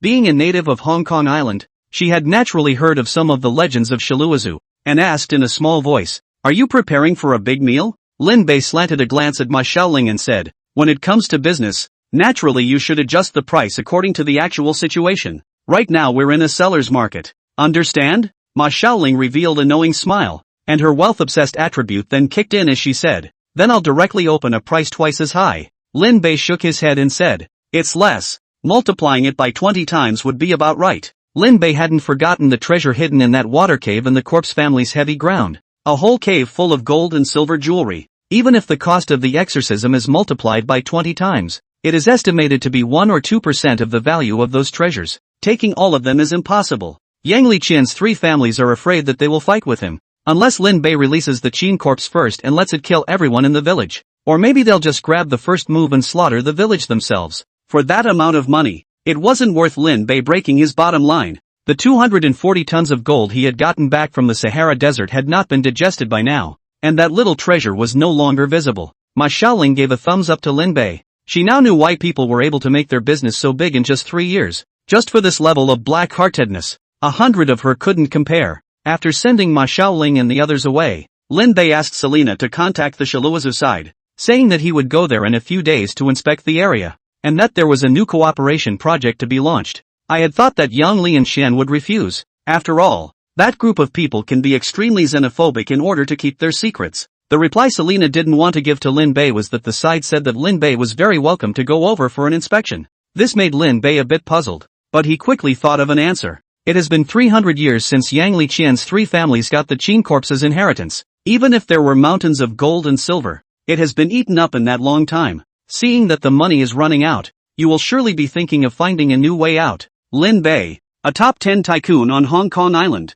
took the initiative to come to the door, and as long as the patriarchs of the Yang Li and Xian families weren't out of their minds, they definitely wouldn't refuse. Stone Snail Island. In the ancestral halls of the Yang, Li, and Xian families, the patriarchs of the 3 families were getting together to gulp down clouds. The Yang family head sitting at the top was also the village head of this village. Old Yang looked at the old money and old Li, these 2 fellows. Faintly opened his mouth. Pan-Asian Group's request, I have agreed to. The village property situation you are also clear. And then go on like this. At most 6 or 7 years of time, we have to beg on the streets. This invitation from the Pan-Asian Group is a great opportunity. If it works out, maybe we'll have to make a living out of it in the future. You order them to go down and tell the people below to be more restrained, so as not to give people a bad impression. Old Xian and Old Li both nodded their heads in a hurry. Then Old Li said with a tangled face, "It's no problem to let the people below abide by the rules, but the day he comes over happens to be the day the troop sings water flooding San Francisco, and I'm afraid that there will be an accident then." Old Money suggested, "Should we have them come back later?" Old Yang glanced at him and frowned. "Do you think Lin is your grandson, so you can tell him to come whenever you want? How about this? Arrange for a few more people to keep an eye on the troop that day, so they can finish the play properly. To receive surname Lin, the 2 of us, Old Li and I, will do, and you, Old Qian, will be responsible for the singing." Old Qian and Old Li both nodded together. After this matter had been discussed, the 3 men spoke of the disposition of the traitor. The reason is that the village has a widow outside to find a concubine. Originally the village on this matter is not much of a view. After all, a group of bandits and pirates of the descendants of the old times of those bad habits are not very important. Will not be forced to let a person to guard the chastity of the house. The main problem is that this widow has told her concubine the biggest secret of the village. Everyone in the village knows that they have the life they have now because their ancestors of 300 years robbed a fleet of ships paying tribute to the Qing court and killed all the men inside. Thanks to the fact that there was a high-ranking person at that time, who helped them to suppress those wrongful souls, and even the Qing corpse on the boat was sealed in the corpse family's heavy ground. Now that so many years had passed, the seal was gradually failing, and if the Qing corpse was allowed to break through the seal, none of the island's inhabitants would be able to survive. Now this secret is only known to the original inhabitants of the village. Those who married from the outside only know that there is a treasure in the village, and are not aware that there is also a Qing corpse sealed inside. If someone ran in and opened the seal, it would really be a damned family shovel. After deliberating for a while, the three matriarchs decided in unison to first dip the traitor in a piggy bank, and then pay for an assassin to take out her concubine along with her. It's not the first time they've done this kind of thing. They're skilled at it. While the patriarchs of the Yangli and Qian families were discussing how to buy a murderer, not far away in the mess hall, the three idle messengers were also discussing how to dig out the evidence of this village's crime. A big show, about to kick off. In the mysterious space, Hong Kong General Lin Bei had only just fallen asleep when he entered this place again.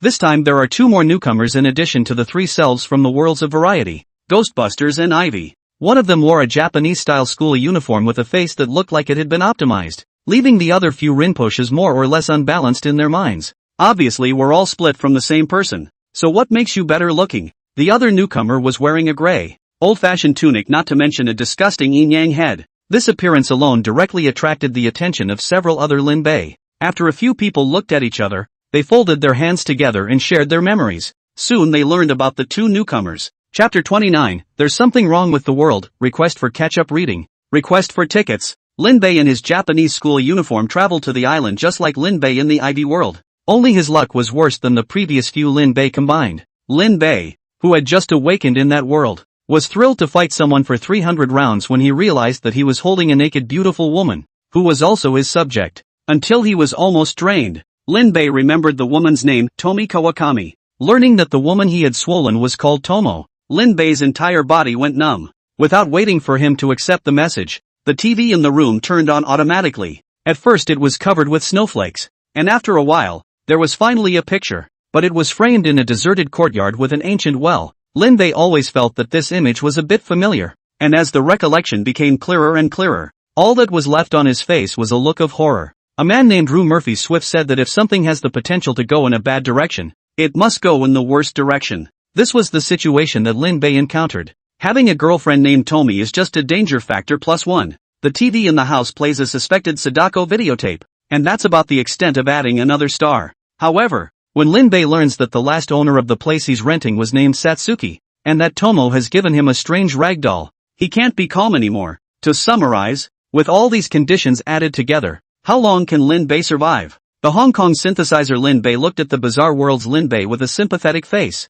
Even though his world had a bunch of murderous psychopaths who were about to extinguish and reboot the world at the drop of a hat, but it was undoubtedly much better than creepy Lin Bei. A few Lin Bei patted creepy Lin Bei's shoulder and was about to comfort him, but he didn't want creepy Lin Bei to reveal a twitchy smile. The Hong Kong synthesizer Lin Bei and a few other Lin Bei looked at each other and coincidentally placed their hands on him, instantly sharing his thoughts, and then hurriedly drew their hands back, revealing smiles of disgust in unison. Even the most uncouth Ivy Lin Bei would be looking at creepy Lin Bei with a look of this time. Anyway, after sharing the power, this guy wouldn't be able to die for a while. A few Lin Bei no longer cared about him, and turned to Lin Bei who had a yin and yang head. Hong Kong General Lin Bei frowned and said, "The Manchu Qing dynasty in your world is dying. Why do you still keep this pig's tail?" Lin Bei, who traveled to the late Qing dynasty, shook his head and said, "I'm planning for the future. Wearing all of them, it's not really possible to say that I don't make a rebellion. And this outfit is more conducive for me to fetch that old demoness dog's head in the future."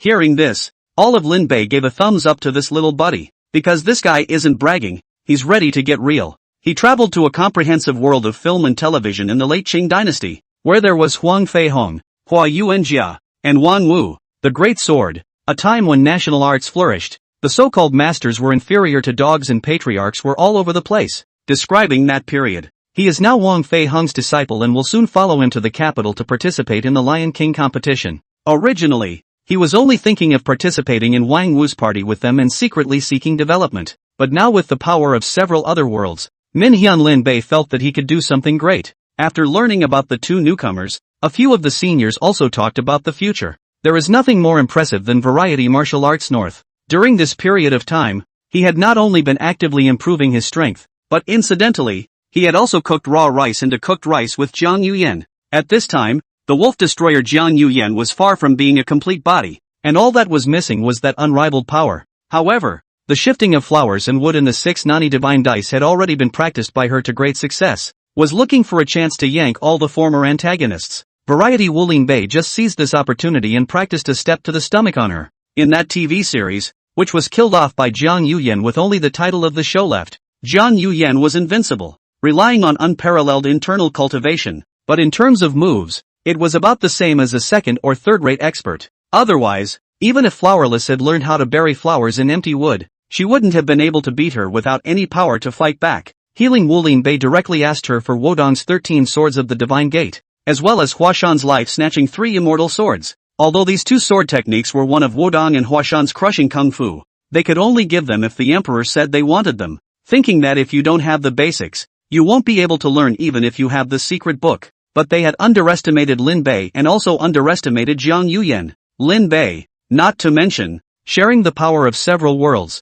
His qualifications for learning martial arts were skyrocketing at a rocket speed, or else the Wudong internal martial arts that Yu Lianzhou had imparted to him wouldn't have progressed so quickly. Together with the breath of the sun in his possession, there were already few places in the world that he didn't dare to go. Jiang Yuyan, not to mention, relying on ingenuity, unlocked the 6 non-godly dice that no one has ever opened, and also learned to move flowers to wood. Her cheap old man Zhang Bieha will not be so kind to teach her martial arts. All depends on her personal comprehension. Even though the 13 swords of the Divine Gate and the life-snatching 3 immortal swords belonged to the first-class sword techniques, they could not defeat Lin Bei and Jiang Yuyan. The couple imprinted and learned from each other, and it didn't take long for them to learn the 2 sword techniques, and Jiang Yuyan's attitude towards Lin Bei had changed. After all, Lin Bei wasn't the fat-headed, dim-witted old emperor in the TV series. Lin Bei in the world of comprehensive martial arts is only in his early 20s, and still has a good look, better than Flowerless ever had. Plus, after entering the mysterious space,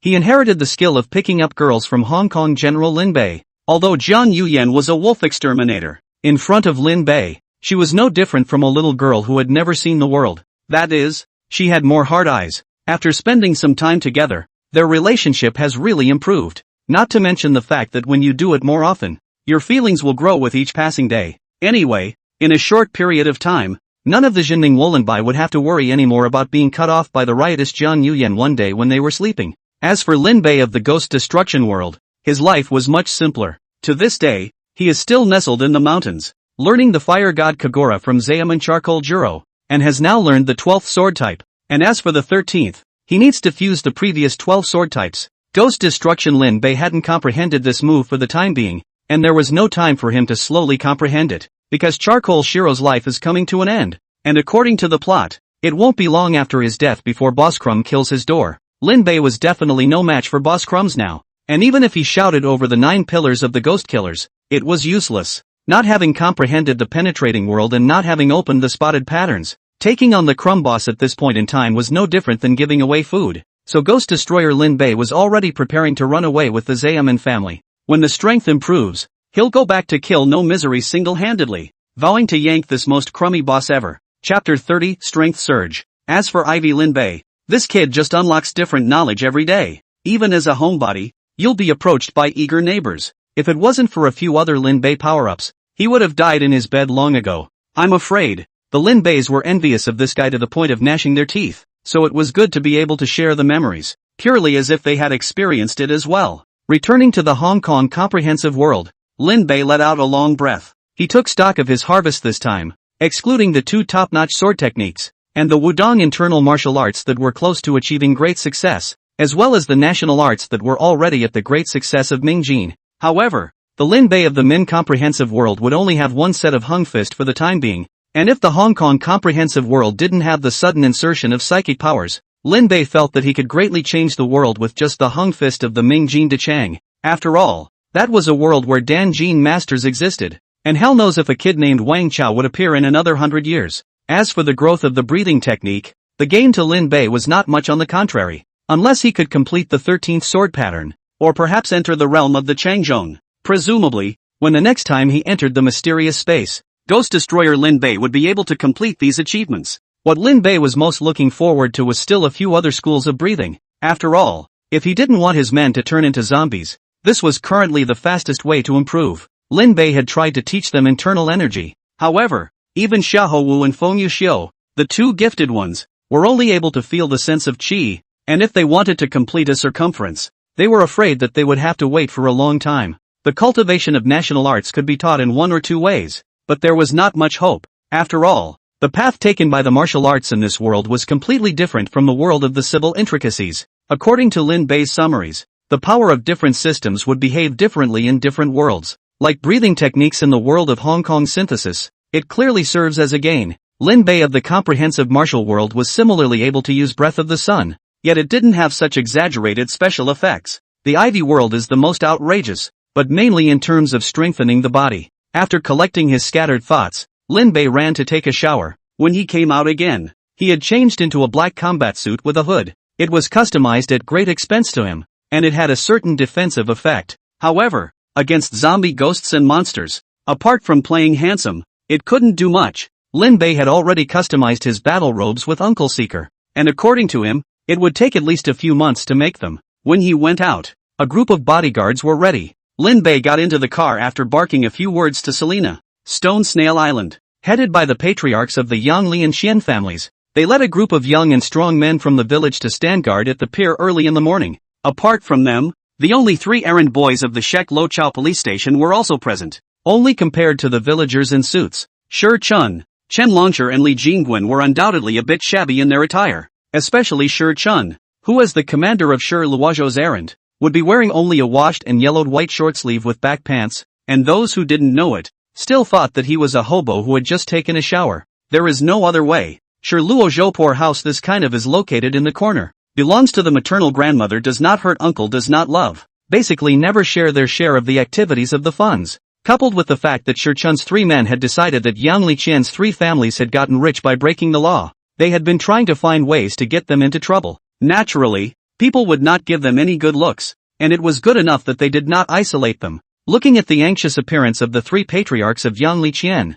Chen Longshi came over to Shi Chun and asked, "Sir, this time the Pan-Asia group suddenly wants to come to this hole to invest. Do you think there will be problems here?" Shi Chun slanted a glance at Chen Longshi and lowered his voice line. "It's not that it's not possible. Keep a close eye on it then. And if you find anything, report back to me at the first opportunity." Chen Longshi sniffed and asked, "What about you?" Shi Chun pulled down his backstrap and said, "Of course I'm going to get close to Mr. Lin and see if I can find out anything from him." Chen Longshi frowned, always feeling that something was wrong, but he couldn't tell. While the two were talking, a luxurious cruise ship pulled up to the shore. With that, a team of bodyguards quickly ran down from above, splitting the sides. This would be a total leadership tour if there was a red carpet. Seeing this formation, Yang Li Qian's 3 families and the 3 errand boys couldn't help but tense up, just when seeing down from the ship. In addition to Lin Bei, who often appeared on TV, and a beautiful woman wearing a super short skirt, there were several other strange-looking, tall, short, fat and thin, a collection of the old,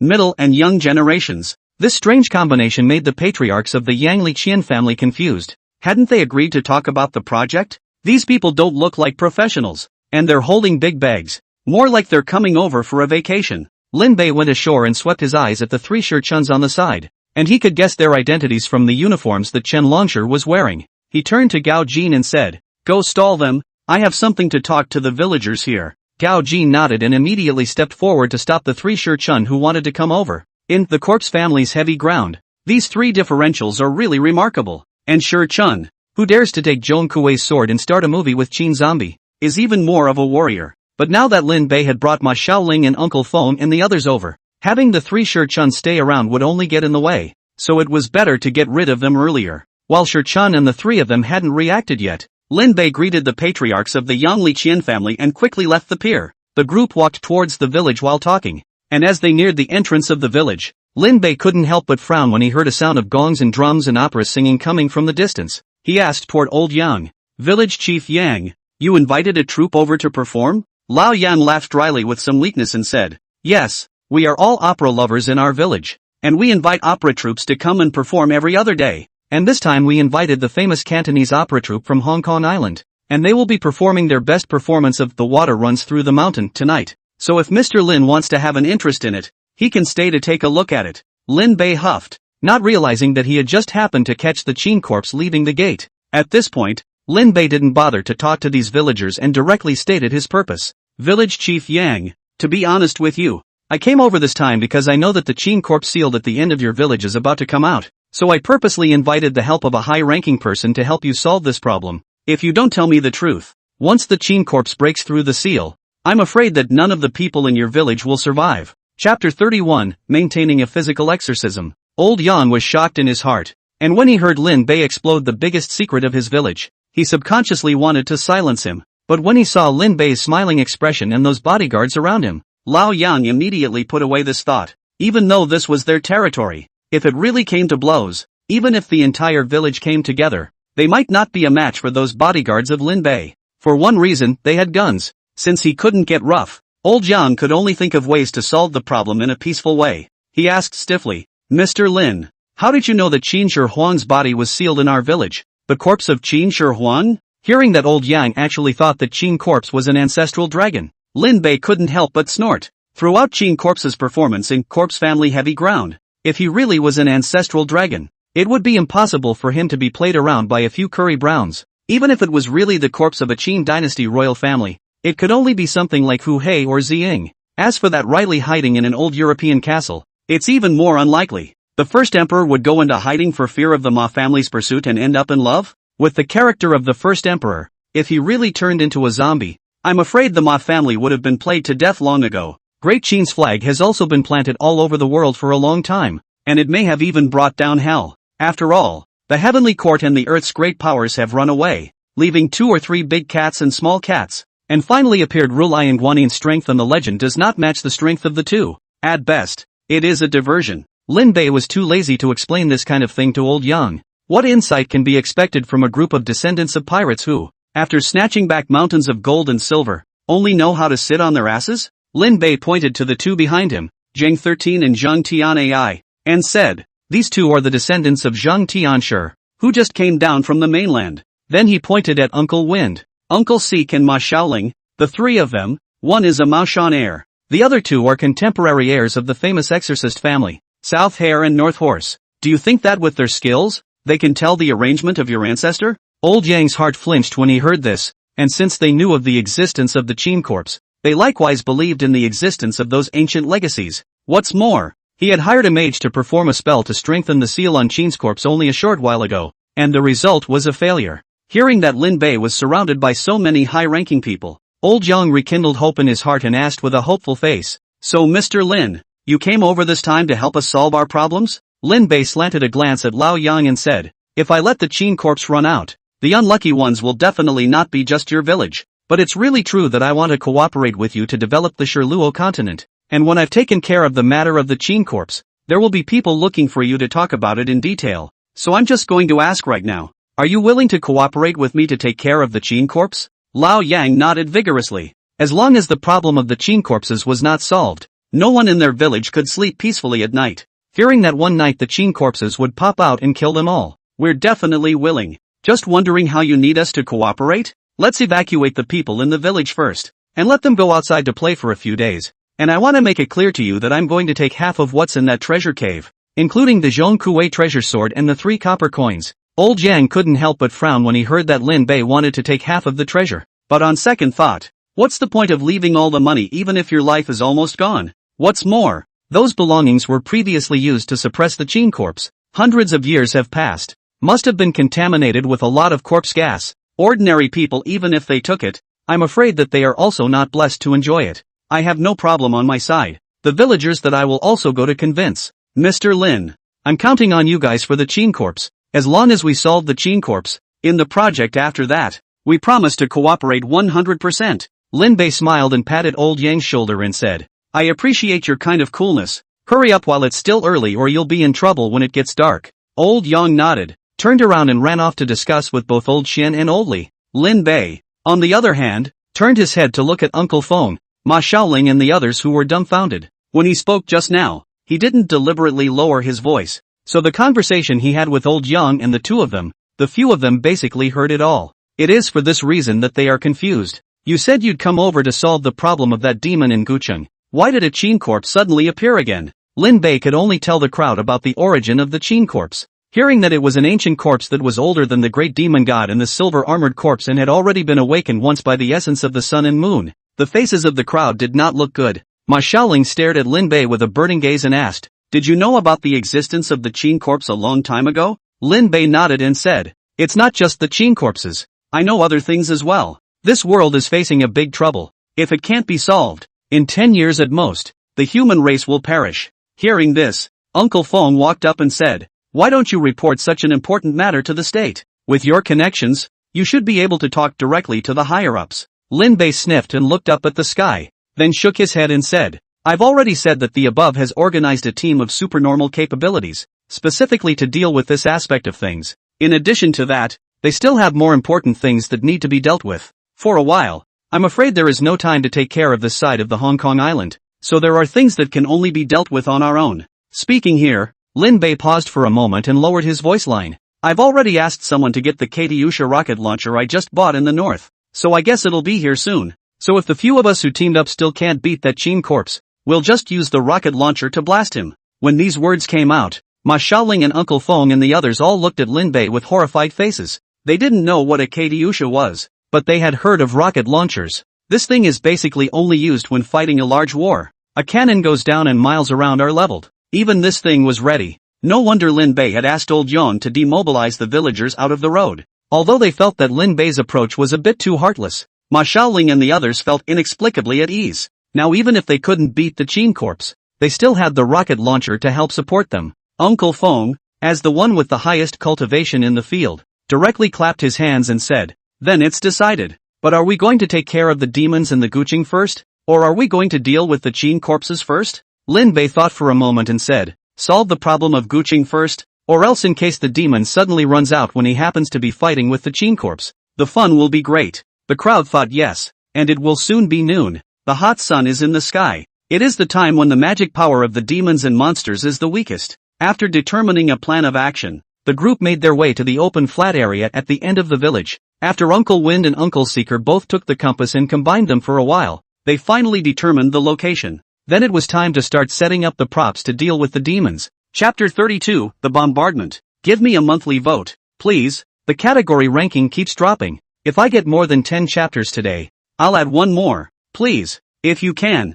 A paragraph reward would be nice. Just 2 coins. No more. Chapter 33, Blow Up This Punk. After resolving the 2 messengers, Lin Bei and the others put their attention on the Taiji diagram. The black and white yin and yang fish were intertwined. The area was 3 or 4 meters in diameter, and the white eye of the fish was empty, just enough to accommodate one person to pass through. In the movie, the main group enters through a fisheye and later opens the mechanism inside by mistake. That mustache guy even smashed the seal when the moon was at its fullest, saving Qin corpse the trouble of breaking through the seal. Lin Bei and the others naturally couldn't take that approach. In case they had just drilled in and the 4 female ghosts ran to sneak in, the fun would be great. Lin Bei had one of his bodyguards take the camel beads that old Yang had sent over and inserted them into the gap of the yin and yang fish, and after twisting them a few times, the plot of land centered on the yin and yang fish instantly shook. The entire ground then collapsed downwards, revealing a large pit. The pit was surrounded by stone, and in the very center was an ancient well, but it was only about half a meter in diameter, and it was also cross-sealed by 2 pieces of stone painted with runes. When Uncle Feng saw the rune mark on it, his face stared and said, "That's my Ma Shan's corpse suppressing rune." Originally, they were still half believing what Lin Bei had said, but now that they had seen the scene, they were instantly convinced. Lin Bei didn't say anything. His feet stomped and his body slowly floated downward like a weightless feather, even though they had already seen Lin Bei use the ladder cloud zone. Seeing it again, the crowd still had a feeling of astonishment. Most people who practiced Taoism knew some light bodywork, but none of them could do what Lin Bei did. Ma Xiaoling and the others couldn't fly down, so they could only honestly climb down with the help of a rope ladder. He then gathered around the ancient well and surveyed the 2 rune seals, while Lin Bei was wandering around the edge. He remembered that Qin corpse was escorted by 4 female ghosts, and as soon as the moon appeared, they would be able to regain their mobility. It's daytime, it's a good time to destroy them. After searching for a while, Lin Bei finally found the 4 female ghosts hiding in the vines. They were hiding so well that if they hadn't been forewarned of the plot,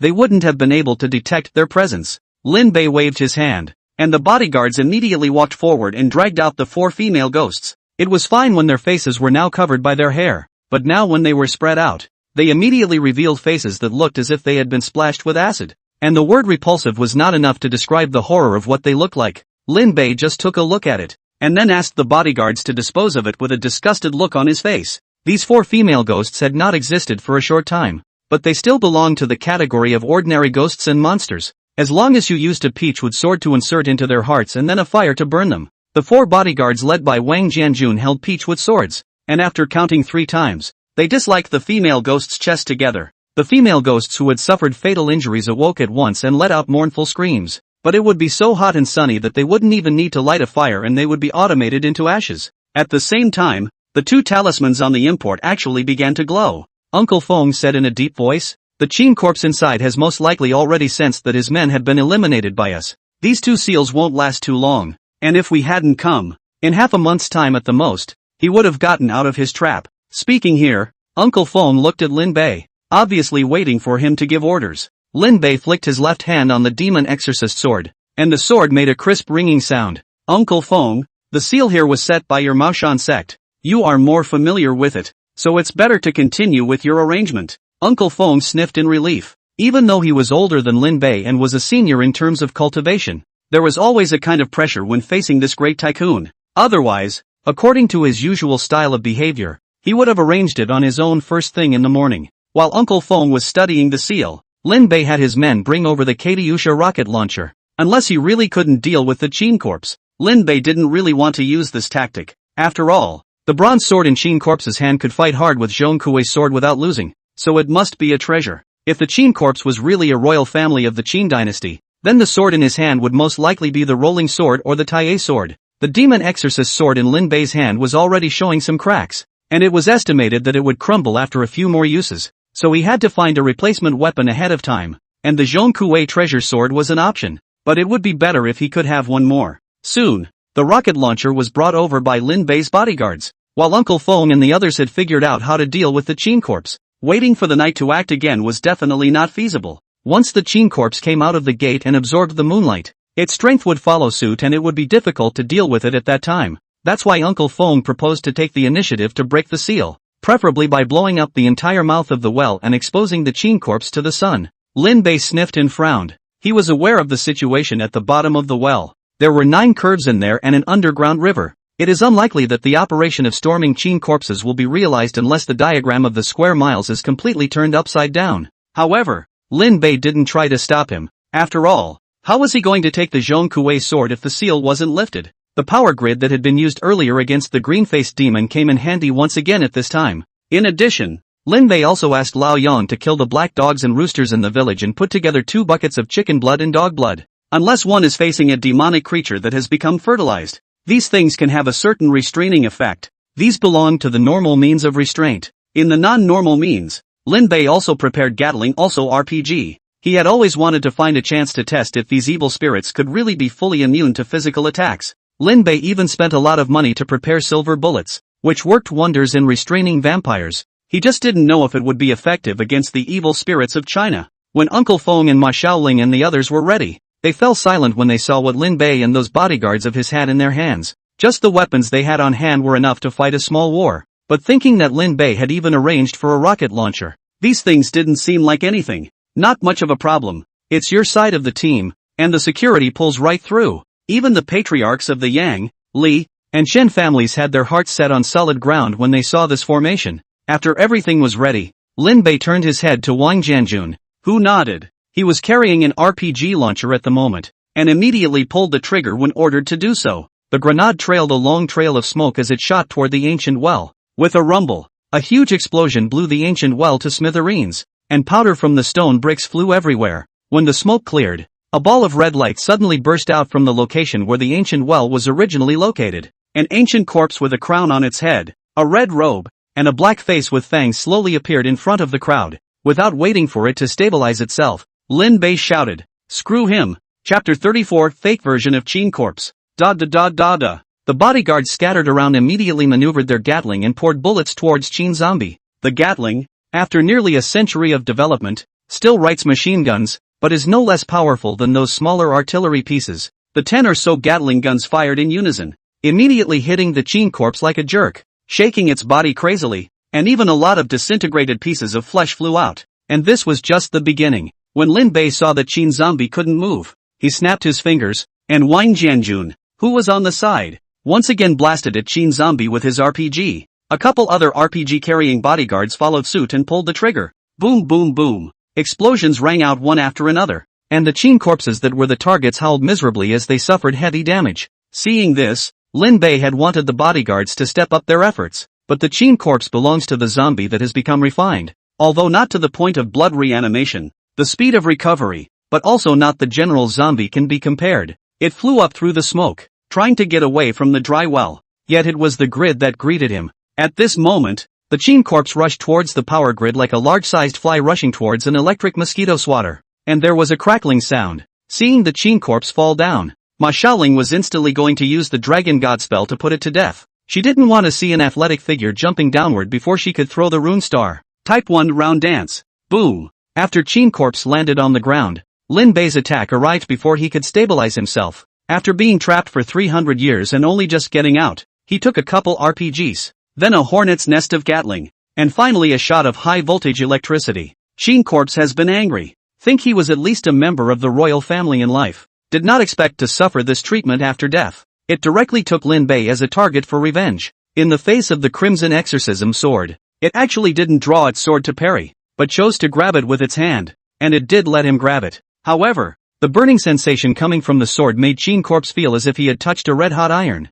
and he was instantly cut off half of his palm by Lin Bei. The Sun True Flame carried on the sword had a great restraint on the evil spirits, and for a while, the Qin corpse's wounds couldn't even heal. Under fear, Qin corpse subconsciously tried to draw his sword, but Lin Bei's attack from behind had already followed him. Blazing red mirror. This time, Lin Bei was aiming at Qin corpse's arms, and Qin corpse, who had already suffered a loss once, simply didn't dare to take it hard again and could only dodge to avoid it. It then swung its only remaining sharp claw towards Lin Bei. Lin Bei didn't panic as he changed his stance. The 13 sword types of the Breath of the Sun had existed specifically to deal with miseryless from the beginning of its birth. Each sword pattern attacked the vitals of the ghostly creature, and as long as it continued, repeating the 13 sword patterns over and over again, it could be dragged out until dawn, allowing the sun to die without misery. Qin Zombie is not that Crumb's boss though and is able to come out and move around during the day, but the sword type of Day's Breath is just as effective against it. Lin Bei kept changing the sword strokes in his hands, forcing Qin corpse to not even have a chance to draw his sword and could only keep dodging. The bodyguards standing above and Ma Xiaoling and the others saw Lin Bei's ferocious appearance as he chased after the Qin corpse and chopped it, and for a while, they actually looked dumbfounded, completely forgetting to make a move to help Lin Bei. But even if they didn't make a move, Lin Bei would have no problem suppressing this Qin corpse. Originally, he thought that this Qin corpse could fly and absorb the essence of the sun and moon. Plus, even if it was not from the royal family of the Qin dynasty, it still had 300 years of starting Taoism. It was only once we exchanged hands that we realized just this. It's no wonder that in the movie Shi Chun was able to fight this guy back and forth with the Zhongkue sword. And even if it wasn't for a bunch of piggy teammates dragging him down, I'm afraid he would have hacked it to death long ago. After the 12 sword types of the Breath of the Sun were used up, Lin Bei ghostly used the type of 1 again. In the world of ghost destruction, the 13th stance of the Breath of the Sun was to connect the previous 12 stances and use them in a non-stop cycle. But after reusing the Ichi-no type, Lin Bei realized that perhaps the Breath of the Sun was only the 13th style of 1 sword type from beginning to end, and that on the one hand of the gifted Jigaku Edge, it was only a one-trick pony, even if he was facing Boss Crumbs. Unfortunately, Jigaku Edge had won. And to make it easier for his successor to understand, he split the move into 12 sword patterns. After realizing this, Lin Bei swung his sword even faster. His newly learned Divine Gate 13 swords and life-snatching 3 immortal swords were both known for their speed, and there were quite a few small techniques to increase speed in them, which would be just right for use. The people outside the arena only saw Lin Bei's speed getting faster and faster, and in the end they couldn't even see Lin Bei's figure. All that could be seen was a red arc of light that seemed to be trying to shred the Qin corpse into pieces. This kind of crushed battle made Qin corpse feel incredibly suffocated, and he kept letting out mournful roars of rage. In its extreme anger, it could only roar twice and change nothing. Lin Bei, on the other hand, During this battle, his comprehension of the 13th sword pattern of the breath of the sun grew deeper and deeper, and he even unconsciously broke through the breathing technique to the fully concentrated, constant medium realm, just as Guojing learned the Juanjin Nigong. Since then, walking, living, sitting and lying down, all in a state of cultivation. After comprehending this realm, Lin Bei's speed was even faster. In the end, the sword he wielded actually formed a storm that swept the Qin corpse in, but when the smoke cleared, Lin Bei was holding his sword down with his right hand and behind his back with his left hand, in full expert style, and behind him, the Qin corpse slowly collapsed, and with a bang, the corpse shattered into countless pieces. Zhang Tianai, who was watching from the side, couldn't help but swallow his saliva and asked his uncle in a low voice, "Uncle, is this how those martial artists dealt with zombies in ancient times?" Zhang 13's expression was grave, but his eyes carried some blankness. He shook his head, indicating that he wasn't sure. Zhang 13 could tell that Lin Bei was using the set of breath of the sun that could produce the true fire of the sun, but not exactly. There seemed to be something mixed in there that he couldn't understand.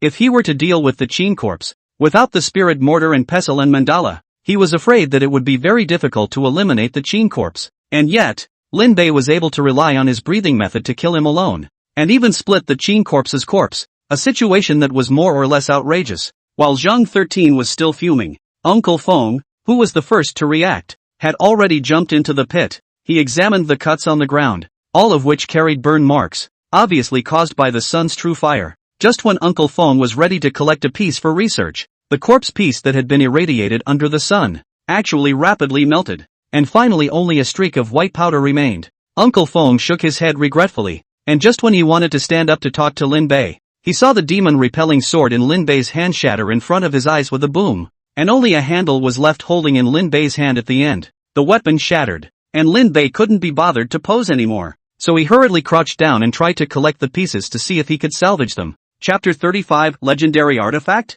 Uncle Feng shook his head when he saw this and said, "There's no need to pick it up, just let old he rebuild one for you later." Lin Bei frowned at Uncle Feng when he heard this and asked, "Isn't this thing hard to manufacture?" Uncle Feng lost his smile and said, "Who told you that?" Lin Bei huffed. Although he didn't believe that this demon-repelling sword was the ancestral divine sword of the Ma family, he also felt that it wouldn't be some kind of a big deal. Now Uncle Win's attitude told him that making an exorcism sword might be a bit difficult, but not high. Thinking of this, Lin Bei turned his head to look at where Ma Xiaoling was, and as expected, the woman had already disappeared. Lin Bei shook his head helplessly, then beckoned a group of bodyguards and said, "Come on a few people, take a look down there together." Yes, a group of bodyguards responded, and then led by Wang Jianjun, they entered the underground passage. It didn't take long for one of the scouting bodyguards to turn back. "Boss, there's a river down there, and we need to get back to the boat to get diving equipment if we're going to keep exploring." Lin Bei waved his hand and said,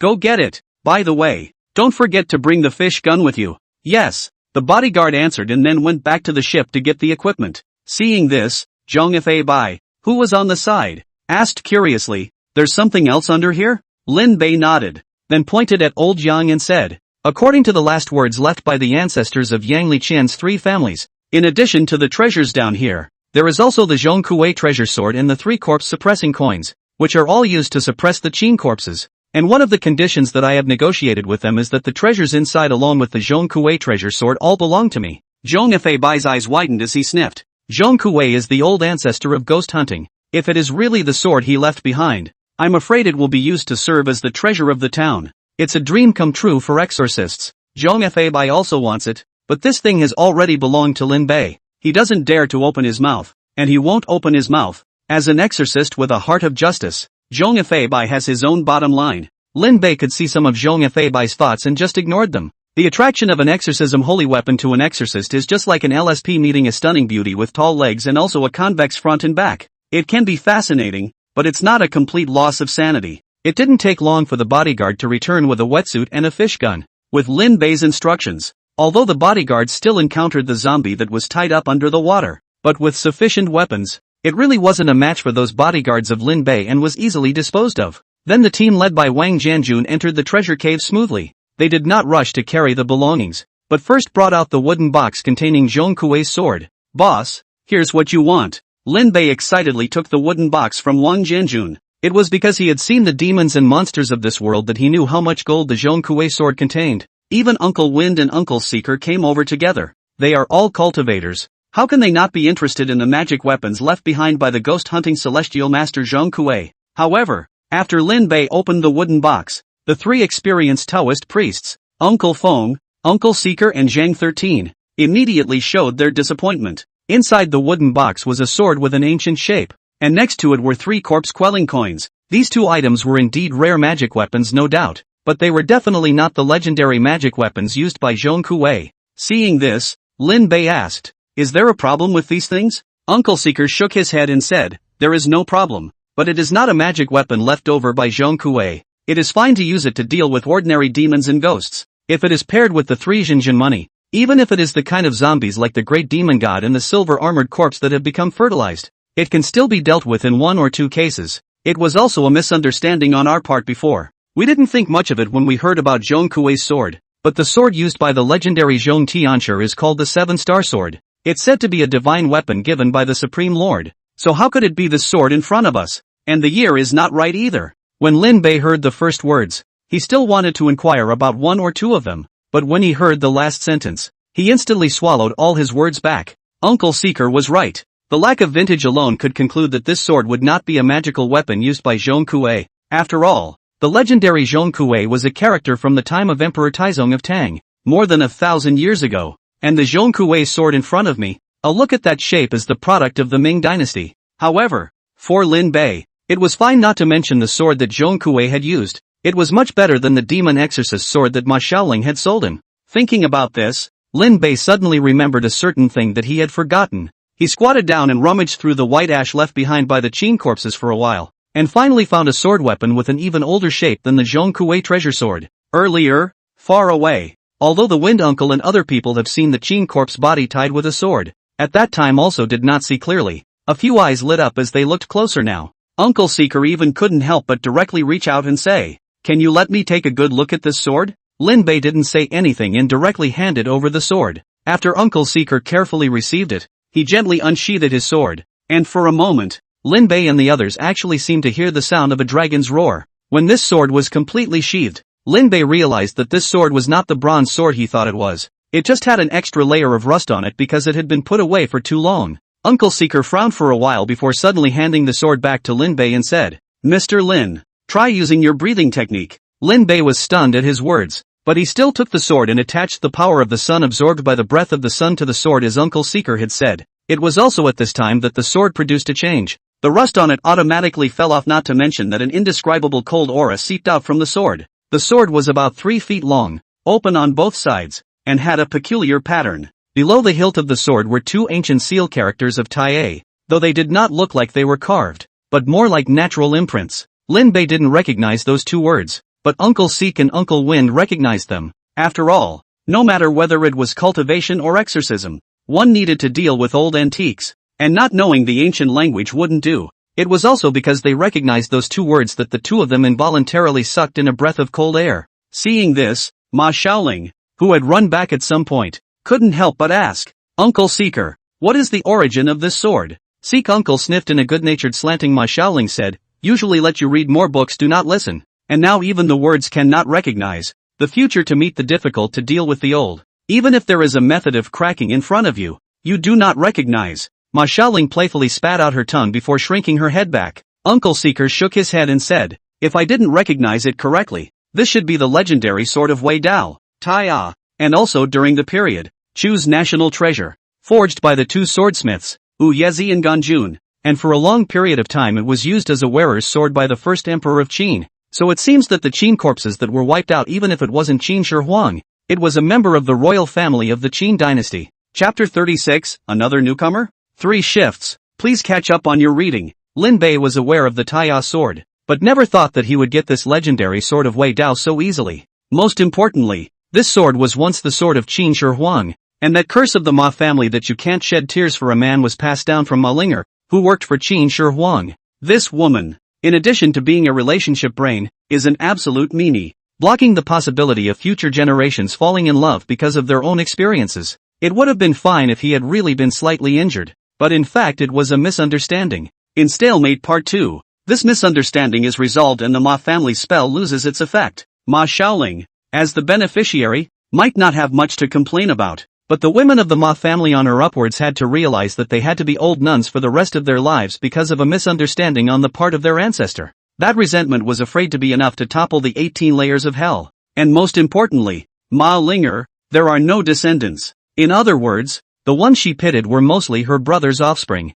Thinking about these things, Lin Bei couldn't help but look at Ma Xiaoling in a strange way. He was hesitating to tell Ma Xiaoling about this. With Ma Xiaoling's character, if she knew the truth, she was afraid that she would be able to smash the ancestral tablets. After hesitating for a while, Lin Bei decided to wait until he found a suitable opportunity in the future to tell Ma Xiaoling. Now that he had the Zhongkue sword and the Taiya sword in his hands, he guessed that he wouldn't have to worry about weapons for a long time. If it was really gone, he would try to find a way to get that cold electricity silver gun from Lin Bei. The breathing method of the ghost destruction world, although it could strengthen the body, it ultimately had its limits. And when the self of the immortal cultivation world appeared in the mysterious space someday, Lin Bei would definitely have to change his cultivation technique. Just how could he not expect that the chance to enter the mysterious space again would come so quickly? After taking care of the Qin corpses, Lin Bei took Ma Xiaoling and the rest of them, as well as the treasures in the treasure cave, and left Shirluo continent. The next side of the matter has little to do with him.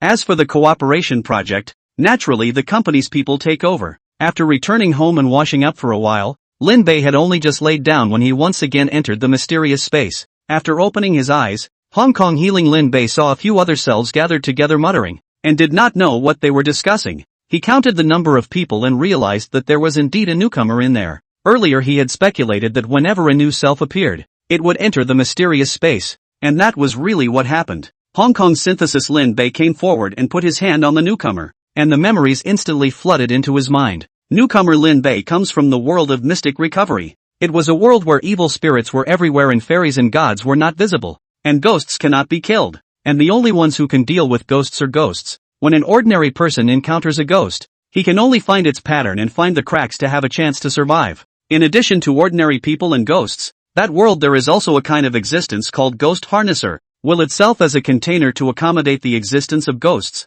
Just every time you use the power of ghosts, the ghosts in the body will be revived 1 point, until the ghosts completely revived. Is the death of the ghost harnesser? This world's way of fighting ghosts with ghosts is more like a way of quenching thirst. If you want to deal with ghosts, you have to utilize ghosts. However, when the ghosts in your body are revived, they will become a scourge of the existence of the party, and over time, it will become a kind of dead cycle. Lin Bei of the mysterious recovery world was a bit unlucky, and happened to wear into one of the classmates of the protagonist Yang Ma. In the original storyline, there were not many people who survived the ghost knocking incident and pressed on. It was also the case that he had entered the mysterious space, or else the possibility of mysterious Lin Bei wanting to survive was small and small. Even if you want to become a ghost master, you need a certain amount of luck. Obviously, the thing that the person called Lin Bei lacked the most was luck. Hong Kong General Lin Bei had always felt quite miserable, having to face a bunch of killer psychopaths, but compared to mysterious Lin Bei and creepy Lin Bei, he was obviously in a much better position. Facing his other selves gloating, mysterious Lin Bei wasn't angry. After sharing the power of so many worlds, he was considered to have a bit of self-preservation. However, with his current strength, against the ghost knocker, who was designated as an A rank, but whose strength far exceeded that of an ordinary A rank, he would still be in dire straits. The only option was to hold on to Yang Ma's thigh for the time being, and get out of the ghost knocking incident before making any other plans. It was this that a few other Lin Bei were discussing earlier. After using the breathing method with the power of the synthesized martial world, Higurashi Rinpoche has run away from the Sasaki mansion, and is considered to be out of danger for the time being. As for Tomi, there's a big reason why Nikki Rinpoche wasn't able to get rid of her. Aside from the fact that she's particularly clingy, she's too good at it. The Tomi that Ricky Rinpoche met was one that had already been killed once. So now in his world, two identical Tomos exist. Tomo was clearly interested in an existence that could resist his abilities. When two identical Tomos appeared in front of him, at first Higurashi Kibai was still a bit flustered. However, when some strange switch was flipped, Higurashi Kita realized that Tomo's strange ability to reproduce wasn't all bad, especially when it came time to sleep at night. It would, too much so, and creepy Lin Bei was directly discouraged from running away. He realized, as the saying goes, if I don't go to hell, who will go to hell? When faced with an evil girl like Tomo who possessed special abilities, it was only natural that she should be firmly confined to her side and not allowed to go out and cause trouble. After realizing what Higurashi Rinpoche was thinking, all the other Rinpoche showed a look of disgust at him. Only he knows himself, Of course the Lin Bei guys know that this guy is not hit by Tomo's ability and became perversely possessive of her. It's purely the LSP's bug that's kicking in. Since the time interval between this gathering was so short, the Lin Beis just got to know each other a little bit and then disbanded. Rai World. Lin Bei, who lived in County Ma County, had just opened his eyes when a pleasant female voice came to his ears. Kita-san, I've got breakfast ready.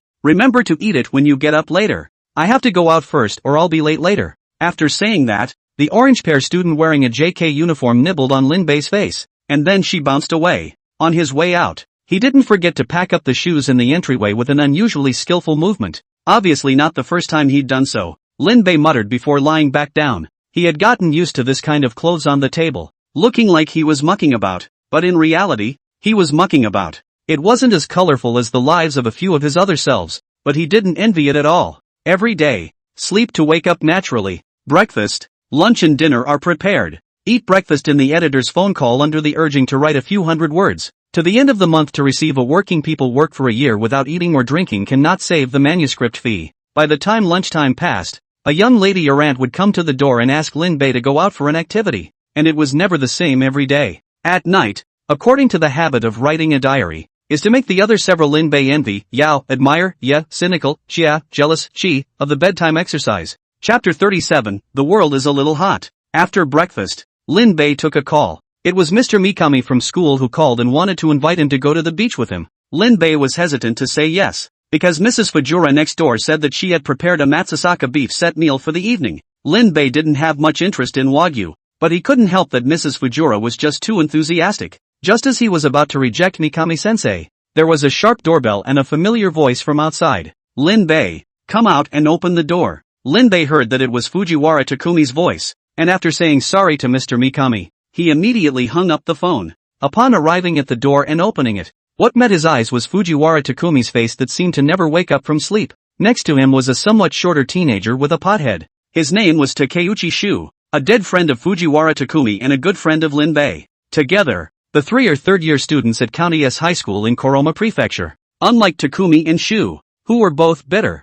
Lin Bei had been guaranteed a place at the University of the East because of his outstanding grades and the achievements he had made in the literary world as a scribe after crossing over. Although going to this school or not, it no longer meant much to Lin Bei. After all, the books he copied were equivalent to buying the top-of-the-line pension insurance, or several. As long as he didn't squander money recklessly, he wouldn't be short of money to spend in this life. It was for this reason that Lin Bei was able to lie flat at home every day. Lin Bei looked at Fujiwara Takumi and Takeuchi Shu and asked, "Why are you two here?" Takumi and Shu's faces fell when they heard Lin Bei's words, and Shu asked with a grimace on her face, "Lin-san, did you forget about promising to go to the car show together?" Lin Bei then remembered that some time ago, Takeuchi Shu had invited him to join Fujiwara Takumi at the station, and at that time, he had casually agreed. "Incidentally, I also want to see if I can pick a car for myself. As a good friend of the future god of cars, how can I justify not having a car that can hold its own?" Lin Bei slapped his head and said, "I almost forgot. You guys wait for me for a while, I'll go change my clothes." After saying that, Lin Bei turned around and went to his room. The two of them, Fujiwara Takumi and Takeuchi Shu, didn't make themselves at home and said, "I'm coming in," so they took off their shoes and came into the living room. Only just sitting down, Takeuchi Shu sniffled, then furtively said to Takumi, "Takumi, do you smell it? The smell in Rinsen's house seems to be different from last time." Fujiwara Takumi, a man who was slow to notice anything other than cars, followed Takeuchi Shu's example and sniffed his nose, and indeed smelled a scent, but didn't feel any difference from the last time he smelled it. Carelessly, he returned, "I don't notice any difference. You're overthinking it." Takeuchi Shu wanted to say more, but Lin Bei's voice came from the side. "What overthinking?" Fujiwara Takumi and Takeuchi Takeshi turned their heads to look, only to see that Lin Bei had already changed into a black sweatshirt. Takumi tried to explain, and frightened Takeuchi Shu hurriedly covered his mouth and said, "Nothing, just small talk." "Rinsen, how come you change clothes so fast?" Lin Bei whistled. "Only the hands are familiar."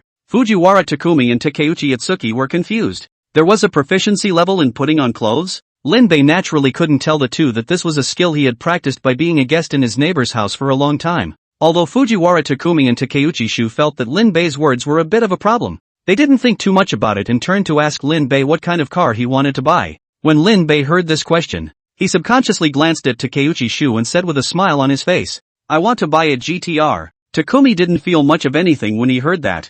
He was a good driver but a complete noob when it came to knowing about cars. On the contrary, Takeuchi Shu's eyes glistened and drooled at the corners of his mouth when he heard about the GTR. He and Takumi both come from ordinary families and often go out on weekends to work part-time to earn pocket money. Takeuchi Takeshi's dream is to buy a used car of his own after graduation, and he can't even think about a car of GTR's caliber. But if Lin Bei buys it, he, as a good friend, can definitely take the opportunity to rub it in, and if he can't afford it, it's okay to go through the motions. In Takeuchi's excited state, the three of them arrived together at the place where the car show was being held. However, before they could go in, Lin Bei's trio saw a group of people around the outside of the exhibition hall, and inside were a few police officers who were pulling the cordon. One look at this is that something is wrong. Lin Bei subconsciously wanted to find someone to gossip about, but he only turned his head to see a young girl with a head of hair. This head corners refers to her hairstyle, which is a 90 if you're talking about looks alone. Lin Bei couldn't help but draw the corners of his mouth when he saw her particular hairstyle,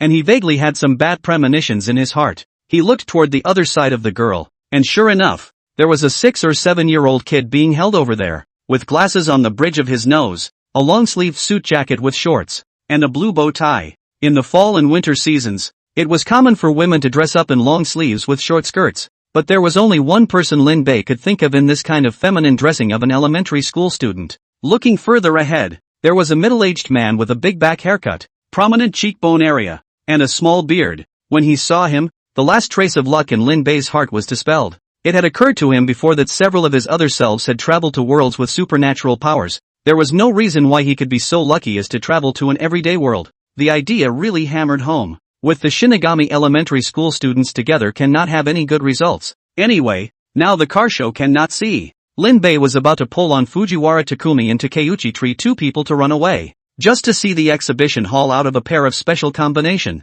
These two, a man and a woman, were dressed somewhat differently. The man was tall, with muscles bulging high on his body, a tattered red cloth draped diagonally over his upper body, and his hands were clad in brown gloves with leaky fingers and a red band around his head. That beard with the rigid face looked ruggedly beautiful. As for the women around him, the first impression is that they are long and big. The blue cheongsam and the double pill hairstyle wrapped in white cloth were typical of the classical Chinese style. After sharing the power of several other selves in the mysterious space, all the qualities of Lin Bei's body had been greatly strengthened, including his hearing. Therefore, even though they were separated by a not-so-short distance and the other party had deliberately lowered their voices, Lin Bei could still hear them talking. I carefully examined the wounds on the body, and it does look like that person did it. But you were the one who killed him with your own hands 7 years ago, so how could he reappear in this world again? The man with the red headband sniffed. His eyes turned cold, and he said with a sullen face, "If I can kill him once, I can kill him a second time, and if he still thinks about controlling the whole world, I don't mind killing him again." Chapter 38 De Lang, get up and drink your medicine. The man with the red headband then looked at the Cheongsam woman and said, "It's you.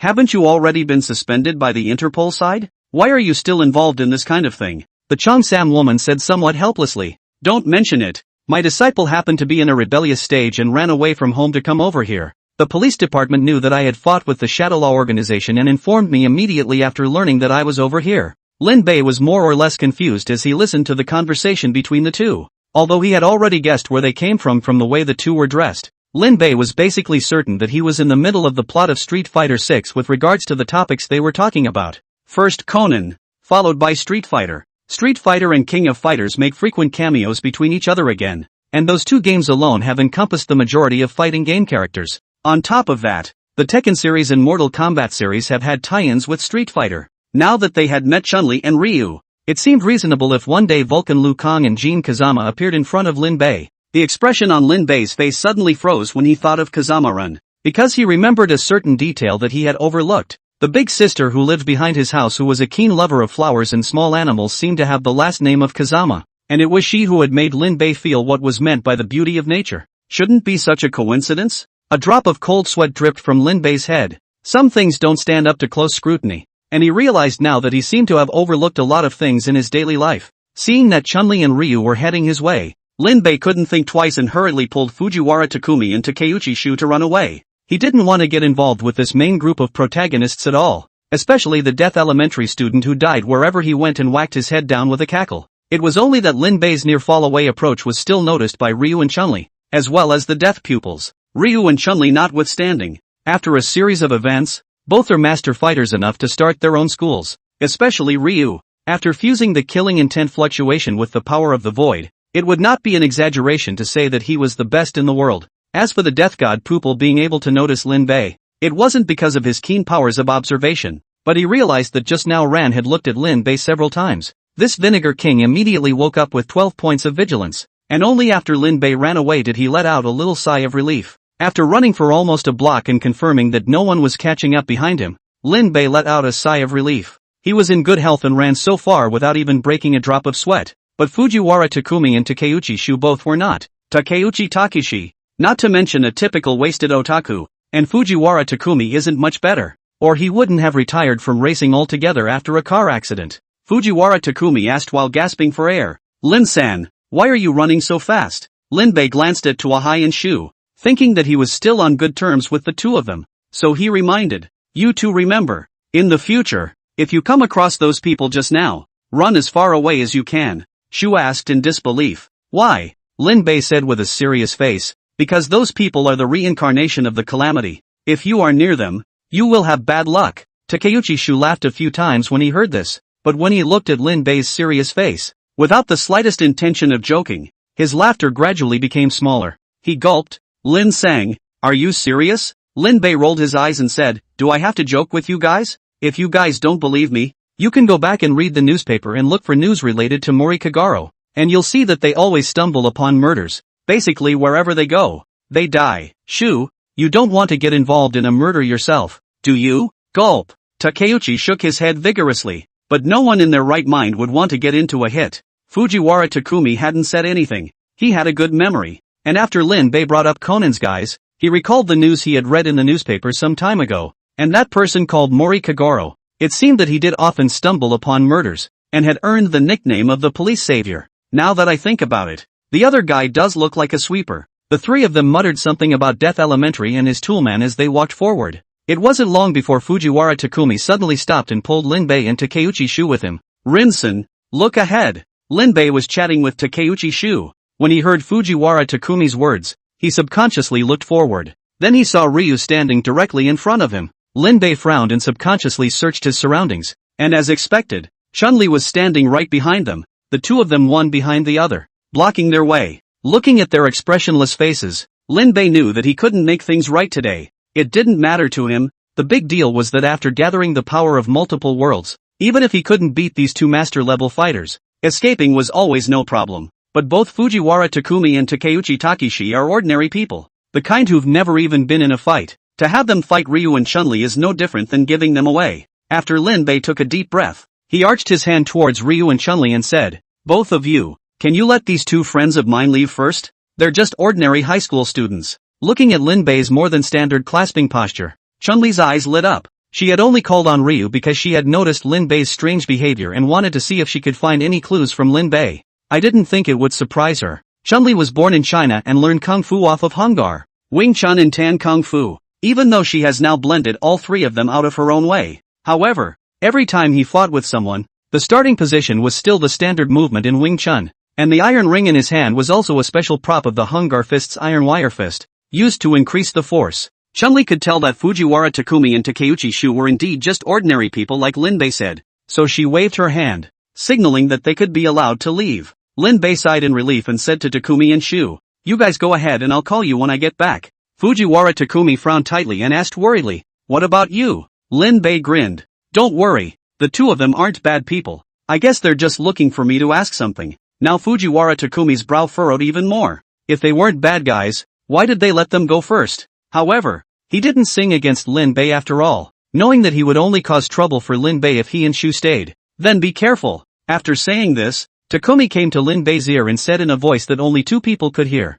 "I'll go to the police in a moment. Don't be impulsive." Lin Bei's heart warmed as he patted Tuahai's shoulder and said, "Don't worry, it's fine." Chapter 39 Out of the Tiger's Den. Into the wolf's lair again. When Takumi and Shu both left, Ryu walked up with Chun-Li. Chun-Li looked at Lin Bei with a playful expression and asked, "I'm curious, why did you run so fast after seeing the two of us? Do you know something?" Facing these two master-level fighters in front of him, Lin Bei didn't want to admit defeat, but he couldn't fight. As set up in Street Fighter 6, all the fighting characters are at their peak, reaching a level never seen before. Howie the ghost who blew up a meteorite with one punch was good enough, right? It turned out to be defeated by Ryu. And aside from Ryu, the obvious number one in the world, there was also Oro, the old-timer who had taught him to fuse the killing intent wave with the power of the void. This one with one arm tied up can hold down the Street Fighter crowd of characters still isn't exactly invincible. And above him, there's another named Ingrid, who has the appearance of a teenage girl, but actually does have the ruthlessness to hold down Unicron's explosive hammer.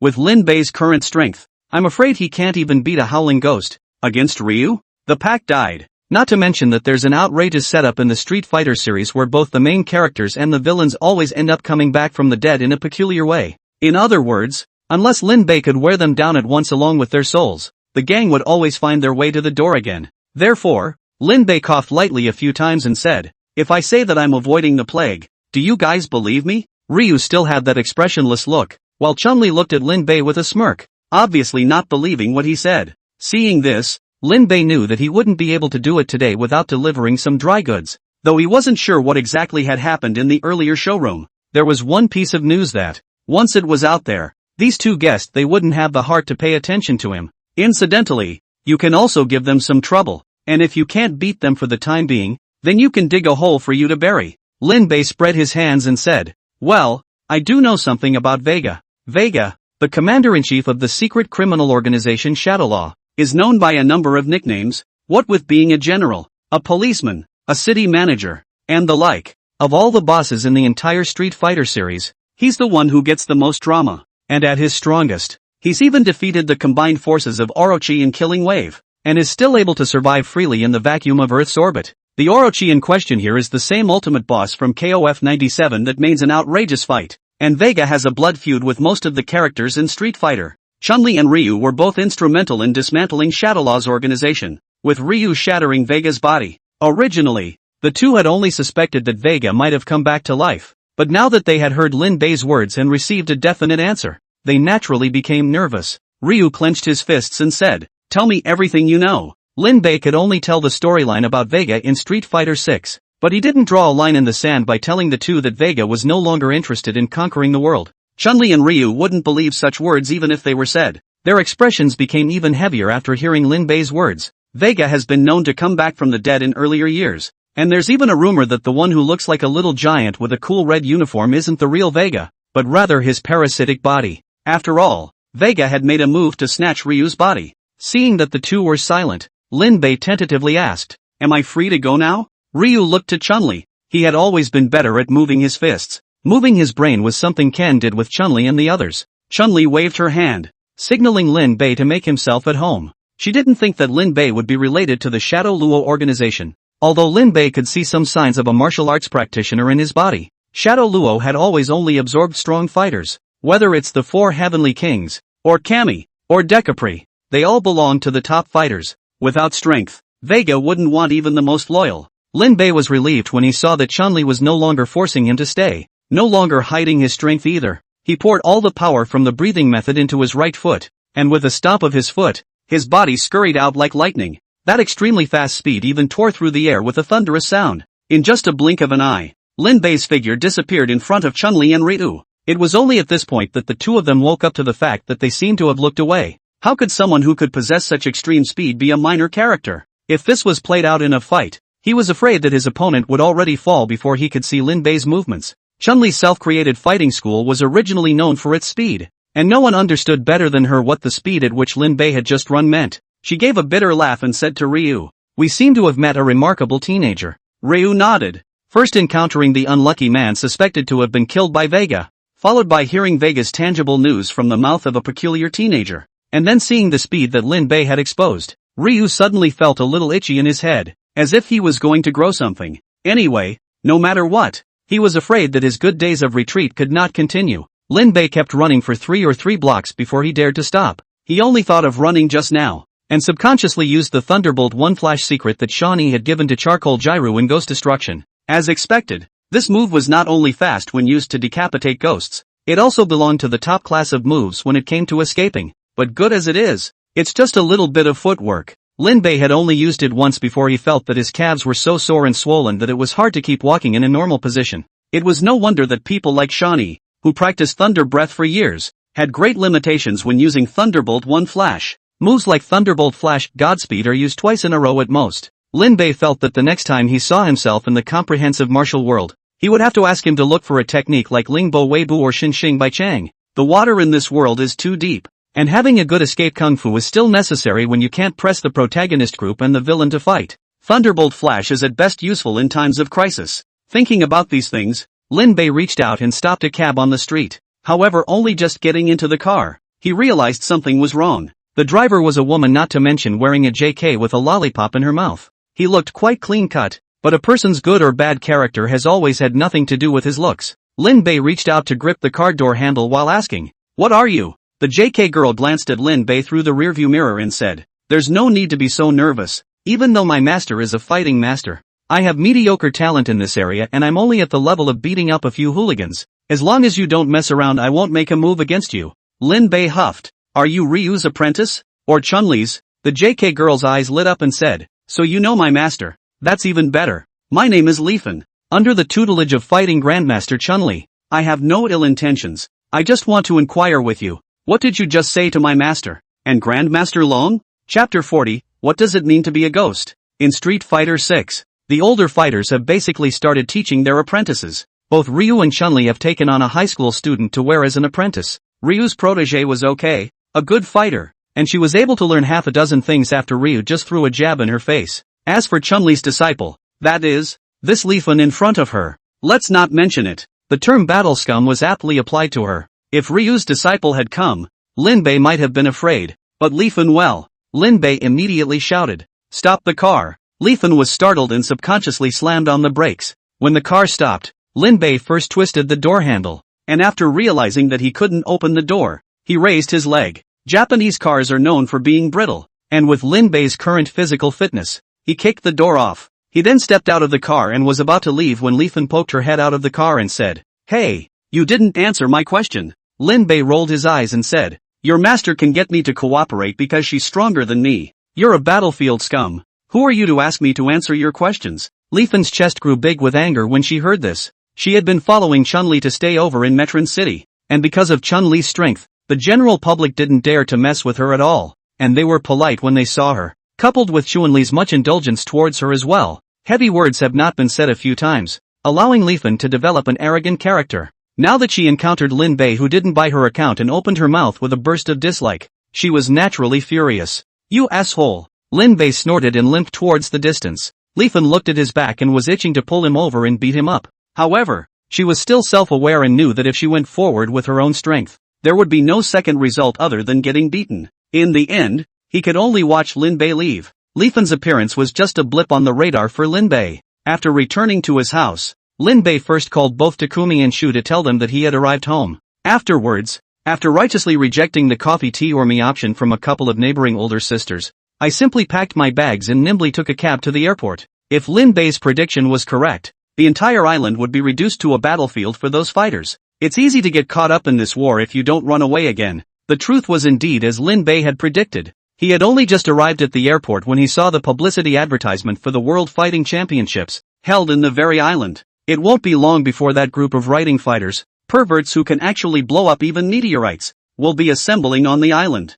That scene, I'm afraid the Crumb's boss came. I'll have to roll away overnight. Lin Bei's heart was wanting to see the famous scene of many fighting masters gathered together, but unfortunately, his current strength was still too weak. Once rolled in, it's easy to crumple up. Before boarding the plane, Lin Bei made a call to his relatives in this world's China. Throughout the many fighting game backgrounds, China is the only country that has not been ravaged, and going there is definitely much safer than being on the island. A few hours later, the plane landed smoothly in China's famous first-tier city. After Lin Bei had gone through some formalities, he took a high-speed train directly to a certain famous tourist city. Just after leaving the station, Lin Bei saw a teenager in a blue sweater holding up a sign with the word Lin Bei written in Chinese. Lin Bei quickened his pace and walked over, and after standing in front of the teenager, he tentatively asked, "Are you Aunt Lina's child?" The teenager grinned when he heard Lin Bei's words. "It's me, your cousin Lin Bei. Aren't you?" Lin Bei nodded and said, "I'm really sorry for working so hard for you to come over here to pick me up." The teenager laughed. "What's this? They are all family relatives. Cousin, my name is Shi Quan Chong. You call me Xiao Chong on it." The expression on Lin Bei's face instantly froze and he trembled his lips. What did you say your name was? Shi Quanchong looked at Lin Bei with a puzzled expression, not knowing why this cousin of his own, who he had met for the first time, reacted so much after hearing his name. He carefully repeated his name. Lin Bei's entire body went numb when he received the cut and dried answer. Shiokan Chong, one of the characters from the King of Fighters game series. Not many people might know his name alone, and even gamers are more familiar with his master, Jinyuan Jai, and his sister, Athena Asamiya. How could Lin Bei not expect that he had come to China in hiding? But as a result, he still inevitably encountered characters from the fighting world, and they were still related to him. Lin Bei huffed and asked, Xiao Chong, looking at your outfit, you usually like sports? After looking around, Shi Quanchong said, cousin, to tell you the truth, I'm actually a fighter,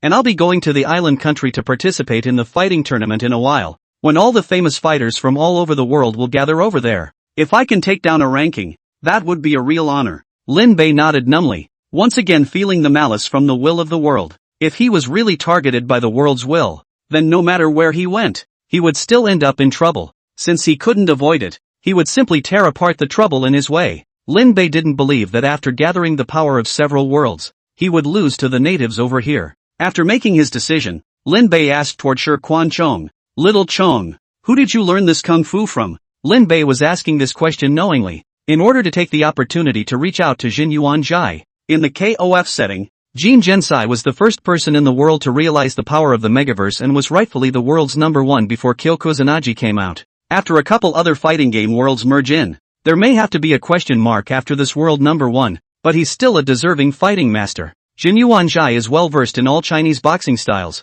and his specialty stunt is the drunken fist. Coincidentally, Street Fighter 6 also has a character who specializes in using drunken fist, named Jamie, who, like Chun-Li, lives in seclusion in the Chinatown of Metron City. Regardless of the series of fighting games, drunken fist is a well-deserved stunt. Lin Bei felt that he might be able to take advantage of the opportunity to get his hands on this stance, and with a background in the Min Hei world's national arts, it shouldn't be very difficult for him to learn the drunken fist, right? Shi Quanchong didn't know what Lin Bei was thinking, and honestly stated his division. Both he and Athena Asamiya had worshipped under Jinyuan Jai through the traditional way, so naturally they didn't need to hide. Hearing that Lin Bei was interested in fighting, Shi Quanchong was very happy to have a fellow relative. A single mouthful of Lin Bei's request for him to introduce Jinyuan Jai. The two didn't even go to Shiken Chang's house, but went straight to Jinyuan Jai's dojo. According to Shi Quanchong, Jinyuan Jai was discussing the formation of a team with a few of his close friends. The fighting tournament will be held as a team competition,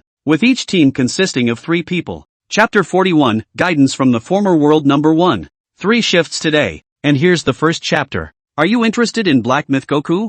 Fellow reader righteousness? I watched the video today and it does feel like fun. Was thinking about having a raffle for a copy of the Steam regular version. If there's any interest, leave a comment in this chapter. And if there's a large number of people by 12 p.m., we'll get one and figure out how to draw it then. Chapter 42, The Path to Becoming Stronger, Second Shift. Requesting catch-up readings. When Jin Yuanjai saw that Lin Bei was no longer coming forward, he took another sip of wine. Then he hiccuped and said, The things you have learned are not bad, but they are too scattered. Instead of spreading out your energy, why don't you focus on one item? And when you climb to the top of the mountain and dabble with these things again, you may have a different harvest. Lin Bei nodded. He agreed with Jin Yuanjai's words, but had no intention of listening. After all, he'd had all these abilities shared with him by his otherworldly selves, and he'd been a salted fish until he'd seen this world for what it really was. Jin Yuanjai looked at Lin Bei's demeanor and knew that he hadn't listened. First he frowned, but then quickly loosened it. It's not often you come across a young man these days who's still willing to train in martial arts, especially one who's still able to train out of the gate. Shiken Shogo and Athena Asamiya are already the best of the younger generation. As for Chun-Li, who moved to the United States, she is actually in her early 40s, not exactly young. Of course, a master fighter like this one would have no problem at all living for a couple hundred years. Jin Yuanjai didn't want to see a good seedling like Lin Bei being wasted, and after thinking about it, he said, Would you be interested in spending some time in my dojo? Although my kung fu isn't very good, but better than that, I've lived long enough to accumulate a lot of experience, so I might be able to give you some pointers. Lin Bei huffed. This former world #1 was really modest. Even now, as long as he didn't let go of the sea, there wouldn't be more than 10 people who could match him. Lin Bei came to see Jin Yuanjai for the purpose of learning Drunken Fist from him, so he naturally agreed in one breath. Jin Yuanjai happily took 2 more sips of wine. After living for so many years, He could more or less tell a person's heart from their punches. Although Lin Bei wasn't considered absolutely righteous,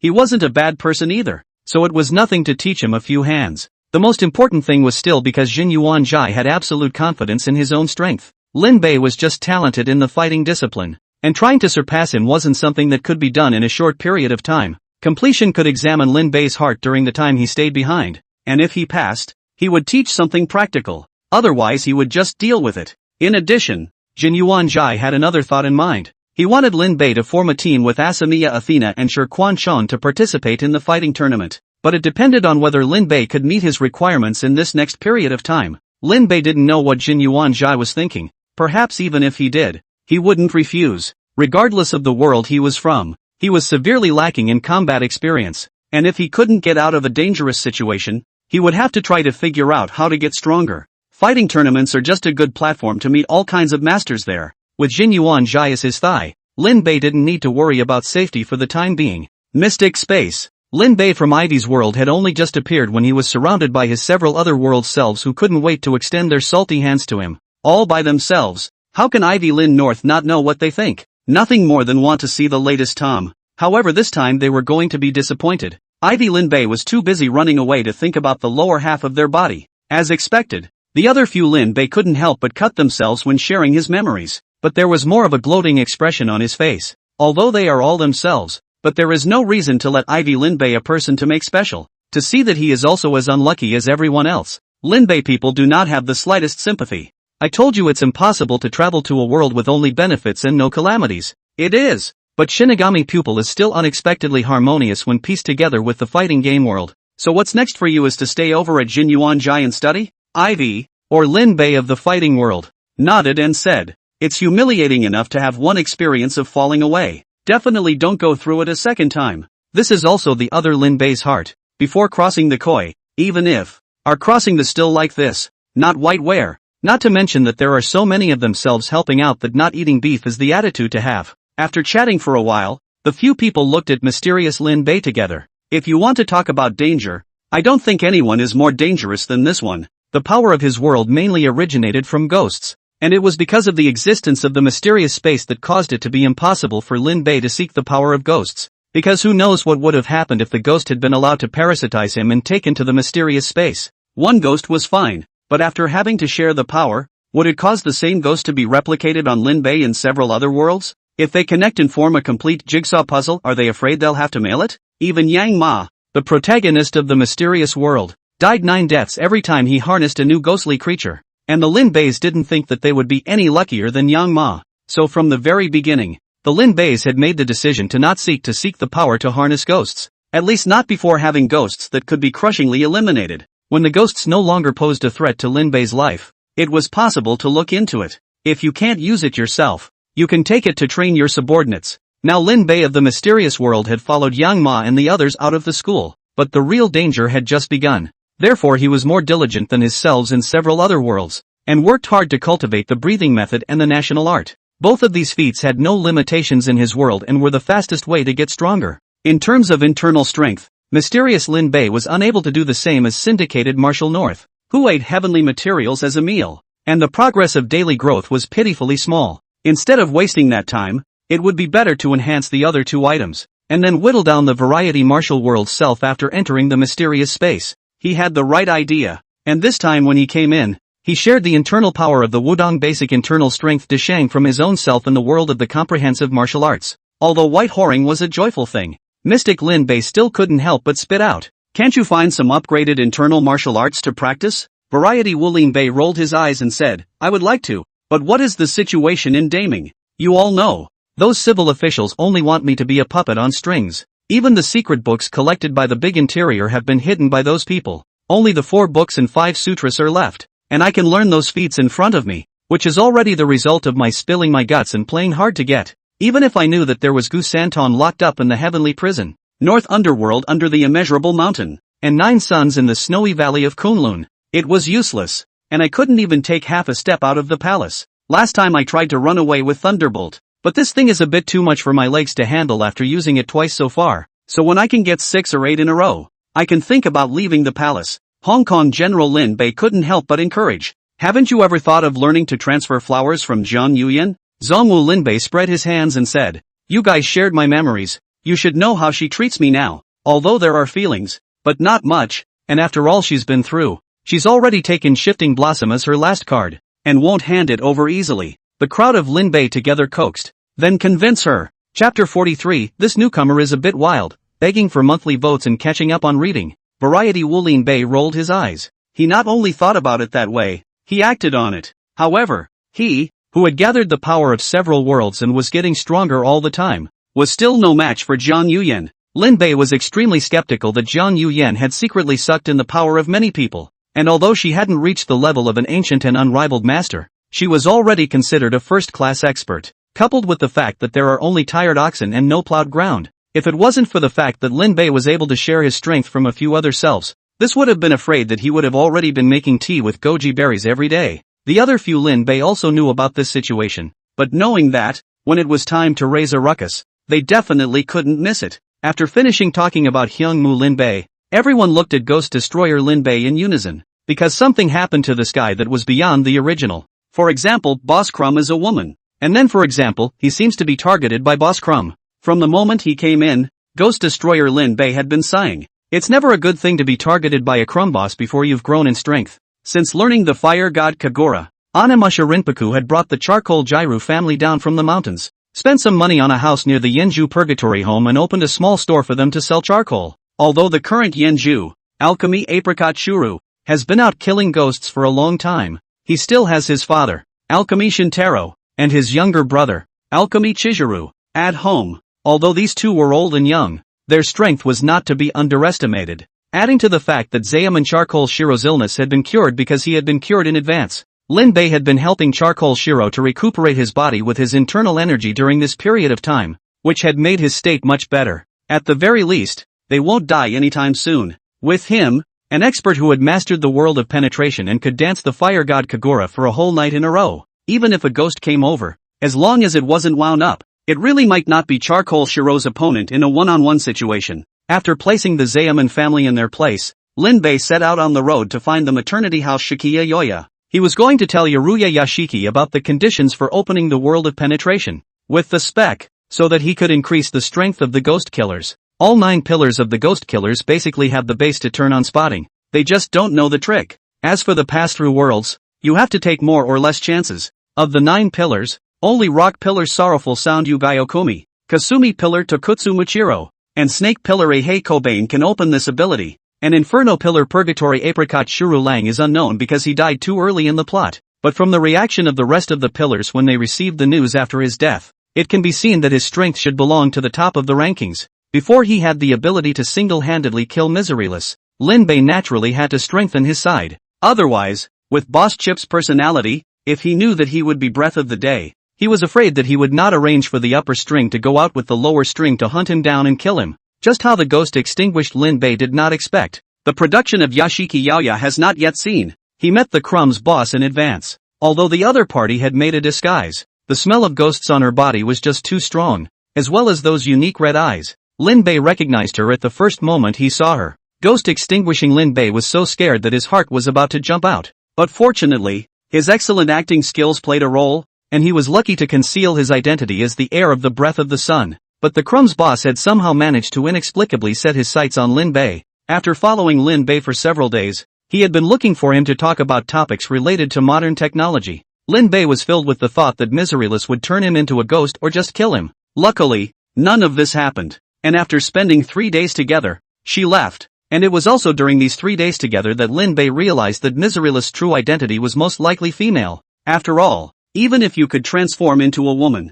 you would still be exposed in certain tiny details. No Misery is different, and there are little habits that she has that show that she is female without fail. Because of this experience, Lin Bei temporarily gave up on the idea of going to find Yabuya Shikiyaya. After all, who knows if Boss Crumb is hiding in the shadows and quietly watching him? Seeing that the plot of this world would most likely evolve into a dog blood plot like Crumb's boss fell in love with me or evil dragon chasing warriors backwards, Ghost Destroyer Lin Bei felt a pang of heart fatigue. That's why he was still looking sad after entering the mysterious space. For this, the other Lin Bei also has little to do. Can only work together to become stronger? Or one day come in a big brother, the gang together white whoring. turned back one hand to hold down the death of no misery. Just as the Lin Beis were talking about their plans to become stronger, there was a sudden squeaking sound in their ears. The Lin Bei turned their heads in unison to see a tawny-colored monkey hopping towards them. Although they knew that sooner or later an alternative version of themselves would appear, for the first time, the Lin Beis were still a bit confused.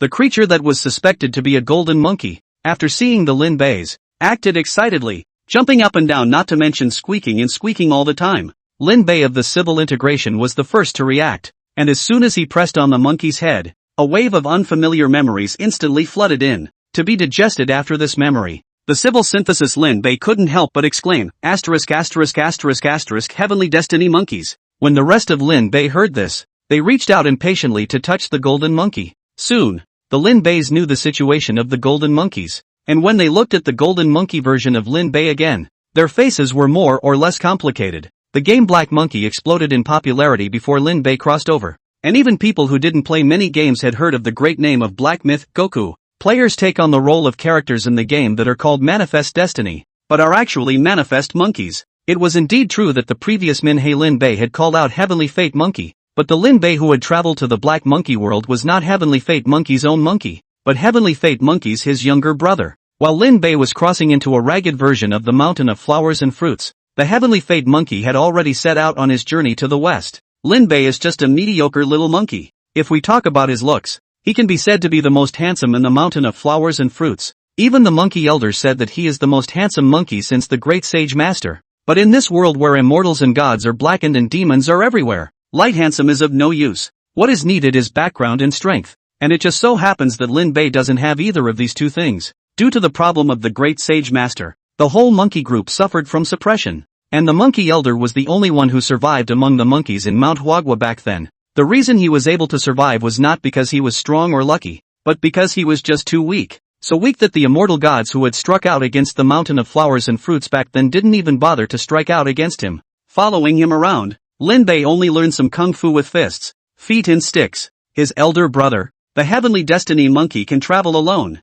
in addition to the mission on his shoulders, but also because he is gifted, not yet adult, has been the strongest monkey in Mount Huagua, or that kind of fault line powerful, just by relying on his naturally strong physical body. Ordinary 3 or 2 minion small demons could not get close to him. Chapter 44, Uncle Feng's Encounter. The black monkey Lin Bei would have to dare to follow the example of his heavenly destined monkey brothers and run out to make a break for it by carrying a stick. Didn't even have to meet the tiger vanguard. Hiroki could have eaten him as takeout. Wrapped up in death. After learning about his situation, Black Monkey Lin Bei rightfully chose to swing for the fences. Anyway, there is no danger in the Mountain of Flowers and Fruits for the time being. It is better to wait for the Heavenly Fate Monkey brothers to complete their mission, and then take the opportunity to hug the thigh. In the world set in the journey to the west, even a 6-eared macaque like one of the 4 monkeys of the mixed world was not treated well, let alone an ordinary monkey like Lin Bei. The swinging days had just been going on for 2 days, and Lin Bei had entered the mysterious space after dodging elder monkeys urging to get married and running to the tattered waterfall cave to take a nap.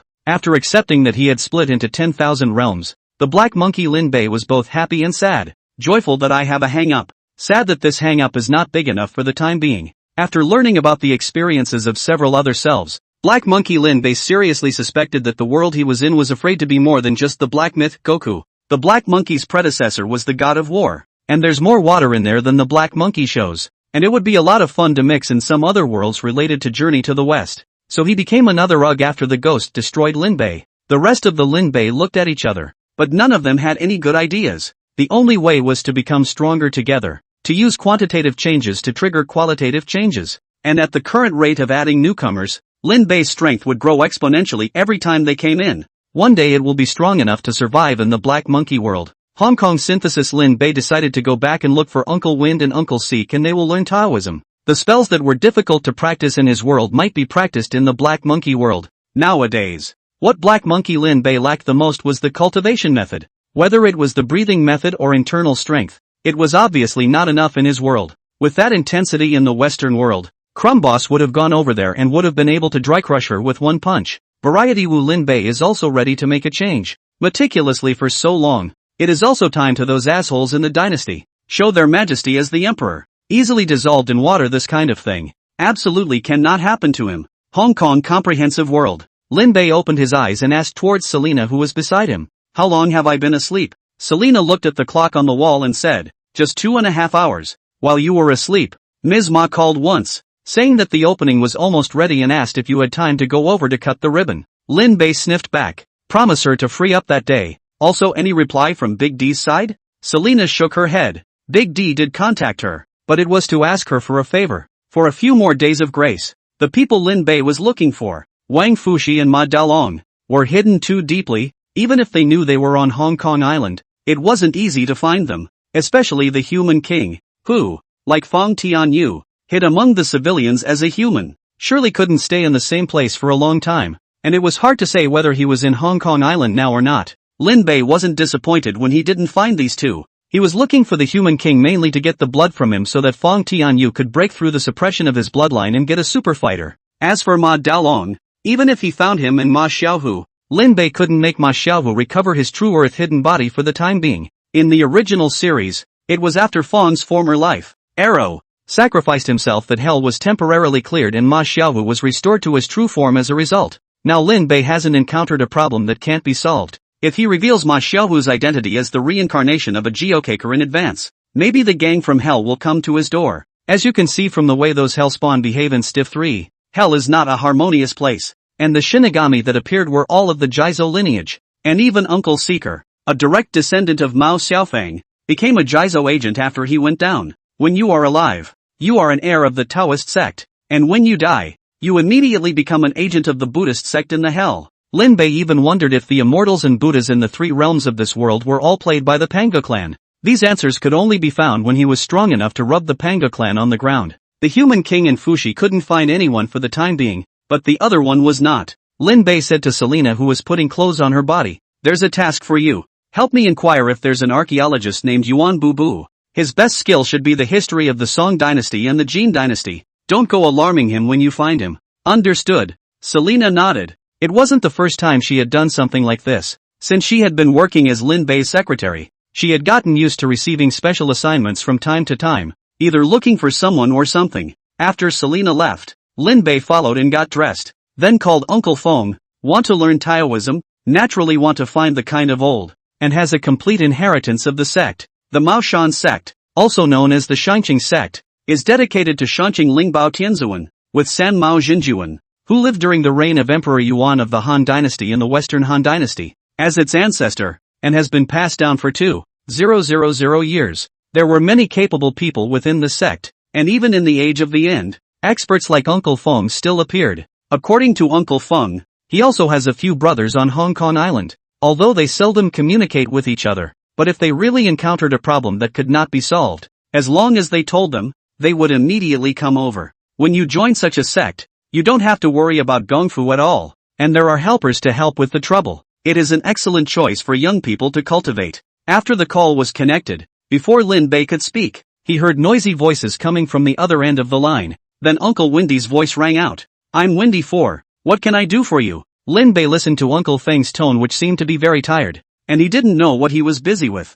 "Uncle Feng, I'm Lin Bei. Are you free right now? There's something I want to discuss with you." Uncle Feng on the other end of the phone was silent for a while before he said, "I'm over here at Ai-kun Mansion. Come over and don't inform anyone else." "Okay, I'm on my way." After Lin Bei hung up the phone, he was about to ask his bodyguard to prepare the car when he remembered a detail that he had just overlooked. Oi Quan Mansion. Isn't this the place where the martyrdom suicide case happened the other day? Lin Bei had asked people to inquire about the case before, and knew that the couple who committed suicide by martyrdom was a couple surnamed Li. The fact that Uncle Feng can be sent out means that something unusual has happened in the mansion. Even if that couple turns into a stern ghost, they are no match for Uncle Feng, and the demon shining mirror in his hand is no match for him, unless an off-field factor interferes with him. Lin Bei huffed. He remembered a person. If that person, he could indeed make a cold-faced man like Uncle Feng feel tired. After all, catching ghosts with plastic wrap, fighting ghosts with chocolate, and things like flush toilets that go straight to hell are just too outrageous.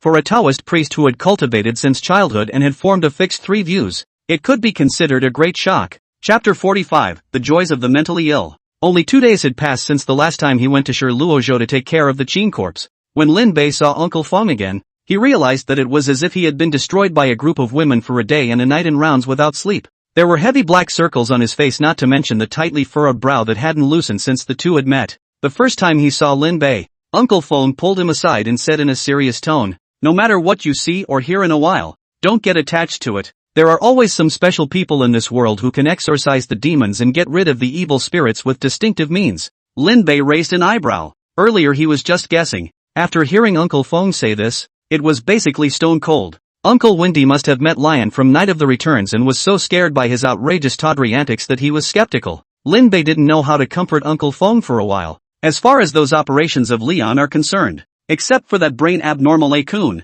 Otherwise it is a person who will feel outrageous when he looks at it. In the face of Uncle Feng's reminder, Lin Bei could only nod his head to show that he understood. Then, Uncle Feng led Lin Bei to the security room, having only just entered. Seeing the scene inside, Lin Bei froze. Several security guards surrounded in front of a dog cage, holding various kinds of guys, pointing to the cage that COS, "This killer is not too cold," Hero's whistling teeth guy is scolding. That expression, as if encountered a father-killer enemy in general. Even Uncle Feng, who was beside Lin Bei, was filled with laughter as he watched the whistling tooth guy's miserable situation. Lin Bei stroked his chin. Why did the scene in front of him have a feeling of déjà vu? Although he is also tragically handsome, but he is not surnamed Liao. While Lin Bei was searching for these, the people in the room had gradually shifted their attention to him. How refreshing to see one of the 10 richest men alive for the first time. But Lin Bei's attention wasn't on them, and he didn't move his eyes away from the whistling toothy man in the dog cage. Lin Bei crouched down and yanked off the iron lock that was used to jam the dog cage,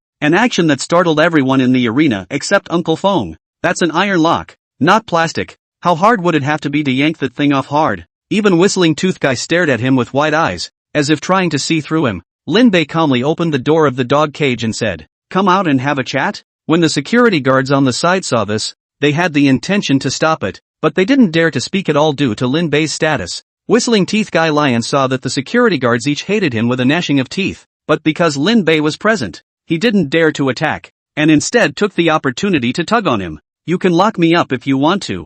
I'll go out if you want me to. Don't I want to lose face?" Lin Bei raised his eyebrows and said, "Then what do you want?" Leon swept his eyes at the bodyguards, led by Captain Lu, and said, "I want them to apologize to me." As soon as the words fell, the diminutive Iron Gull couldn't help but curse. "Impossible. You tossed us around for 7 days. 7 whole days, taking us to play with, not to mention, you almost sent us away with a bomb. I don't think you're here to teach us how to catch ghosts at all, but you're here intentionally to screw us. Top of your lungs." It's really getting more and more angry. "I'll cut you a," Iron Gull said and looked around for a weapon. At this time, the somewhat obscene-looking oldly, whose 2 large incisors were particularly obscene, stood out and walked between Iron Guts and Lion, saying, "Hey, don't be so impulsive. Let me say a fair word," Lally said as he shoved the wrench in his hand into Iron Gull's hand, then said to Leon, "I believe you when you say that you want to teach us to deal with ghosts. After all, you've been in the hospital more times than we have in this process. But that's not a reason for you to snub us to death, just for believing you when you said you could see ghosts by putting cow's tears on your eyes, causing us to almost get sued for rape en masse. Getting you killed is indeed a bit unjust, but blowing your dog's head off is the same as giving you preferential treatment. Iron Gull, do it." After saying that, Old Lee gave way, while the Iron Gull with the wrench was still really high up in the air, trying to smash it into Lion's head. This kind of out-of-control behavior could be done, truly because their group had been played by Lion to break their defenses. Even Uncle Wind, who was the errand boy, didn't have the slightest intention of stopping it, and apparently also had the intention of teaching Leon, the psychopath, a lesson. Seeing that the wrench in Iron Gull's hand was about to hit Leon's head, Captain Lu, who had yet to maintain a shred of consciousness, rushed out to stop it. "Come on, do you really want to kill someone? One of us will have to pay for this psycho's life." Captain Lu then snatched the wrench out of Iron Gull's hand and tossed it into a toolbox to the side. Only then did he turn to look at Lin Bei and said with a shy smile, "Mr. Lin, I don't know what kind of care you have come over this time?" Lin Bei looked at Leon, who was still squatting in the dog cage and refusing to come out, and said, "I came here to look for Win, sir, and I just happened to hear about something on your side, so I came over to take a look." When Captain Lu heard this, his heart thumped. After 3 consecutive deaths, their neighborhood has become a veritable murder zone. Captain Lu knows that some time ago the Pan-Asian company issued a purchase of their mall intention. I heard that it has almost come to fruition. Now that Lin Bei had come over, he wouldn't be looking for them to settle the score, would he? He revealed a fawning expression and said, "Mr. Lin, I can explain this matter." Lin Bei waved his hand, interrupting Captain Lu's words, then looked at Uncle Feng and asked, Your mission this time is to solve those two ghosts that are about to return to their souls? Uncle Fong nodded. Before, when old Mrs. Lee's 7th day of her head was celebrated, it had already stirred up the area. If things go on like this, I'm afraid that the residents of the entire area will have to unite to protest with the government. As a veteran of backstabbing, Uncle Fong was rightfully chosen by the top. It's best if it can be solved, and if it can't be solved, let him take the blame and kick him back to Dongping's house. Lin Bei stroked his chin and said, then I'll work with you to settle things here and then come back to work on my problem. Uncle Fong already knew that Lin Bei wanted to find him to learn the Taoist techniques of the Maoshan school, and he did not resist in his heart. He wasn't getting any younger, and with only one niece at home, he had to find someone to pass on his lineage of Taoism. Lin Bei was a good choice, natural talent aside. Most importantly, he had money. That alone could solve many cultivation problems. Leon was aware of Uncle Win's situation, but he disdained traditional Taoism and only believed in the one he had worked out. After hearing the conversation between Lin Bei and Uncle Fong, the two of them couldn't help but snicker, obviously not thinking that they could solve the ghosts of Mr. and Mrs. Lee. Seeing Leon's reaction, the corner of Lin Bei's mouth curled up slightly as he asked Captain Lu, who was beside him, did he have anything with him when he was captured by you guys? Chapter 46, The Mighty Lion. Captain Lu slapped his head and said, I almost forgot. Then it was time to step aside and drag out a suitcase, and a pot of lilies that were blooming nicely. Captain Lu and the security guards present knew exactly what was in this box. Everything from to bombs. This chest is going to be in Leon's hands, and you won't be able to guess at all whether he's going to pull a banana or out of it next. Mainlining a randomization. It was precisely because it was clear what was contained here that Captain Lu hesitated to open it in front of Lin Bei. Just before he opened his mouth, Lin Bei gave a wink to Feng Yuxiu, the bodyguard who had followed him here. Feng Yuxiu immediately stepped forward and grabbed the sides of the suitcase, breaking open the locked case with a hard hand. The contents fell out all at once. From folding stools to watermelon knives, the usual weapons of cookie openers, to handguns, sandwiches, watermelons and grenades that shouldn't be placed together at all. What's outrageous is that there's a chainsaw tucked inside. That's good, that's very Lion. Lin Bei had thought that Leon would be abstract, but he hadn't expected it to be abstract like this,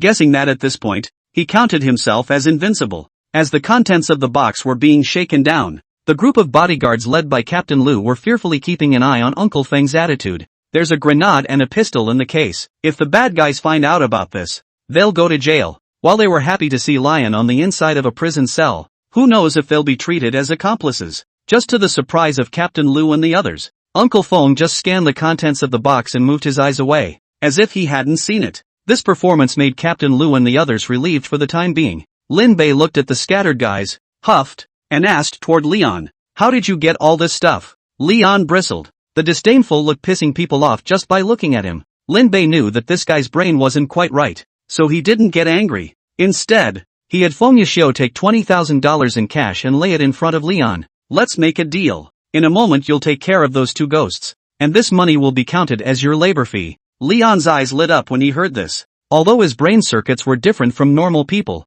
his desire for money was the same. After all, without money, he couldn't get all kinds of ghost-catching props. On the side of the Captain Lu and other people also look very hot. They are just a few $1,000s a month. 20,000 cash. Almost a quarter of their income. Naturally hot. Just as they were wondering if they could compete for the reward, Leon swished the 20,000 and picked it up and slipped it into his pocket. Then he came out from the dog cage, stood up straight, stretched his body, and looked at Lin Bei. Nah, I didn't come out because of your little bit of money. The main reason is that people of my generation have always taken the responsibility of subduing demons and subduing devils. So naturally, I can't just let the two evil ghosts cause trouble and leave them unattended. That $20,000. I'll take it as you're doing a favor and turn around and donate it for you. The people present couldn't help but flood their eyes when they heard this, not believing what Leon said at all. No, not all of them. Standing on the side, dressed like Matilda, Akun just looked at Leon with two glowing eyes, as if seeing an idol.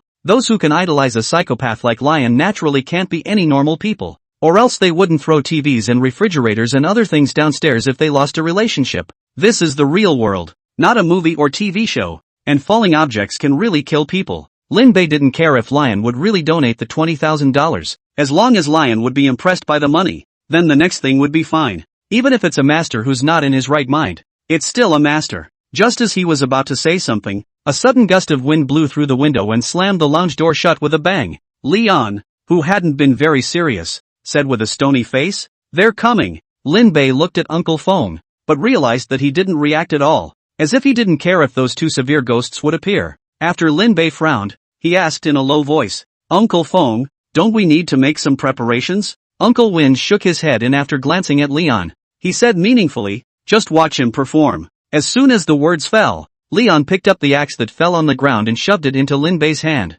saying, "For the sake of the $20,000, don't say that I don't take care of you. In a moment, if those two ghosts possess these people in the field, you can just go up there and hack them to death." Lin Bei raised his eyebrows and said, "Then what if it possesses me?" Without saying a word, Leon silently picked up the chainsaw, and after pulling the switch, the chainsaw sprang into action with a whimpering sound, the meaning of which was self-evident. After Lin Bei twitched the corners of his mouth, he suddenly said, "Why don't you go back to the dog cage and stay there?" He did believe that Leon had real skills and was sure that he could take care of the two ghosts. It was just that the process could be a bit laborious. Leon was oblivious to Lin Bei's words, holding a chainsaw in one hand and hugging his pot of flowers called Lily in the other, a strange smile appearing on his lips from time to time, looking very oozy, probably because the atmosphere in the lounge was so depressing that some of the people were beginning to be unable to stand it. The first one who couldn't stand it was the buck-toothed old Lee. He threw the hat on his head on the ground and said, "Asterisk asterisk asterisk asterisk.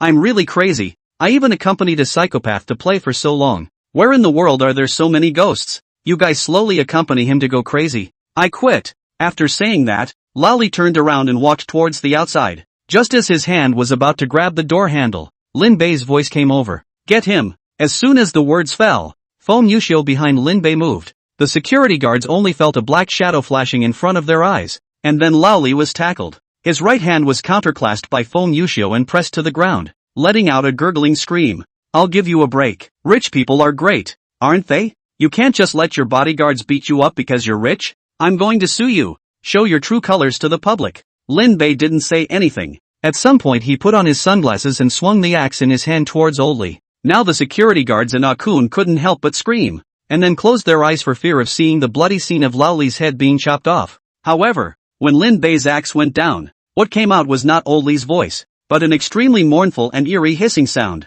Captain Lu and others opened their eyes and looked, only to find that Lao Li had somehow changed his appearance. His face was extremely pale, as if he had laid a layer of flour. He then went so far as to harden and twist off the arm that was clasped by Feng Yuxiu, erupting a huge force that flipped Feng Yuxiu, a top expert, out of the room. His neck was still encrusted with the axe that Lin Bei had just chopped down, and green liquid was oozing out of the wound, making the scene extremely bizarre. Leon, who was the first to react, grabbed a handful of chocolate beans and threw them at Old Lee. Old Lee, who was originally laughing strangely, let out a crackling sound accompanied by a burst of sparks when he came into contact with those chocolate beans. Old Lee screamed miserably and ran out with a whoosh, smashing the wooden door. At this point, if you look closely, you'll see that he's running on his padded toes. Captain Lu and the others also realized that something was wrong, not to mention the oozing appearance of Lao Li just now. Just the ruthlessness he showed was not something that could be found in the usually cool and sneaky Lao Li. Chapter 47, You Deserve to be a Ghost? If Lin Bei hadn't come over, the backbone of this place would be Lion. Despite all the unorthodox things this guy had gotten up to, they had seen Leon send old lady Li's ghost away with their own eyes, or else they wouldn't have followed his nonsense. But now that Lin Bei had come over and faced this tycoon, and was the first to discover that old Li was possessed by a ghost, he naturally transferred his trust in Lion to him. Lin Bei, who was being watched by the security guards, looked at Leon in an unperturbed manner and said, "It's time for you to play." Leon reached out and gave an okay sign. Then he took the chainsaw in one hand and the flower pot in the other, and chased after them in the direction old Li had left. After he left, Lin Bei looked at Uncle Feng and asked, "You really don't intend to make a move?" Uncle Feng drew the corners of his mouth and lowered his voice. "That psychopath's mental power is too terrifying and has its own set of logic. With him around, I can't even bring half of this strength into play, and the utility of talismans and such is even more completely suppressed." Lin Bei was stunned for a moment as he said, "Is he really that strong?" Uncle Feng nodded with a bitter smile.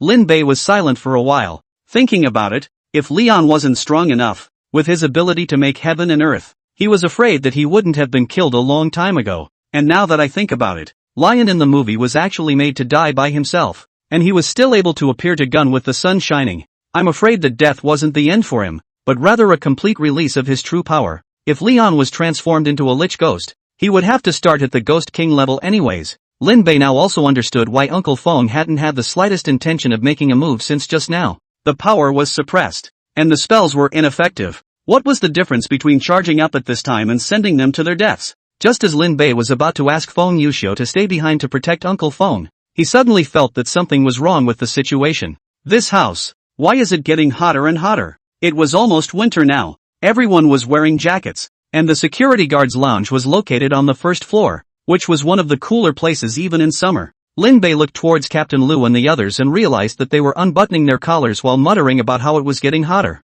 The weirdest thing was that the heat was hot, but there was no sweat at all on my face. Something's wrong. Someone's casting an illusion on us. Uncle Feng's words came from the side, and Lin Bei immediately remembered that there were two ghosts here. The one possessing Lao Li now is most likely the ghost of that Mr. Li, and that Mrs. Li has never shown up. The axe that Leon had given him was stuck on Mr. Li, and Lin Bei didn't have any magical weapons like the Zhongkue sword or the Taya sword with him, but the object was not big, and he had another big kill ready. He only saw him pull out a stack of medieval coins from his pocket and throw it on the ground, and Feng Yuxiu, who was beside him, saw this and also threw out all the medieval banknotes Lin Bei had asked him to bring with him. Originally hot house, suddenly returned to the original appearance, not to mention, the ground also out of nowhere blowing a gale, sweeping those medieval money toward the outside. Lin Bei, who was still wearing special sunglasses, looked at the looming figure in the center of the medieval banknotes and couldn't help but sneer. Why are you in such a hurry to leave? I still have a lot of money here.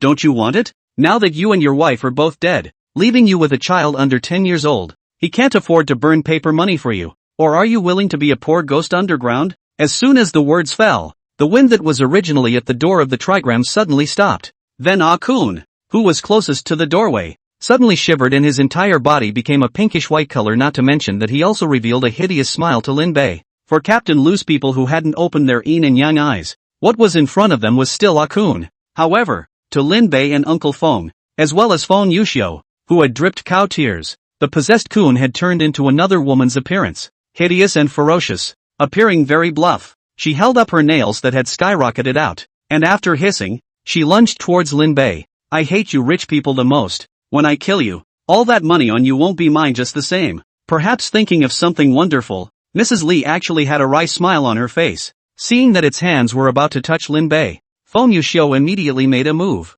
but Lin Bei's speed was faster than him, and after bursting out with a cry, he stamped his feet and sent Ah Kun, who was possessed by Mrs. Li, flying out with a punch. Ghosts have no sense of pain, and those who are possessed by ghosts lose their sense of pain in the same way. A normal person who received this punch from Lin Bei would have to lie down for a few minutes at least, but in less than 2 seconds, Mrs. Li climbed up again, letting out even more mournful cries than before and trying to pounce towards Lin Bei. Only this time, Lin Bei didn't wait for it to come forward. Mrs. Li only felt a flash in front of her eyes. Lin Bei appeared in front of it, and after grabbing its neck, she flung it downward fiercely. With a loud bang, under Lin Bei's huge force, the back of Mrs. Li's head smashed heavily on the floor, smashing a few tiles, and instead of begging for mercy, the stern ghost became even more arrogant. Kill her if you can. Big deal. I'll find another person to possess. I'll see how many people you can kill. When these words came out, Lin Bei hadn't done anything yet, but the bodyguards led by Captain Lu hid behind Uncle Feng in unison,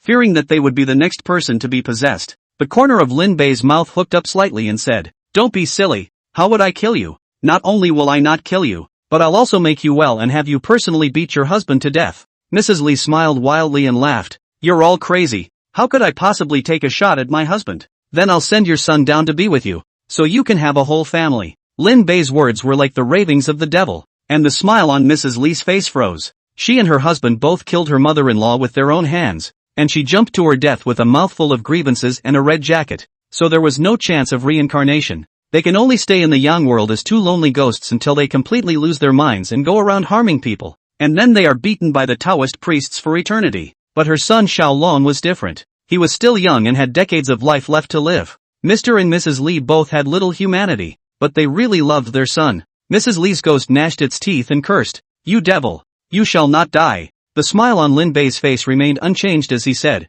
"I like your unruly look. Turn around and I'll give your son to those security guards to play with for a few days before I send him down to accompany you guys." Now Mrs. Li was completely enraged, and it let out a guttural roar, trying to release the possession. Nay, Lin Bei's hand was like an iron lock, not only locking it firmly to the ground, but also locking its soul in Ah Kun's body. Chapter 48, Man fears ghosts 3 times. Ghosts fear man 7 times. Request for follow-up reading. Uncle Fong was shocked when he saw this. Wanting to lock someone up was certainly not difficult given Lin Bei's strength, but it's not so easy to lock up a ghost. Under normal circumstances, he would be able to do the same by drawing a charm in his hand with vermilion sand, but now this place was too close to that psychopath lion, causing a lot of things to lose their original usefulness. There was no way around it. The spiritual power that Guy possessed was so powerful that it even formed a domain, able to ignore certain rules to a certain extent. Unless one can have the strength to fight lion, or be well prepared before meeting him, one will still be affected. It was because of this reason that Uncle Fong hadn't made a move,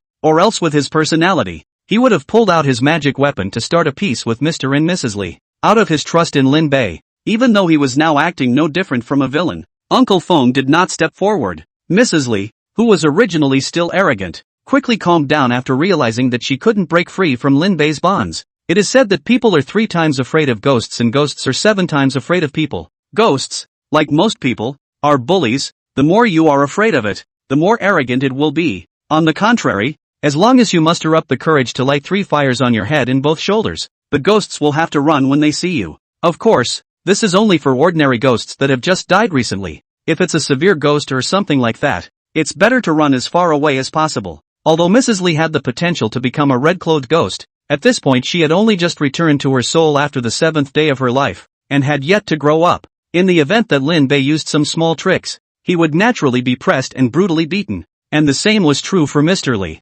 Mrs. Li, who calmed down, gradually believed Lin Bei's words. After all, she hadn't read a lot of Lin Bei's philandering news when she was alive. Many people are gossiping, saying that Lin Bei can become one of the top 10 richest people on Hong Kong Island in such a short period of time because he has used unseemly means, and his hands are bound to be stained with blood. Now that it couldn't deal with Lin Bei, it had to consider the consequences. What assurances do you have that you'll keep your word? Lin Bei shook his head and said, you don't have a choice. If you don't agree, I'll beat your soul right now, and when I finish off your husband, I'll send your son down for a family reunion. Perhaps it was because of turning into a ghost, Mrs. Li didn't notice the break in Lin Bei's words. After thinking with its barren brain for a while, it really nodded in agreement. Pressing it didn't occur to me. If Lin Bei could beat and kill it and its husband, why would he need to go through so much trouble? Seeing that she agreed, Lin Bei obediently let go. A red figure then floated out from Akun, and after glancing at Lin Bei, he said, remember what you said, and then it floated away.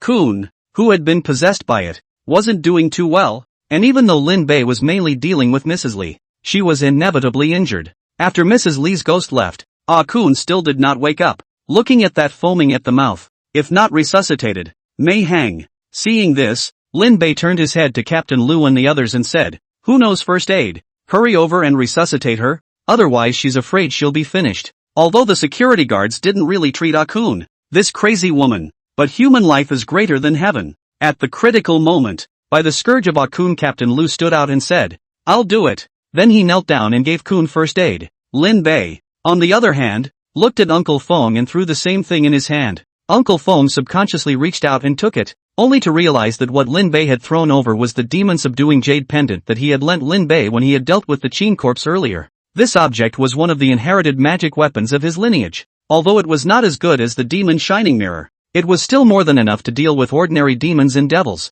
Only this kind of magic weapon with a long heritage could function under the shroud of Leon's spiritual power. Lin Bei had previously locked Mrs. Li's ghost by relying on this demon-subduing jade pendant. Just because the efficacy is diminished doesn't mean it's completely absent. I'm going to go see what's going on with Leon. I'll leave you in charge here. Uncle Fong nodded. With the jade pendant in hand, it would not be a problem to protect Captain Lu and the others for a short period of time. Lin Bei, who got a response, turned around and was about to head out, but after thinking about it, he turned his head back and said to Feng Yuxiu, you stay and watch over this woman. If she wakes up, remember not to let her run around blindly. The fact that the casualties and night of returns would be so high is part of the reason. Aside from Lion being so manipulative, as well as Kun, a woman so out of her mind you can't even guess what she'd do. In case Leon had another bad game that resulted in demonic possession and Gun was around, he might be able to cause some kind of trouble. Feng Yuxiu nodded. He knew that he wasn't as strong as Lin Bei nowadays. If he followed him over,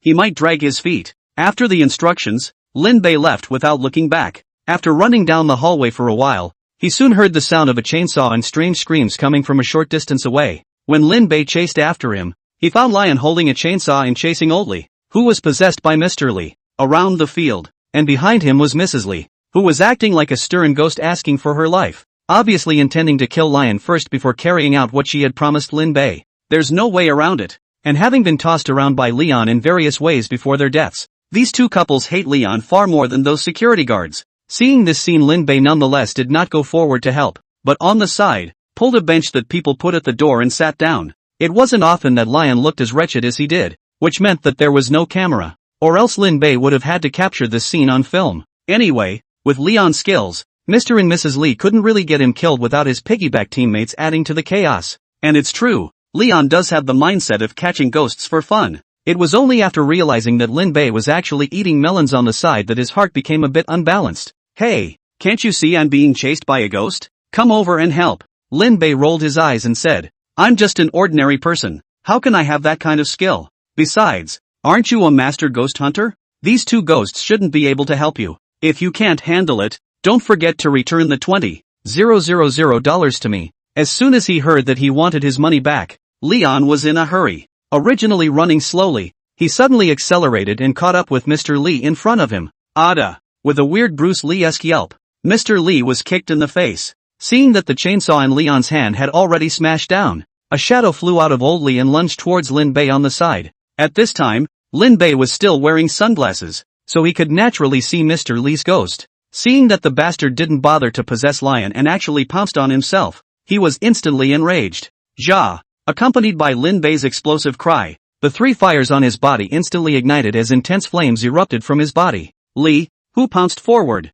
encountered those flames as if he had fallen into the lava and let out a miserable scream. Chapter 49, Going to the Fire. Boss, request for follow-up reading. Lin Bei's physique had been strengthened by more than one level after gathering the power of several worlds. The young fire in his body was also stronger than normal, combined with the long period of time and the full concentration constancy of the breath of the sun. His body was being strengthened by the power of the sun almost every moment of the day. If an elf or monster type encountered Lin Bei, they would only feel that the man's yang energy was too strong. But it was different for ghosts, which feared sunlight, and things containing the power of the sun, more than any other kind of being. For example, if Ultraman went to hell and radiated the power of light from his entire body, it is expected that most ghosts would be forcibly vaporized. The power in Lin Bei's body couldn't be compared to the Ultraman that represented light, but it was completely enough to deal with someone like Mr. Lee, who had just become a ghost not long ago. Mr. Lee did almost everything he could to escape from the enveloping range of the yang flame on Lin Bei's body, and its ghostly body obviously faded quite a bit.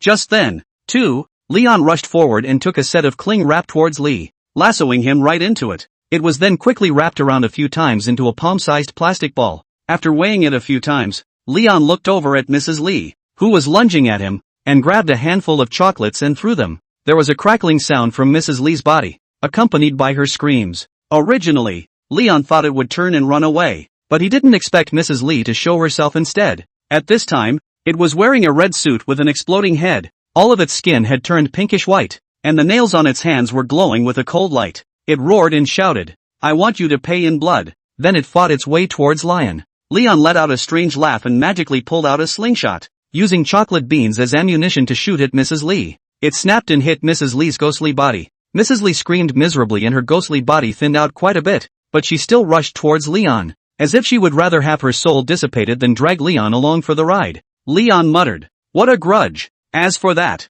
then a pair of hands would dance into a phantom, hardening an ordinary slingshot into a machine gun like. Lin Bei, who was on the side, couldn't help but roll his eyes when he heard Leon's mutterings. Anyone else who was tossed around like that by Leon would probably turn into a ghost to get back at him. Looking at the way Leon used his slingshot as a machine gun and beat Mrs. Lee's ghost, Lin Bei felt a bit hot. He could more or less understand Uncle Feng's feelings now, not to mention his hard work in cultivation. Even the magic weapon for exorcism took a lot of effort to create. The results are no better than the cling film Lion bought at the convenience store with the meringues, which is really hard to swallow. A bag of chocolate shot through her body, and Mrs. Lee was at the end of her rope. She let out one last hiss towards Lin Bei, and her ghost completely dissipated into the world. At this time, Lin Bei clearly saw a red mist dispersing from Mrs. Lee's ghost and drifting towards Leon. It was only just a meter closer to his side when it stopped, as if it was blocked by an invisible wall. Soon, this red mist also completely disappeared. The phenomenon of this scene caused Lin Bei to vaguely make some guesses,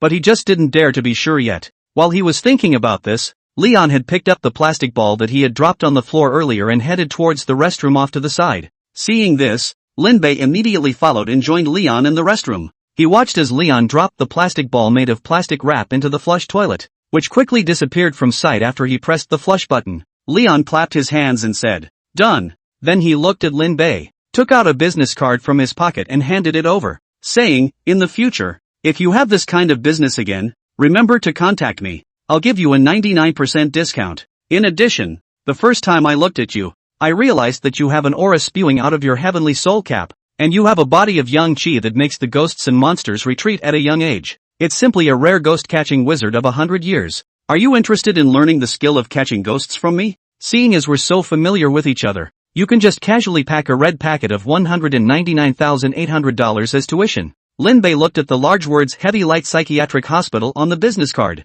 and then looked at Leon, who was smiling a little lewdly, and for a moment he didn't know what to say. After being silent for a while, Lin Bei said, "I'll give you 100,000 a month. You come over to me as a consultant, and after that, if you come across a place where you are needed, once you make a move, you will be given 20,000. How's that?" Leon sniffed and said with a squeeze, "To the fire, boss." Lin Bei breathed a sigh of relief. As long as he could be bribed with money, it wouldn't be a big problem. He then made his first request of Lion. "In the future, you'd better stay out of my sight without my notice." Leon sniffed with a difficult face and said, "It's hard, boss. You also know that I am a famous ghost hunting master. I have always taken it as my duty to subdue demons and get rid of them. Wherever there are demons and ghosts, there is me. In case there are ghosts and monsters in your vicinity, and I happen to be present, it's a reasonable thing to do." Lin Bei said expressionlessly, "I'll raise the money." Leon immediately puffed up his chest and said, "Boss, I'm the best person to talk to. As long as you don't want to see me, I'll never appear in front of you." Faced with Lion's assurance, Lin Bei estimated that it might only be valid for 3 or 4 days. The guy is a total fun guy. Where there's fun, there's him, and if there's no fun, he can actively create it. It wasn't that he was repulsed by Lion. It was just that by letting this guy keep appearing in front of him, Lin Bei was worried that it would mess with the exorcist's morality that he had managed to find so easily, especially the 3 youngsters like Ma Xiaoling, Zhang Tianai and Yun Shang. Even an experienced exorcist like Uncle Feng almost couldn't carry him when he met Leon. For the 3 of them to see those tawdry maneuvers of Lion's, they were afraid that they would doubt their lives on the spot. After taking care of the ghosts of Mr. and Mrs. Li, things are kind of over here. Lin Bei could finally ask Uncle Feng for a good lesson in Maoshan arts. It was just surprising that Leon followed him as he headed for the security lounge. Seeing this, Lin Bei was surprised and asked, "Why are you following me here?" Leon said in an exaggerated tone, "It's rare for a stunning woman to fall for me. How can I just leave?" Lin Bei huffed. Currently in the security lounge, there was only one woman, Ah Kun. The stunning beauty that Leon was talking about could only be her. Sure enough, people who were mentally abnormal even had different aesthetics than ordinary people. The kind of Ah Kun, not to mention his looks, but just that crazy personality, is not something that ordinary people can enjoy. It's better this way, so she doesn't have to wreak havoc on others. Lin Bei patted Lion's shoulder and said, "You put in more effort to take her down. I can see that you two are quite compatible." Leon raised an eyebrow and gave a smile that only a man could understand. Chapter 50, The Taoist Art of Mount Mao, request for follow-up reading. Leon's methods of picking up girls were even more desperate than Lin Bei had imagined. All he saw was Lion muttering something in Gun's ear before the woman left with both eyes glowing. "When you leave, you don't forget to take the lily named Lily with you." Lin Bei looked at the pot of lilies that knew how to shake its head and couldn't help but ask Uncle Feng, "Is that pot of lilies really psychic?" Uncle Feng shook his head and said, "Nowadays, in this era, human beings who are the spirit of all living things still find it difficult to cultivate, not to mention plants and animals. That's just an anomaly under the influence of Leon's powerful spiritual power, and it's actually just an ordinary pot of lilies." Lin Bei was speechless for a while. Thinking about it, even something as common as chocolate beans and plastic wrap could be turned into a ghost-catching weapon in Lion's hands, so it didn't seem to be much of a problem to remodel the lily. Seeing his thoughtful look, Uncle Feng reminded, "The things he said, just listen to them, don't believe in them. What with the use of chocolate for fighting ghosts and cling film for catching ghosts, when you are closer to him, it does have a certain effect, but it is minimal. If we leave him and use those methods again, it's no different than looking for death." Lin Bei nodded. He knew this truth even if Uncle Feng didn't say it. Nothing related to Lion can be reasoned with, most notably the fact that he just folds a few paper hats and takes people flying with him. As for a serious cultivator like Uncle Feng, not to mention flying, he couldn't even jump over a slightly higher wall. The gap between man and man was sometimes bigger than man and dog. The haunting of this building has come to an end, and there is no point in staying any longer. Lin Bei explained a few words to Captain Lu and the others and left. Before getting into the car, Lin Bei called Selena and asked her to urge the people below to speed up the acquisition of this place. Just after the haunting, the price of this place is sure to go down, so it's a good time to get in. When he passed by a building next to him, Lin Bei swept his eyes, and when he saw that it said Golden Knight Mansion on it, his heart stirred, and he was ready to turn around and ask his men to include this building in the scope of the acquisition. My Maoshan sect is based on the Yellow Court Sutra, which is divided into the Inner Scene Sutra and the Outer Scene Sutra, and later derived from the Shangqing Great Cave True Sutra. According to the rules of the past, the Yellow Court Sutra will only be taught when the cultivation of the Shangqing Great Cave True Sutra reaches a certain level. So if you want to enter me to pass on my Maoshan Taoist teachings, you must first start with the Shangqing Great Cave True Scripture. I have already told you earlier that my Maoshan heritage is divided into 5 realms, which are 100 days to build foundation, refining essence to transform Qi, refining Qi to transform God, refining God to return to the void, and refining the void to harmonize with the Tao. However, most people can't even cross the step of building the foundation in 100 days, causing my Maoshan disciples to become increasingly rare. You are already old and have lost your Yuan Yang. The difficulty of trying to get started is much higher than normal people, so you have to be mentally prepared. Hearing Uncle Feng's words, Lin Bei nodded. He didn't care if he could get started or not, as long as he recorded the method of cultivation and taught it to his own self and several other worlds. After they practiced, Lin Bei would be able to share this power. After Uncle Feng had finished explaining the cultivation method of the Upper Qing Great Cave True Scripture, Lin Bei tentatively asked, Uncle Feng, I heard that the Maoshan sect has a technique called the Lightning Running Thunder Fist, which when combined with another technique called the Wooden Pile Great Technique, is invincible in the cultivation world. I wonder if that's true. Uncle Feng slanted a glance at Lin Bei. He didn't know where he had heard about these 2 techniques and nodded his head. There are indeed these 2 techniques. You want to learn them? Lin Bei nodded vigorously. In Zombie Supreme, Thunder and Lightning Dharma King Shijian punched a lightning bolt and beat Uncle Nine without any power. In the end, it was only after utilizing a magic weapon to bounce the attack back that he was able to take care of Shijian. To learn this technique in his hands, Lin Bei felt that he could just go and single-handedly challenge Kazuo Yamamoto, and without him turning into a monster zombie, he might be able to suppress him. I didn't want Uncle Feng to roll his eyes and say, "You want to learn it? I still want to learn it." The lightning running thunder fist is an inheritance from the lineage of the Maoshan sect masters, and it is true that there are secret books that have been passed down, but the wooden stake grand technique was 70 years ago. For some reason, it has been lost. Lin Bei sniffed with more or less regret. The wooden pile technique was not as good as the lightning running thunder fist in the movie, but the feeling of summoning a wooden stake to smash people was still quite good.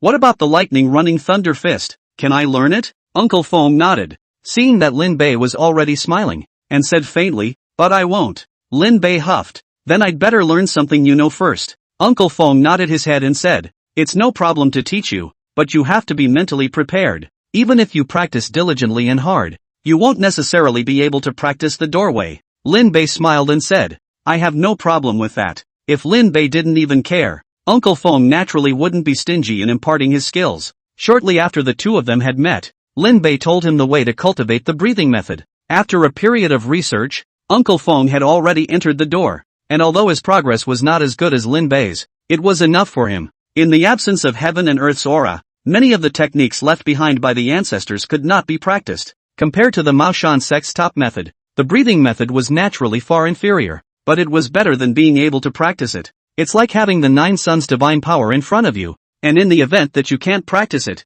it's not as good as a normal basic internal martial art. What's more, Uncle Feng's body had indeed gotten a lot better after practicing the breathing method, and while he used to fight 5 or 6 at most one by one without using Taoist techniques, now, he could fight 10. This was one of the reasons why he would be happy to pass on the cultivation techniques of the Maoshan school to Lin Bei. After spending a few days, Lin Bei finally memorized all those things that Uncle Feng had taught him. In addition to the fundamental laws like the Great Cave Sutra of the Supreme Clearing, there were also spells, talismans, hand decisions, footwork, and formations. It was also the case that Lin Bei didn't even ask to learn it, and only cared about memorizing the cultivation methods and techniques in his head. Otherwise the progress would definitely not have been that fast. Seeing this, Uncle Feng thought that Lin Bei had given up practicing the Maoshan technique and did not react too much. It's really hard to put your heart into it when the effort is not proportional to the income. Just as Lin Bei and Uncle Feng were thinking about whether or not to invite Uncle Seeker over and learn the arts of the Heavenly Tao School from him, a phone call came through.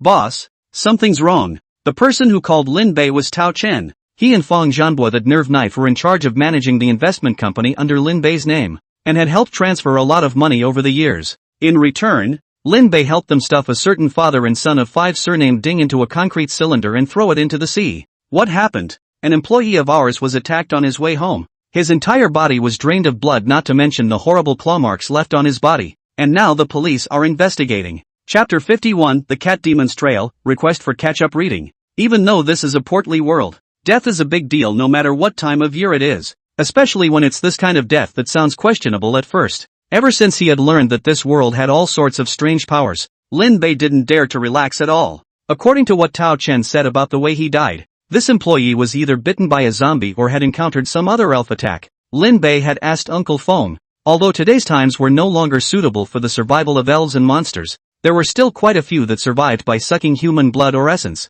To encounter this kind, direct action to kill is, even if the other party has 10,000 kinds of reasons, but cannot disguise the reality of cannibalism. After inquiring about Tao Chen's location, Lin Bei hung up the phone and turned to Uncle Feng and said, "There's something going on with his men. Maybe it's the elves and monsters messing around. I'm going to go over there and take a look. Will you join me?" Uncle Feng shook his head and said, "I still have to report back to the messenger house, so you can see what's going on first, and notify me if there's really a spirit or monster causing trouble." Lin Bei nodded. Uncle Feng was an errand boy. He was definitely restricted in every way. It was impossible for him to be as free as he was. After he thought about it, he informed Zhang Bei, "This one's skills are not as good as Uncle Feng. Uncle Si can 13 Zhang, but he is also an outstanding exorcist. As for Ma Xiaoling, this will still be busy with the spirit hall. It's better not to call her, and it's not too late to inform her if she really needs a big demon." After informing Zhong Bai,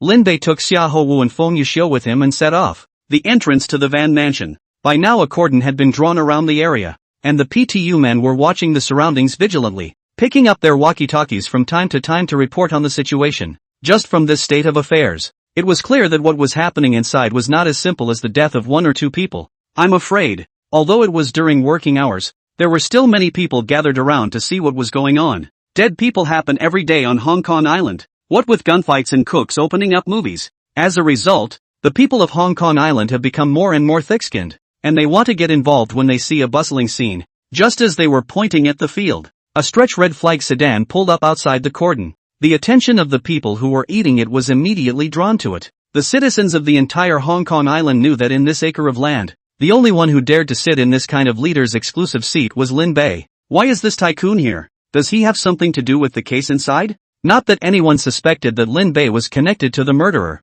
After all, this one's reputation among the citizens was even higher than the governor's. But whenever someone said half a bad word about Lin Bei, there was no need for him to give the word. There would be people who had received favors from him who would rise up in a huff. After the car was parked, Wang Jianjun, who was in charge of driving, got out first and helped Lin Bei open the door, while Feng Yuxiu and Xiaohou will both walk down from the other side. At this time, both of them were holding a long cloth bag in their hands, and looking at the shape, it didn't look like a firearm, but rather something like a cold weapon. After Lin Bei got down from the car, he scanned the surrounding area and couldn't help but frown after realizing that so many people were gathered over here to watch the fun. If there was really something of the elf type inside, once they did it, these people would be hostages. I'm afraid. Lin Bei called over Wang Jianjun and gave him a few words of advice, lifting his leg and about to walk forward. Just then, a cab stopped in front of Lin Bei and the others, and then a middle-aged man with a stout figure walked down from the car. This person has a square face.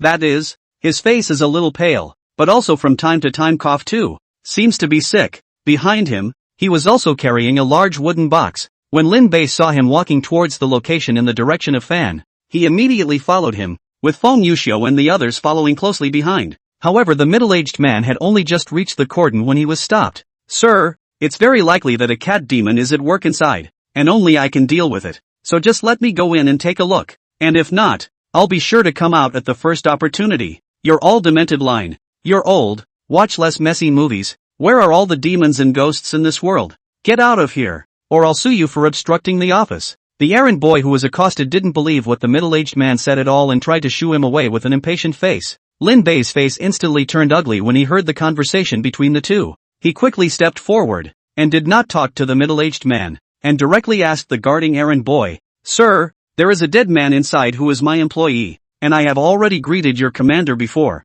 Do you know if it is convenient to let me go in to take a look?" When the errand man saw that it was Lin Bei who had come, the impatience on his face instantly disappeared. This is the youngest tycoon on Hong Kong Island, and the annual donation to their police force is an astronomical sum, so it can be said that the entire police force has been benefited by him. In this situation, he naturally couldn't put on a face to Lin Bei. "Hello Mr. Lin, there's no problem letting you in, but I need to report to the top first." Lin Bei nodded. People didn't stop him, so he naturally wouldn't cause any trouble. After the errand boy took the walkie-talkie and said a few words, the order to release the prisoner came quickly from the other end. He hastily unlocked the cordon and released the line to Lin Bei. Lin Bei first thanked him before turning his head to the middle-aged man. "You can come along too." The middle-aged man froze at his words, and after hesitating for a moment, he quickly followed. The errand boy who had originally stopped him turned a blind eye to this. Lin Bei had opened his mouth. How could he dare to stop him? After crossing the cordon, Lin Bei smelled the increasingly heavy odor of blood and unconsciously frowned.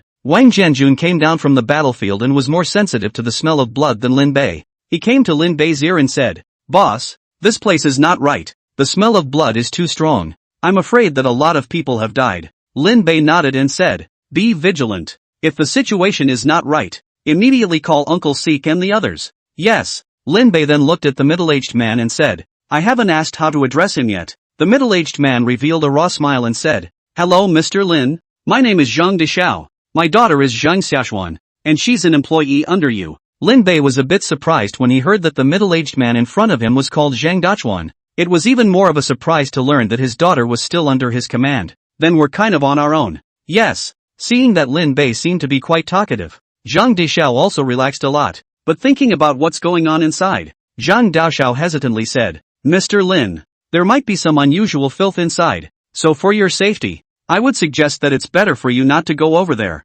Lin Bei raised his eyebrows and said, "Are you trying to say cat demon?" Zhang Daoshao froze at his words and said, "You know about cat demons?" Lin Bei nodded and said, "I've heard some rumors. If there really is a cat demon causing trouble, then it's all the more reason for me to run." But Zhang Daoshao wanted to persuade him further, but Lin Bei had already taken the Zhongkuei sword from Feng Yishio. "Choke on it." After the sword was unsheathed, the exorcism power carried on it quickly condensed into a substantial sword chi. Zhang Dishao couldn't help but swallow his saliva. Originally thought that his family's ancestral bamboo bow and talismanic arrows were already rare holy weapons of exorcism in this era, but he didn't expect that the unknown sword in Lin Bei's hand was not inferior at all. Chapter 52: The Legend of the Fierce Cat. Requesting for catch-up reading. Although for the past 50 years, Zhang Daoshao had been cultivating alone. Not to mention demons, I've never even caught a ghost. But when it comes to battle records, I guess there are not many who can match him. After all, when people were 10 years old, they had already followed their father to deal with the cat demon, and even personally inserted the talismanic arrow into the cat demon's chest, resolving the cat demon's 8th life. Over the years, Zhang Daoshao had been waiting for the cat demon to come out, but he didn't expect that the cat demon hadn't waited, but he had waited for cancer. Seeing that his days are numbered, Zhang Dishao has begun to think about finding an heir to pass on his Taoist skills. Their Zhang family is considered to be the descendants of Zhang Tianzhi of Longhu Mountain, and all the Taoist arts are preached to be passed on to men and not to women. But he can't pass it on to his daughter Zhang Xiaoxuan even if he wants to now, because Zhang Xiaoxuan received a modernized education. She scoffed at the idea of ghosts and gods, and it was useless for Zhang Daoshao to even perform in front of her to ignite the talisman paper with Dan fire, which Zhang Xiaoxuan simply didn't believe in. At home the most mentioned is Lin Bei. All day long say my boss how so and so. Now that Daoshao Zhang had met Lin Bei and learned that he was a fellow traveler, he had mixed feelings. Thinking about the condition of his body, Zhang Daoshao felt that he really needed help to eliminate the cat demon, so he told him the origin of the cat demon and his family's grudge against it.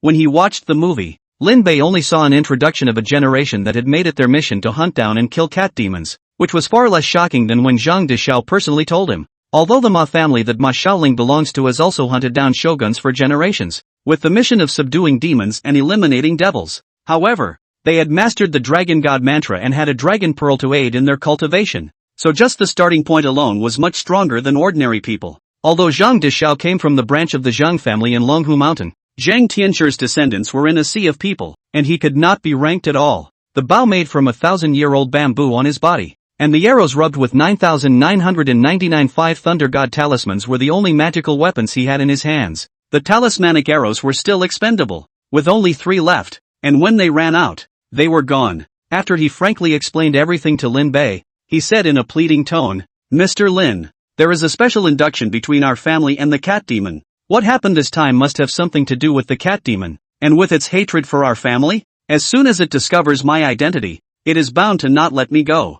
I'll attract its attention then, and if I can trap it, I'll also ask you to do me a favor and kill it completely." Lin Bei's eyes flickered as he asked softly, "Even if you have to sacrifice yourself?" Zhang Dazhe grinned. "I've been diagnosed with cancer and don't have a few days to live, so if I can use my life to kill the cat demon completely, it would be worth it." Lin Bei's heart tasted inexplicable when he heard this. In psychic movies, there are always piggybacking teammates who drag their feet, but there are also warriors who step up to the plate and are willing to sacrifice their own reach to wipe out the demons and evils once and for all. This is true of Chizuru, as well as Zhang Bai, who was reincarnated from him. Even Lion, when it's time to make a break, doesn't hesitate for a second. The young Master Zhang in front of him was in the same category as them. Their behavior allowed Lin Bei to gradually understand the first rule of Mao Shan's disciplinary rules: good and evil are opposed to each other, and they wrestle for the rest of their lives. Although he couldn't be as great as Zhang Daoxiao and the others, it was still no problem to give them some help. Lin Bei looked at the wooden box behind Daoxiao Zhang and smiled.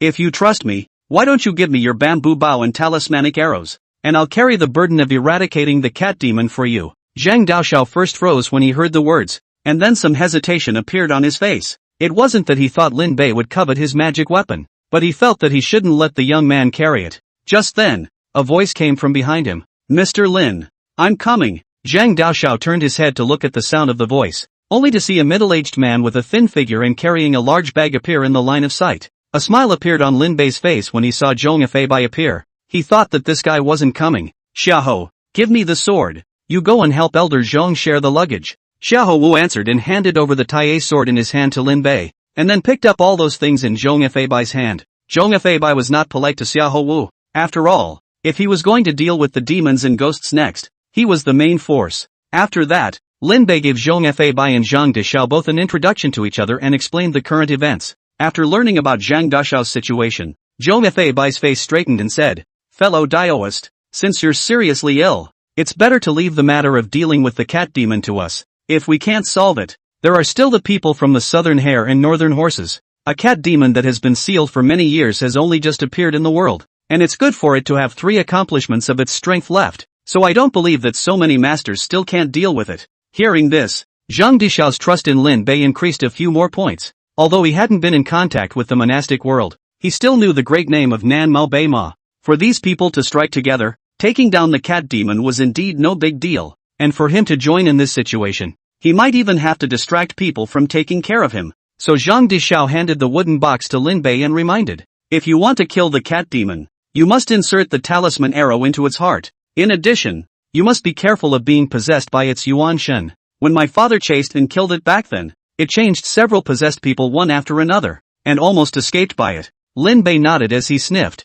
This was something he knew better than Zhang Daxiao. In the movie The Fierce Cat, the main group is killed and wounded, and in the end, they fail to destroy the cat demon, and are possessed by him in the form of the errant man named Zhu Yongjun. Before coming over, he let Zhong Bai make preparations, and those packages contained gifts specially prepared for the cat demon. If these things along with the talismanic arrows and Zhong Kuei's sword still couldn't handle the cat demon, we'd have to go to the Shigemitsu Psychiatric Hospital to hire Lion. In a manner of speaking. Of course, this is just a hopeless move. If we really want to invite Lion, I'm afraid that while the cat demon will be messed up, there will also be a lot of innocent people who will suffer along with it. That was why Lin Bei had made a decision early on to never be the first to use this great killing weapon of Lion in a non-essential situation unless he couldn't beat it. After allowing the bodyguards waiting outside to take young Master Zhang to the hospital first, Lin Bei and the others continued towards the underground parking lot of the building. The murder took place in the parking lot, and Taoist Chen and those errand boys in charge of the case were there.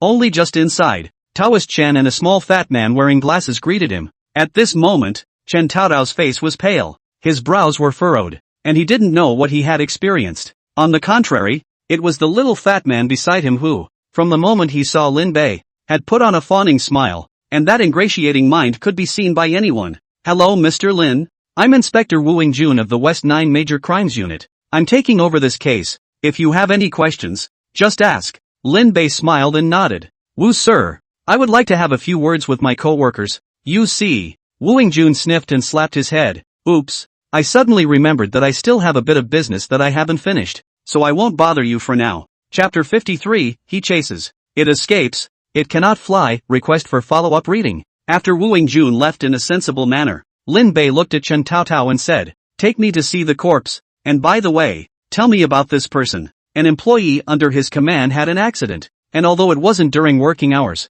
Lin Bei still had to show something out of humanitarianism. Tao Chen nodded, and then he introduced Lin Bei to the deceased. The two spoke as they walked towards the location where the body was parked. When the surrounding errand boys saw this scene, they all silently turned their heads away, just as if they hadn't seen anything. In the capitalist world, it is true that money can do whatever it wants. Soon, Lin Bei and his group arrived in front of the corpse that was covered by a white cloth, and Tao Chen carefully lifted a corner to reveal the corpse's head. This employee under Lin Bei was an ordinary person with a plain look, and at this time, his face still maintained a look of shock, as if he had been frightened before his death. Lin Bei turned his head with the gloved hand, revealing the teeth marks on his neck. Zong Bai on the side was relieved when he saw it. The marks at the wound were obviously left by the beasts, completely different from being bitten by a zombie. However, this person died unjustly and was in shock before his death, so if he is not dealt with quickly, there is still the possibility of leaving hidden dangers. Zong Bai told Lin Bei about his concerns,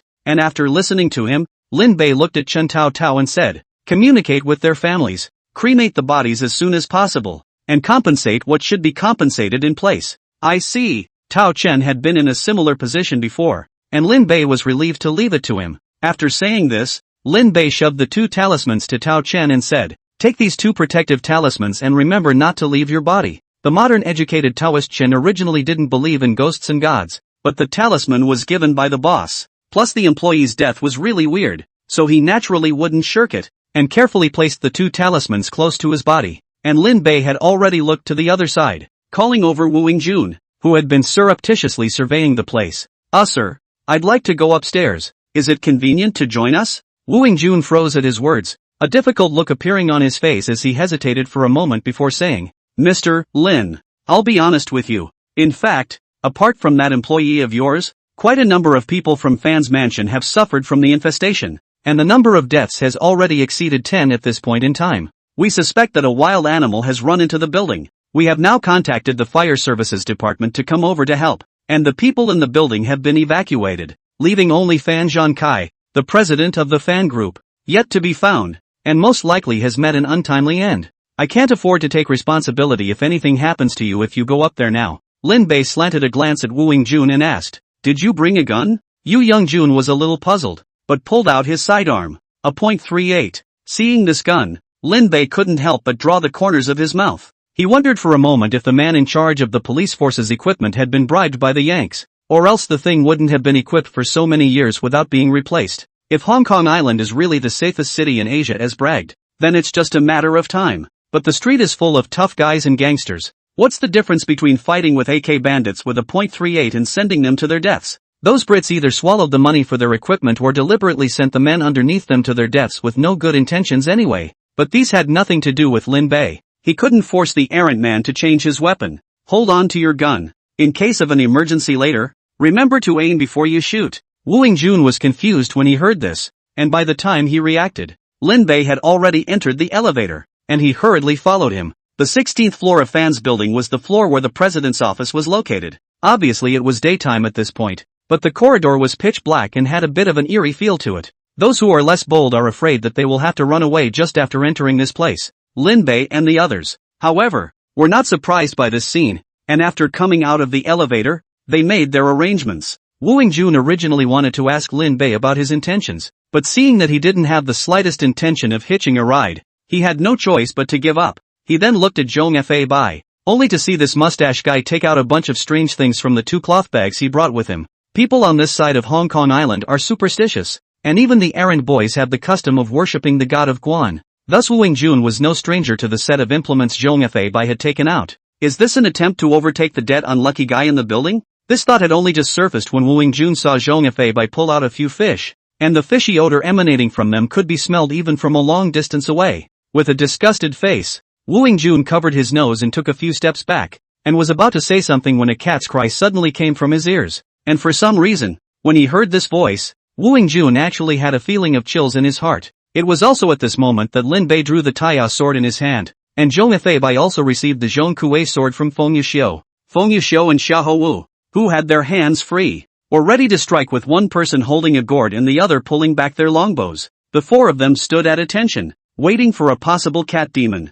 Soon, two ghostly lights appeared ahead, accompanied by the sound of ragged breathing. Cats were already particularly vigilant creatures, and after realizing the presence of Lin Bei and the others, they didn't even hesitate to turn around and run. But Lin Bei and the others had waited so long, how could they let it get away? Crackle! Only a red flash flashed through the air, and Lin Bei's figure had disappeared into thin air. Zhong Bai and Xiahou Wu, Feng Yuxiu looked at each other before following suit. Wu Jun, who was left behind, looked at the dark surroundings and after gulping, shouted, "Wait for me." With that, he chased after them towards Zhong Bai. Feline creatures are known for their agility, and they move so silently that if you don't pay attention, you won't even know it's near. The cat demon is still able to perform these specialties despite being possessed by a human. After realizing that Lin Bei and the others were out of place, it was prepared to lure these people away and then break them down one by one. However, it had seriously underestimated Lin Bei's speed, and when it heard a strange ringing sound coming from behind it,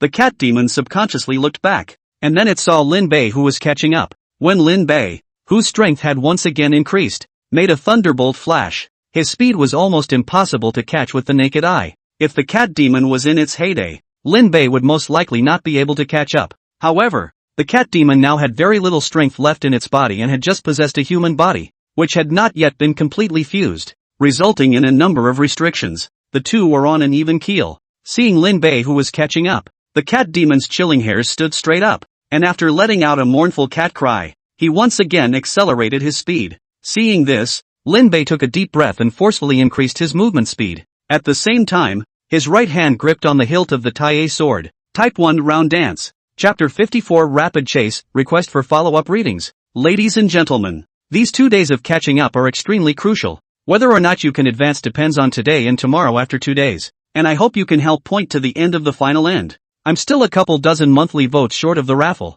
so if I can get there tonight, I'll go ahead and raffle the gamepad. Chapter 55 Killing the Cat Demon. Requesting for a catch-up read. Soon, Yu Jun received his orders. He was told from above to station himself with his men and not to leave the premises until the matter was finished. Wu Jun's face was helpless after hearing this. He didn't want to stay at all. He just wanted to get the hell out of there. He had just seen Fan Zhonkai's tragic situation very clearly, but he didn't want to end up in the same situation after being possessed by a cat demon. But his boss had spoken, and Yu Jun didn't have half a choice. After giving orders to the fellows on the scene, Wu Jun looked blearily at Lin Bei and asked, "Mr. Lin, what are we going to do next?" Lin Bei didn't reply and turned his head to look at Zhong Bai, and Zhong Bai returned with a serious face. "It is injured. It can't run far. The only way is to find a carrier that can be possessed as soon as possible, or else its mana will only get weaker and weaker as time goes by. When I came over, I looked for old Zhang to borrow his magic weapon, which will come in handy just in the nick of time."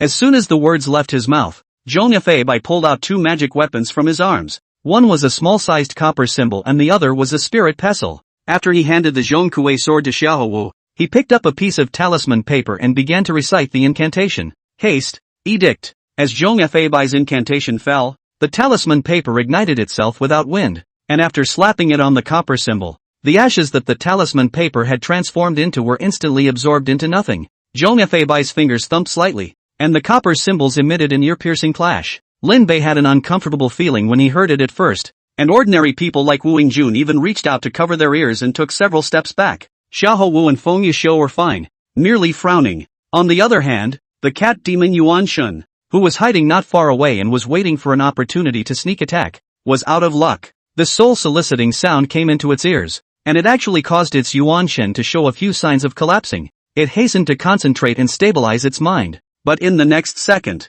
the spirit pestle clashed with the copper symbol, making an even more piercing sound. This time the cat demon couldn't hold back any longer and let out a wild hissing sound. Lin Bei, who had been keeping an eye on the surroundings, discovered the cat demon's location at the first opportunity. Without thinking, he grabbed the longbow and talismanic arrows in Xiahou Wu's hand, and after pulling the bow out in the shape of a full moon, he shot towards the location where the sound came from. The talisman arrows made by the 5 Thunder God talisman were originally specially prepared for the cat demon. And even though the cat demon only had its yuan shin left, after being pierced by the talisman arrows, it immediately fell into a state of serious injury. After it glared at Lin Bei spitefully, it turned around and ran. If it didn't find a physical body to attach itself to, even if Lin Bei and the others gave up their pursuit, its yuan shin would soon collapse. The cat demon didn't dare to use Lin Bei's people as a target for possession anymore, and after fleeing for a while, it looked for a security guard that it had previously killed and burrowed in. Only just successfully possessed, the security guard's body took on some of the characteristics of a cat.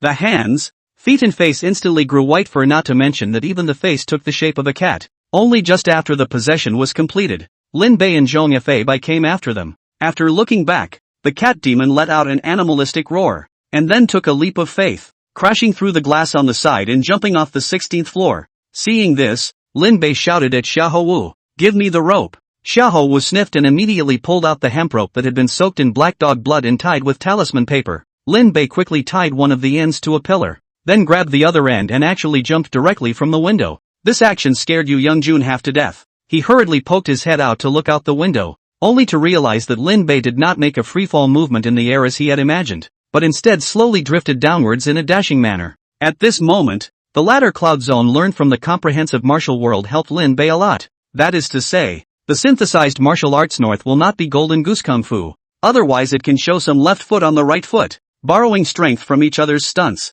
The errant men at the bottom had already noticed the commotion above when the cat demon jumped down, and one looked upwards. When he saw Lin Bei's landing position, he was even more dumbfounded and burst into foul language. He didn't even listen to Lin Bei's voice calling out that they had stopped the cat demon. Then the nearest errant men were out of luck. The cat demon in its severely injured state was exactly the time when it needed to suck blood. After landing on all fours, it made a vigorous leap and jumped in front of one of the errant men, and after grabbing him in its grip, it directly bit on him, instantly sucking the blood out of this man's body. Then with a forceful tear with both hands, he directly tore the unlucky man into 2 halves. By now the other errant men had already reacted and quickly took aim at the cat demon and pulled the trigger. But it was useless. The bullets hit the cat demon's body, bursting out clusters of blood, and even splattering out the flesh. But the cat demon remained as if nothing had happened. Sucking the blood of just one person was obviously not enough, and the cat demon soon caught another unlucky person. Just as it was about to take a bite, Lin Bei arrived.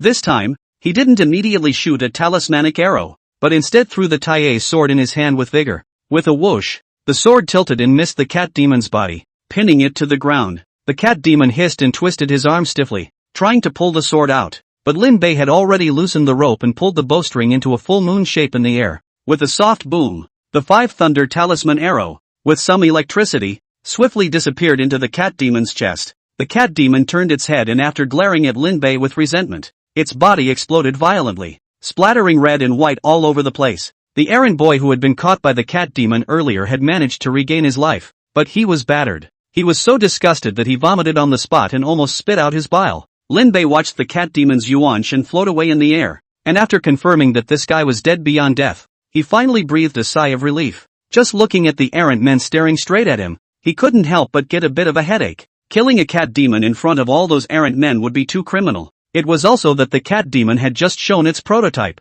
letting everyone present know that this guy wasn't right, otherwise they would have already shot Lin Bei by now. After putting the bamboo bow down and holding his hands high, Lin Bei turned his head sideways and shouted into the walkie-talkie hanging on his shoulder, "Quickly let Wu Yingjun help me explain, or else I'm going to be taken away by the errant man." When Feng Yuxiu and Xiahou Wu on the other end of the walkie-talkie heard this, they immediately tugged on Wu Yingjun and asked him to explain to his men. Soon, the errant boys who were pointing their guns at Lin Bei heard Wu Yingjun's voice over the intercom. After confirming that Lin Bei was here to help them, he immediately lowered the gun in his hand, pointing a gun at the youngest tycoon on Hong Kong Island. They are also abashed in their hearts. If they really want to shoot Lin Bei to death, appearing on TV is still a small matter. They are afraid of being retaliated by those who have received favors from Lin Bei, and promotion is even more unthinkable. Lin Bei was relieved when he saw the errant boys put down their guns, although he thought it was unlikely that they would shoot. There was always a sense of trepidation at being pointed at by so many guns. Chapter 56, The Divine Power in the Hand.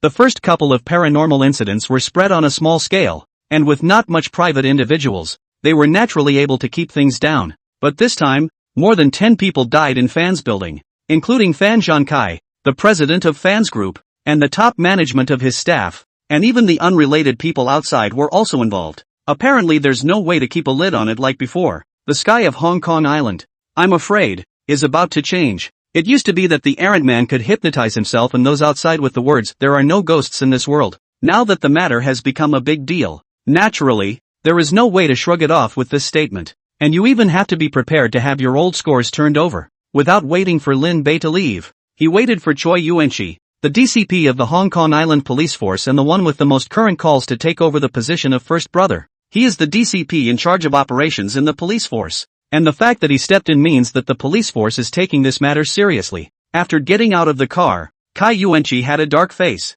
obviously not in a good mood. Even when he shook hands with Lin Bei, he just barely managed to show a smile, and it was worse than crying. When he saw the body of the security guard possessed by the cat demon, his face was even more like black charcoal. If it weren't for his self-control, Kai Yuanqi would have already been stunned backward like the few subordinates behind him. Listening to people and seeing it with your own eyes are two different things. Before coming over, Kai Yuanqi was still only half believing, but now it is a full belief. In his heart, he had also agreed with what Li Shudang had told him about setting up a department specializing in dealing with paranormal events. Kai Yuanqi looked at Lin Bei and said, "Mr. Lin, is it convenient to have a chat?" Lin Bei raised his eyebrows and said, "Great." The two then skipped the others and walked to an unoccupied corner. Kai Yuanqi first turned off the walkie-talkie in his hand before he said to Lin Bei, "Mr. Lin, before coming over here, first brother had told me that he was going to propose to the higher-ups to set up a new department that would specialize in dealing with this kind of paranormal events, and he asked me to ask for your opinion." Lin Bei smiled at his words and said, "That's definitely a good thing. If I need funds, I can sponsor $1 million. Seeing that Lin Bei seemed to be playing dumb, Kai Yuanqi simply picked things up directly and said, "Mr. Lin, let me get this straight. There are no such talents in the police force at the moment, so we want to recruit them from the community, and as far as we know, the current Hong Kong Island's most outstanding ones are gathered around you. So do you think so?" Lin Bei snorted. "They're people, not objects. And who knows if you guys who are the top brass will get your heads in the sand and assign them some certain death tasks. Don't get any ideas about my people, but I can give you a suggestion." "What's the suggestion?" "Pick a team of elite soldiers out. My people will give them training. In addition, I have already arranged for people to develop weapons that can deal with those alien species. If it comes to fruition, you can be provided with priority to use." When Kai Yuanqi heard this, he really considered it seriously. Instead of getting paranormal cases handled by people who are complete strangers and have never been formally trained, definitely not as reliable as a henchman who knew his roots, he believed that even Li Shudang would definitely choose the latter.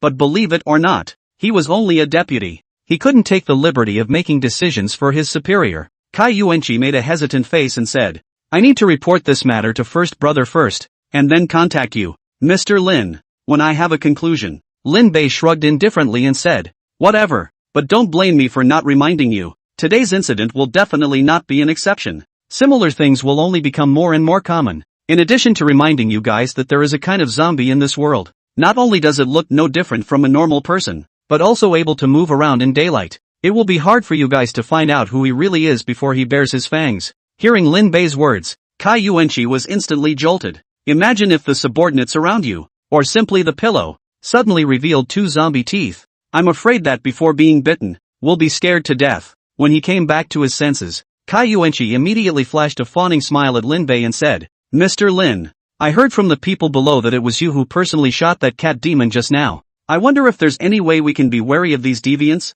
Lin Bei pretended to have a difficult look on his face and finally sighed, pulling out two talismans from his pocket. "This is an amulet that has been enlightened by an exorcist master. If any demons or ghosts come near, it will automatically ignite, and you will run as far away as you can when the time comes." Hearing this, Kai Yuanqi couldn't wait to take the amulet Lin Bei handed over and carefully put it away in his pocket. It was something that could save his life, so he couldn't afford to be careless. When he collected his things, he looked up, only to find that Lin Bei had already left. Mysterious space. The Lin Bei who were spread out across the heavens and the worlds gathered together once again. Hong Kong Syndrome Lin Bei had only just come in when he saw the group circling around Syndrome Lin Bei. At this time, Junwoo Lin Bei had a spirited look, like the kind of lottery ticket buyer who won the first prize. Hong Kong synthesized Lin Bei curiously reached out and placed his hand on one of the Lin Bei, and the memories of the synthesized martial arts Lin Bei during this period of time instantly flooded into his mind. When Hong Kong Jin Lin Bei finished digesting it, he immediately widened his eyes and looked at Junwoo Lin Bei with eyes full of envy. This guy started to get angry after the last time he went back. Those ministers in the court wouldn't let him meddle in specific matters anyway. So he simply started swinging for the fences. Every day is eating, practicing, and sleeping with Zhang Yuyan. Due to the different flow of time in the several worlds, only a few days had passed in the Hong Kong synthesis world, but a month had already passed in the synthesis world. After Lin Bei's unremitting efforts, he finally succeeded in getting Zhang Yuyan pregnant. As the saying goes, day after day. Plus, when a woman gets pregnant, her personality changes. Previously, Zhang Yuyan had merely wanted to become the Empress and then take revenge on those who had offended her. Lin Bei was no more than a tool in her eyes. And when she was pregnant with the dragon seed and had secured the position of Empress, she would find a way to take control of Lin Bei. At that time, she might not be unable to replicate the path of Empress Lu and take control of the world as a woman. But the human heart is long. Lin Bei's good to her. Zhang Yuyan are in the eyes. The heart naturally loosened. When she got pregnant,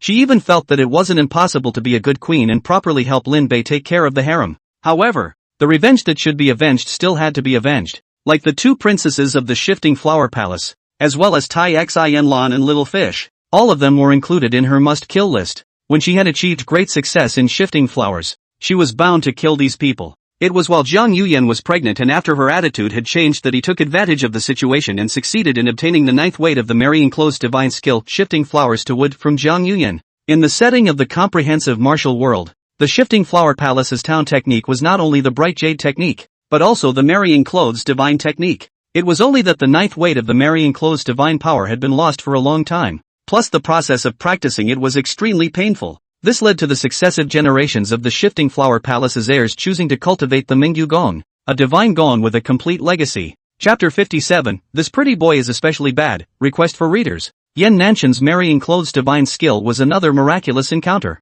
and in the past 100 years, he was the only one who had cultivated the Marrying Clothes divine skill and practiced the skill out of the gate. Lin Bei was aware of the correct way to practice the Marrying Clothes divine skill, but with the urbane nature of the two princesses of the Shifting Flower Palace, there was no way that they would hand over the technique to him. And as for Yan Nantian, this would still be in the Valley of Evil, and there was no telling when he would wake up. As per his performance in the movie and TV show that killed off only the title of the show, even after he recovered, he was demented and didn't regain his sanity until shortly before his death. In this situation, wanting to ask for the secret of the Marrying Clothes divine skill from him was perhaps even more difficult than directly robbing it from the Shifting Flower Palace. It was good that shifting flowers and would belong to the kind that could be practiced alone. Even without the foundation of the first 8 levels of the Marrying Clothes divine skill, it could still be practiced, only that it could not be perfected. After synthesizing Lin Bei's secret book from Zhang Yuyan, he quickly entered the door. But the problem that ensued was that he didn't know where to draw his feet from.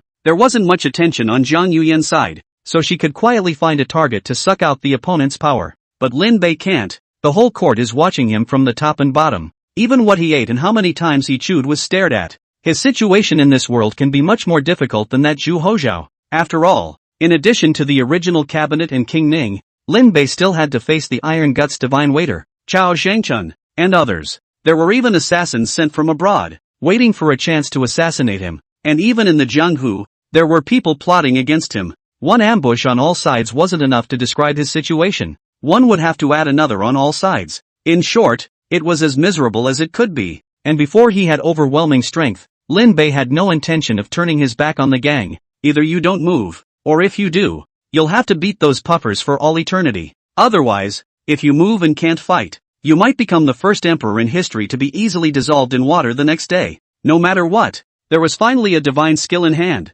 and there was some self-protection strength. Compared to the spirited and vigorous synthesized martial arts Lin Bei, it was the Hong Kong synthesized Lin Bei who had the greatest harvest, because he managed to ask for the cultivation techniques of the Maoshan school from Uncle Feng. The Black Monkey, Lin Bei, wailed with joy after sharing the memory. In a world where immortals and Buddhas were everywhere, the Maoshan school's gong methods might not be enough even if they were practiced to the end, but they were still better than a mixed bag of food. The Black Monkey did not end up well. Although the Heavenly Destiny Monkey inherited the name and power of the great sage, he was still unable to deal with the gods and Buddhas of the heavens. It may be that the same mistake will be repeated again, and after dispersing the 6 roots, he will wait for the next Heavenly Monkey to appear. If this mission befell the Black Monkey Lin Bei, the fun would be great. In any case, the Lin Bei of the 3 worlds of Zong Wu, Hong Kong Zong and Black Monkey were finally out of danger for the time being. The two of them, mysterious Lin Bei and Minzu Lin Bei, are not in a good position. Mysterious Lin Bei,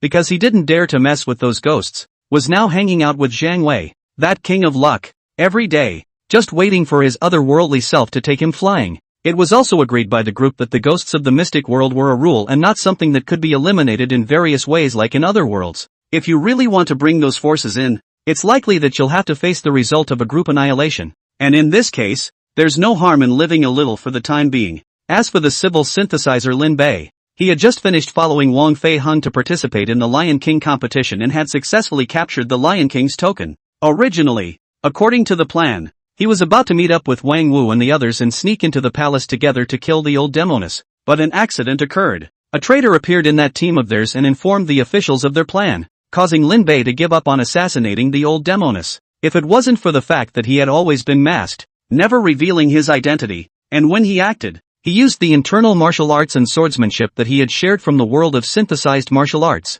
He was afraid that he would have to become a wanted criminal just like Wang Wu and the others. Even Wang Fei Hung, who was the master, was not immune to being implicated. After this incident, Lin Bei understood that the assassination route would not work, and after returning to Yangchang with Wang Fei Hong, he went to Hong Kong Island alone. That was the place where the Qing court was weakest, and the only place where the cause of rebellion could be better planned. On the boat to Hong Kong Island, Lin Bei met a big nose named Gui Genoa. Originally, he just thought the guy looked a little familiar, but after watching him fall for someone else's evil trick at the docks, Lin Bei knew he'd entered the plot of Miracle. Relying on his familiarity with the plot, Lin Bei successfully intercepted the chance that originally belonged to Gui Genoa and became a famous society bigwig. With his strength, he would naturally be able to suppress the gang of ruffians. In order to compensate Gui Genoa, Lin Bei gave him a job as a bodyguard and managed to get a good fighter with good hands. The society left behind by the white boss is unevenly staffed though, and does things that hurt people, but even a piece of toilet paper has its place. It wasn't long before Lin Bei relied on his own personal force to first eradicate the disturbed elements in the society, and then he annexed Boss Duan's forces, completely establishing himself on Hong Kong Island. But it also led to the Green Coat, the errand man of the era. What's good and dead is that the one leading the door-to-door investigation is Ma Rulong, who has just been kicked ashore due to the disbanding of the Marine Police. This guy is a deadhead. As long as he determines something, 9 heads of cattle can't pull it back. But he also has his own weakness, fighting pirates. Ma Rulong's greatest wish was to go out to sea and put an end to Luo Sanjuan's gang. Lin Bei knew this all too well, and just happened to borrow this matter to reach an agreement with Ma Rulong, and preempted the batch of guns that he and Zhou Yifei had hijacked. This is great. The money is there, the guns are there, and the rebel cause can officially begin. As a result, the story of the October surroundings begins. The Qing courtside led the team over to chase Sun was Yin Xiaogua, and he happened to have met with Lin Bei and knew that he was Huang Fei Hong's disciple. Seeing that he appeared on Hong Kong Island at this time of the year,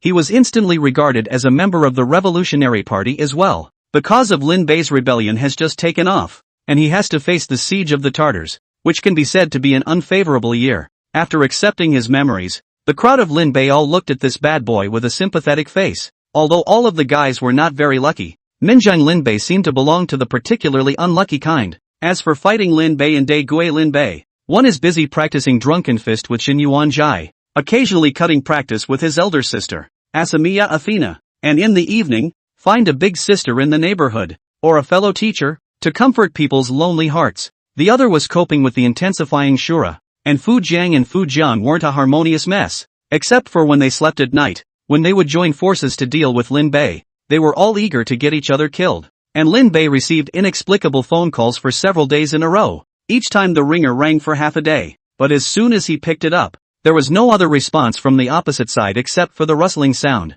Creepy Lin Bei seriously suspected that he had stumbled upon another paranormal event. Chapter 58, The Right Taste. But the problem wasn't big. With the current situation of Higurashi Lin Bei, for these ghosts to affect him through brainwaves and thus create hallucinations that would make him die a natural death was purely thinking about fart eating. Most of the Japanese spooky-style ghosts and goblins harm people in this way. If there is an entity, it would be better to do. Directly swing the knife to cut is. A knife cannot be killed. Then more cuts. Unless the other party has the kind of infinite reproduction Tomo has, it can always be fixed. Only in this environment, it was hard for Lin Bei to relax. After all, who knew how many weird existences were staring at him in the dark? So maybe if he didn't pay attention, he would be taken advantage of. Just as the Lin Beis finished digesting their respective powers and prepared to disperse, a figure sneaked around in the darkness, and seeing that the people were about to leave, he couldn't hold back any longer and hurriedly ran forward. Guys, wait for. Before the words were finished, the person who came to see the appearance of the crowd Lin Bei was a sudden.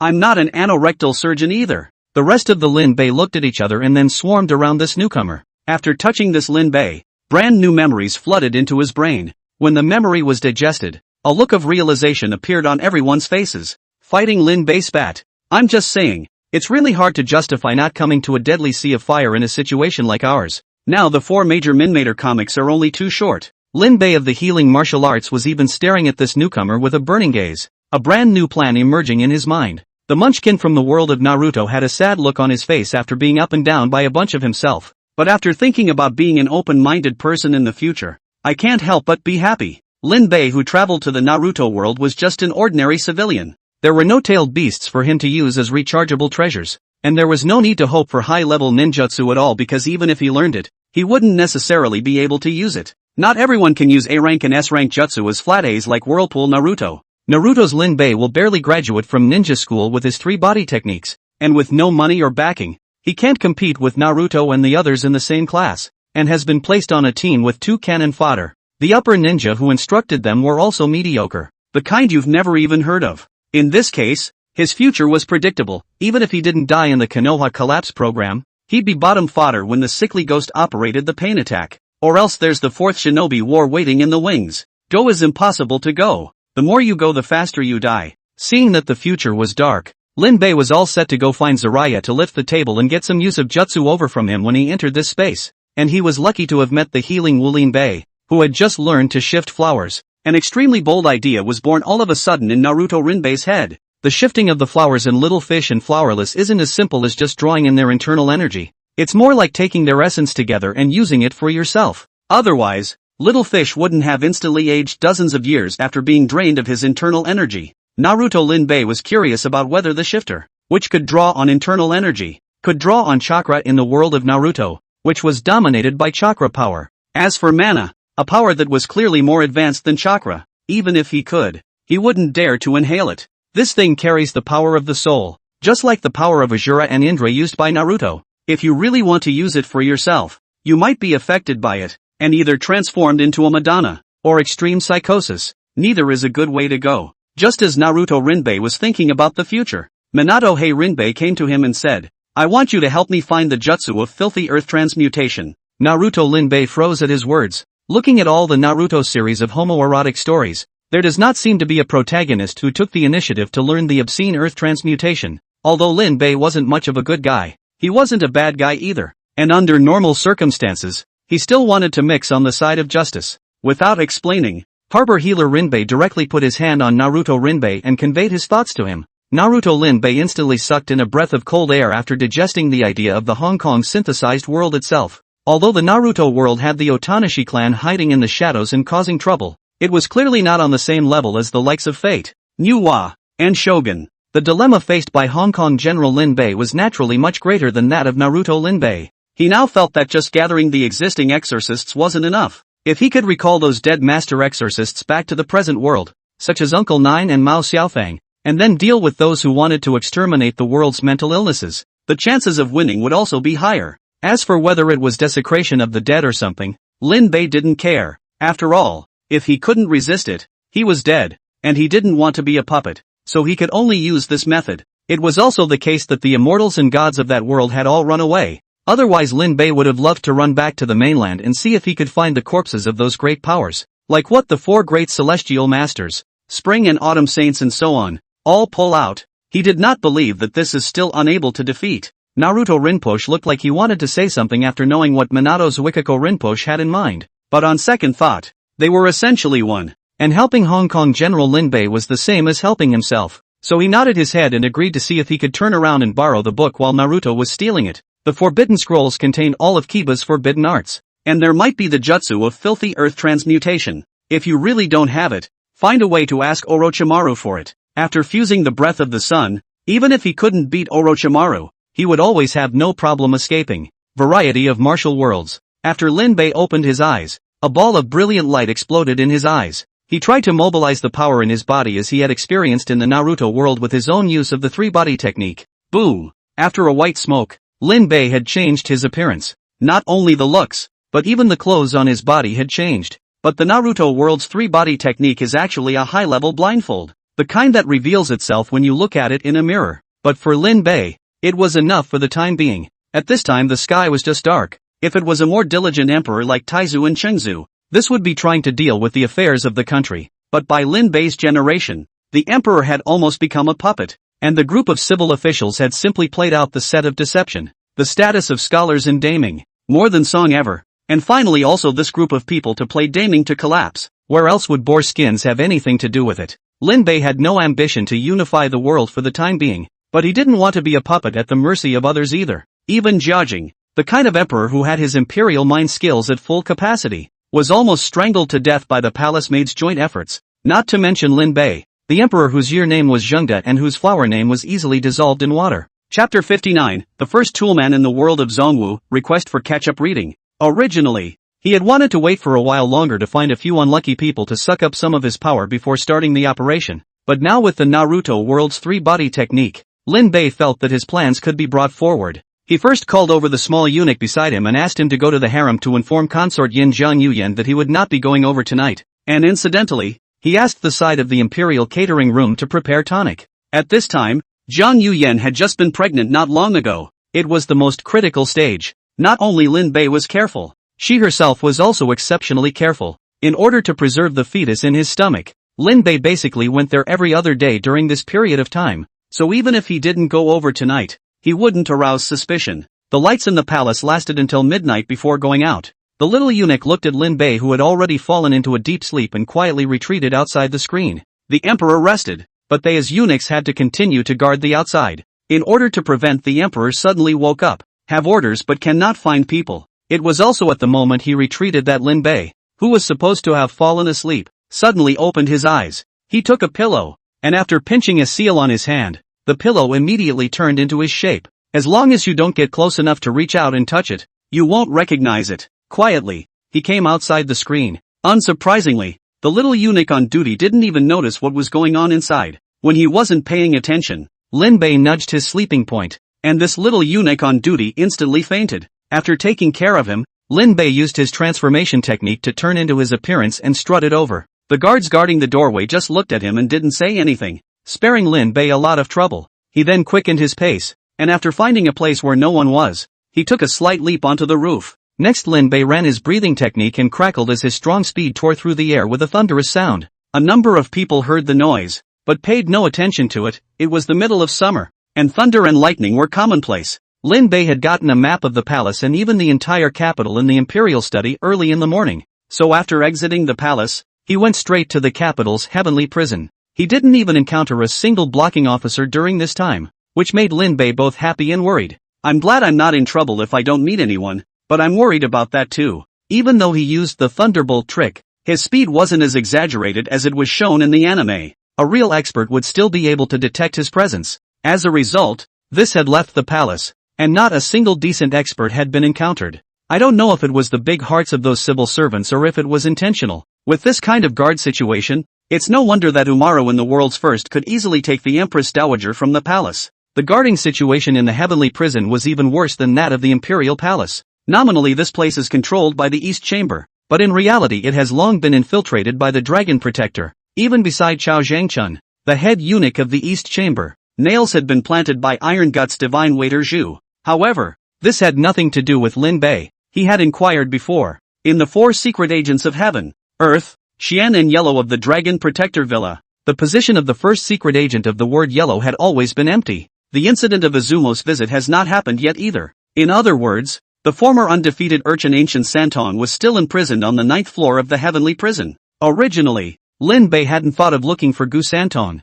nor did he have this opportunity. It was Naruto Rinpoche's appearance that gave him the extra means to do the 3-body technique, and only then did he make an impromptu decision. Of course, he had to thank that group of traitors and thieves. If they hadn't messed up the palace's guards, Lin Bei wouldn't have been so smooth. After entering the heavenly dungeon, Lin Bei casually found a guard, and after using some means to force out the room specially designed to hold those unlucky people who were about to be purified, he managed to enter the inside. Coincidentally, there was already someone inside when Lin Bei entered. The man was dressed in a rough linen suit and his hair was disheveled. like a beggar. After seeing Lin Bei come in, he instantly widened his eyes, and with a mischievous movement, he sat up from the Kong. "Brother, are you here to save me?" Lin Bei didn't bother with him, and after squatting under the Kong and knocking a few times, he found that the inside was really empty. He no longer hesitated, and directly slapped his palm, and immediately dirt flew across the ground. A hole that could allow one person to pass through also appeared in front of Lin Bei's eyes.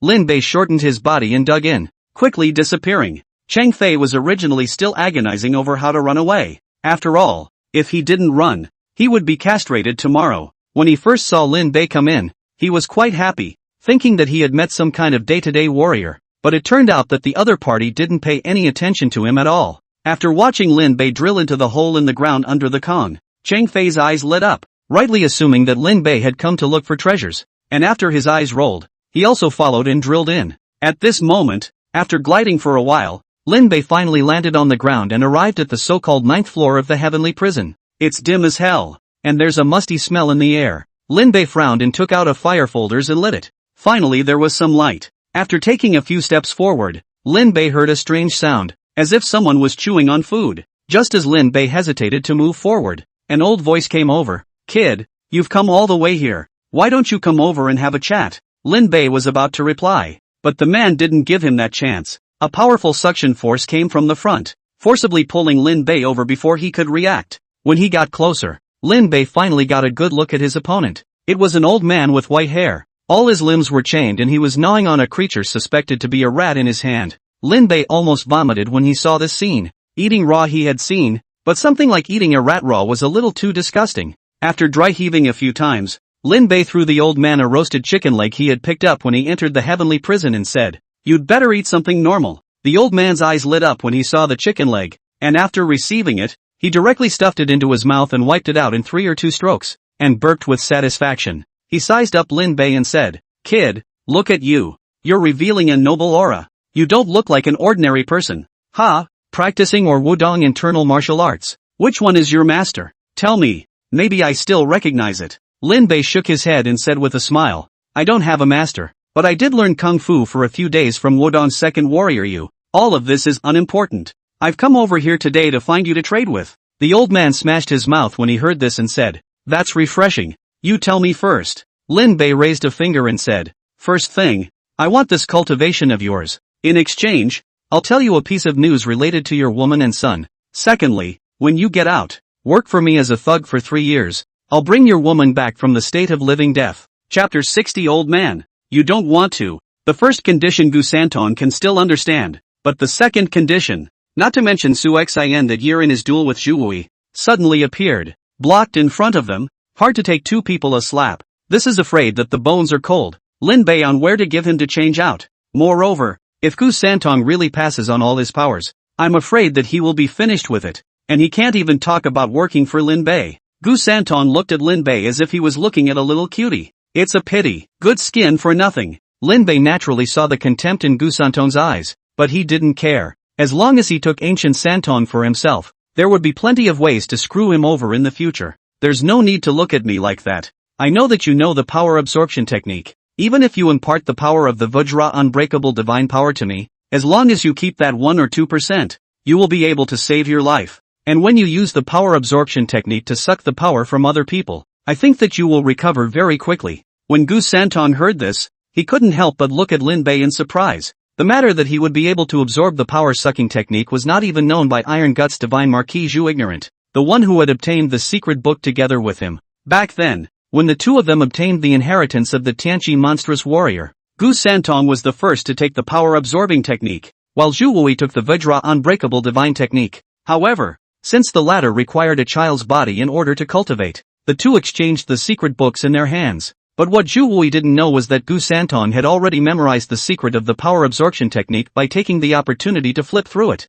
Later on, Zhu Ignorance planted the rumor that he had used the power-sucking technique to suck out the power of the 8 sect experts, which wasn't completely unjust. After all, Gu Santong did know the power-sucking technique, and after being locked into the 9th floor of the heavenly prison by Zhu Wei, he also sucked the power of the experts that Zhu Wei had sent in. He also acquired the martial arts of the 8 schools from them. In terms of the masters in the world's first alone, perhaps Gu Santong, who combined the power absorption technique and the Vajra unbreakable divine power, was the true world's first. The reason why he hadn't left for so many years wasn't that he was truly trapped by Zhu Wei, but that he kept his promise. It was also because of this reason that Lin Bei wanted to take him under his wing. Gu Santong glanced at the stone monument behind Lin Bei that read Marquis of Iron Guts, shook his head and said, I had a promise with Zhu Guanwu. If I promised you, wouldn't I become a backstabber? Lin Bei asked meaningfully, even if it's for Su Xin? Gu Santong immediately frowned. Su Xin is already dead. If you want to pin me down,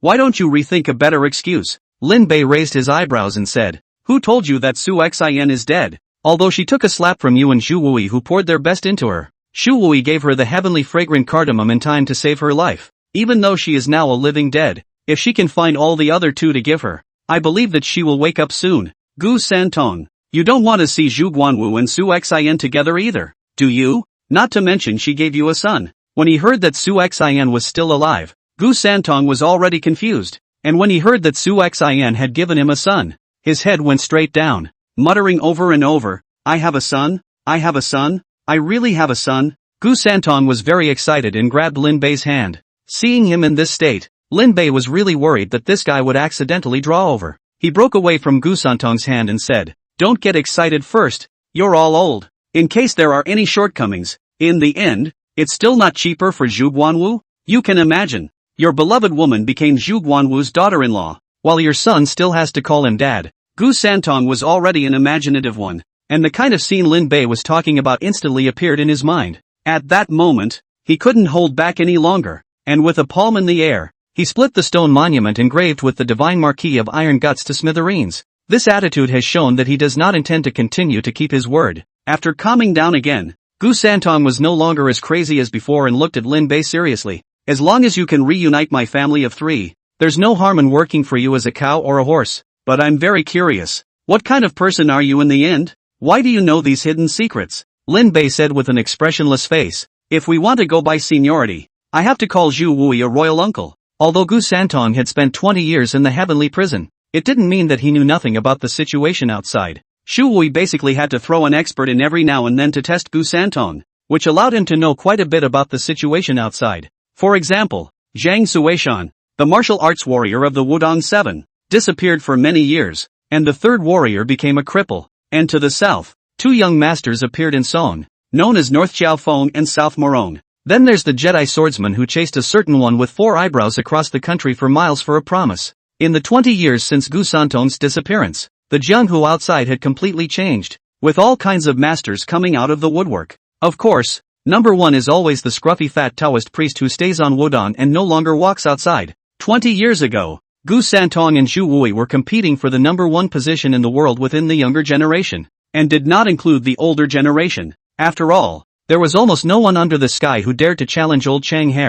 At the time of the founding of the Great Ming, this old Taoist priest already had an aged look, and now that more than 100 years had passed, he still looked the same. That lifespan was simply longer than a tortoise, and no one knew what realm he had reached now. As we all know, Taoist-type kung fu is more refined the older you get, and unlike those mixed schools of martial arts that encounter bottlenecks whenever they move, Taoist martial arts, though slow to progress, are neutral and peaceful, and as long as they are persistent, they can always achieve something. Getting back to the point, it was because of his knowledge of the situation outside that Gu Santong guessed Lin Bei's identity at once. He immediately stared with wide eyes and said, "You are the current emperor? Should I kneel down and kowtow to you?" Lin Bei rolled his eyes and said, "Then move. Don't just talk." Gu Santong smiled a few times and quickly covered this up. So what if he's an emperor? He's still a human being, isn't he? But working for the emperor doesn't seem so unpleasant to say. After all, a saying has been passed down since ancient times: if you learn the art of literature and martial arts,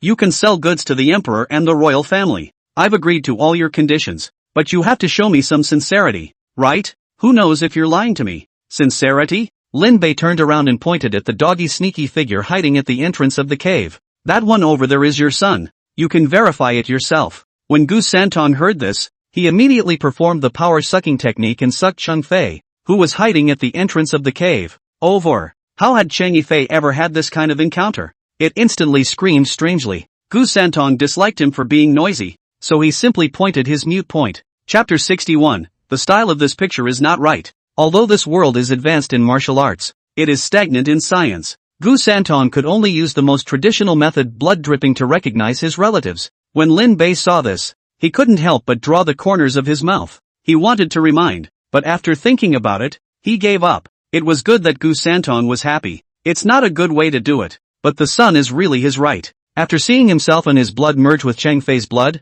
Gu Santong laughed maniacally with joy. After controlling his emotions with great difficulty, he looked at Lin Bei and said, "Since you brought my son here, what I promised you will also be fulfilled. I've stayed on the 9th floor of this heavenly prison for 20 whole years, and I have nothing to do but study Kung Fu every day. I've already eaten up all the Kung Fu on those masters who were sent in by Zhu Guanmu. If you want to learn, I can teach you. As for my Kung Fu and this Vajra unbreakable divine power, I can no longer advance." The Vajra unbreakable divine skill had an effect that after consummation, one could possess a Vajra unbreakable body and transform into a state of copper skin and iron bones. But you have to leave me with 2 power to save my life. And after removing the loss and the process of transferring the power, the last thing you can get your hands on is only half of my power. Lin Bei's brows furrowed after hearing this. After doing this math, it seemed a bit of a loss to directly draw power from Gu Santong. He's not a picky eater, but he just doesn't like to suffer. Soon, Lin Bei made a decision. Forget it then. The first condition is null and void.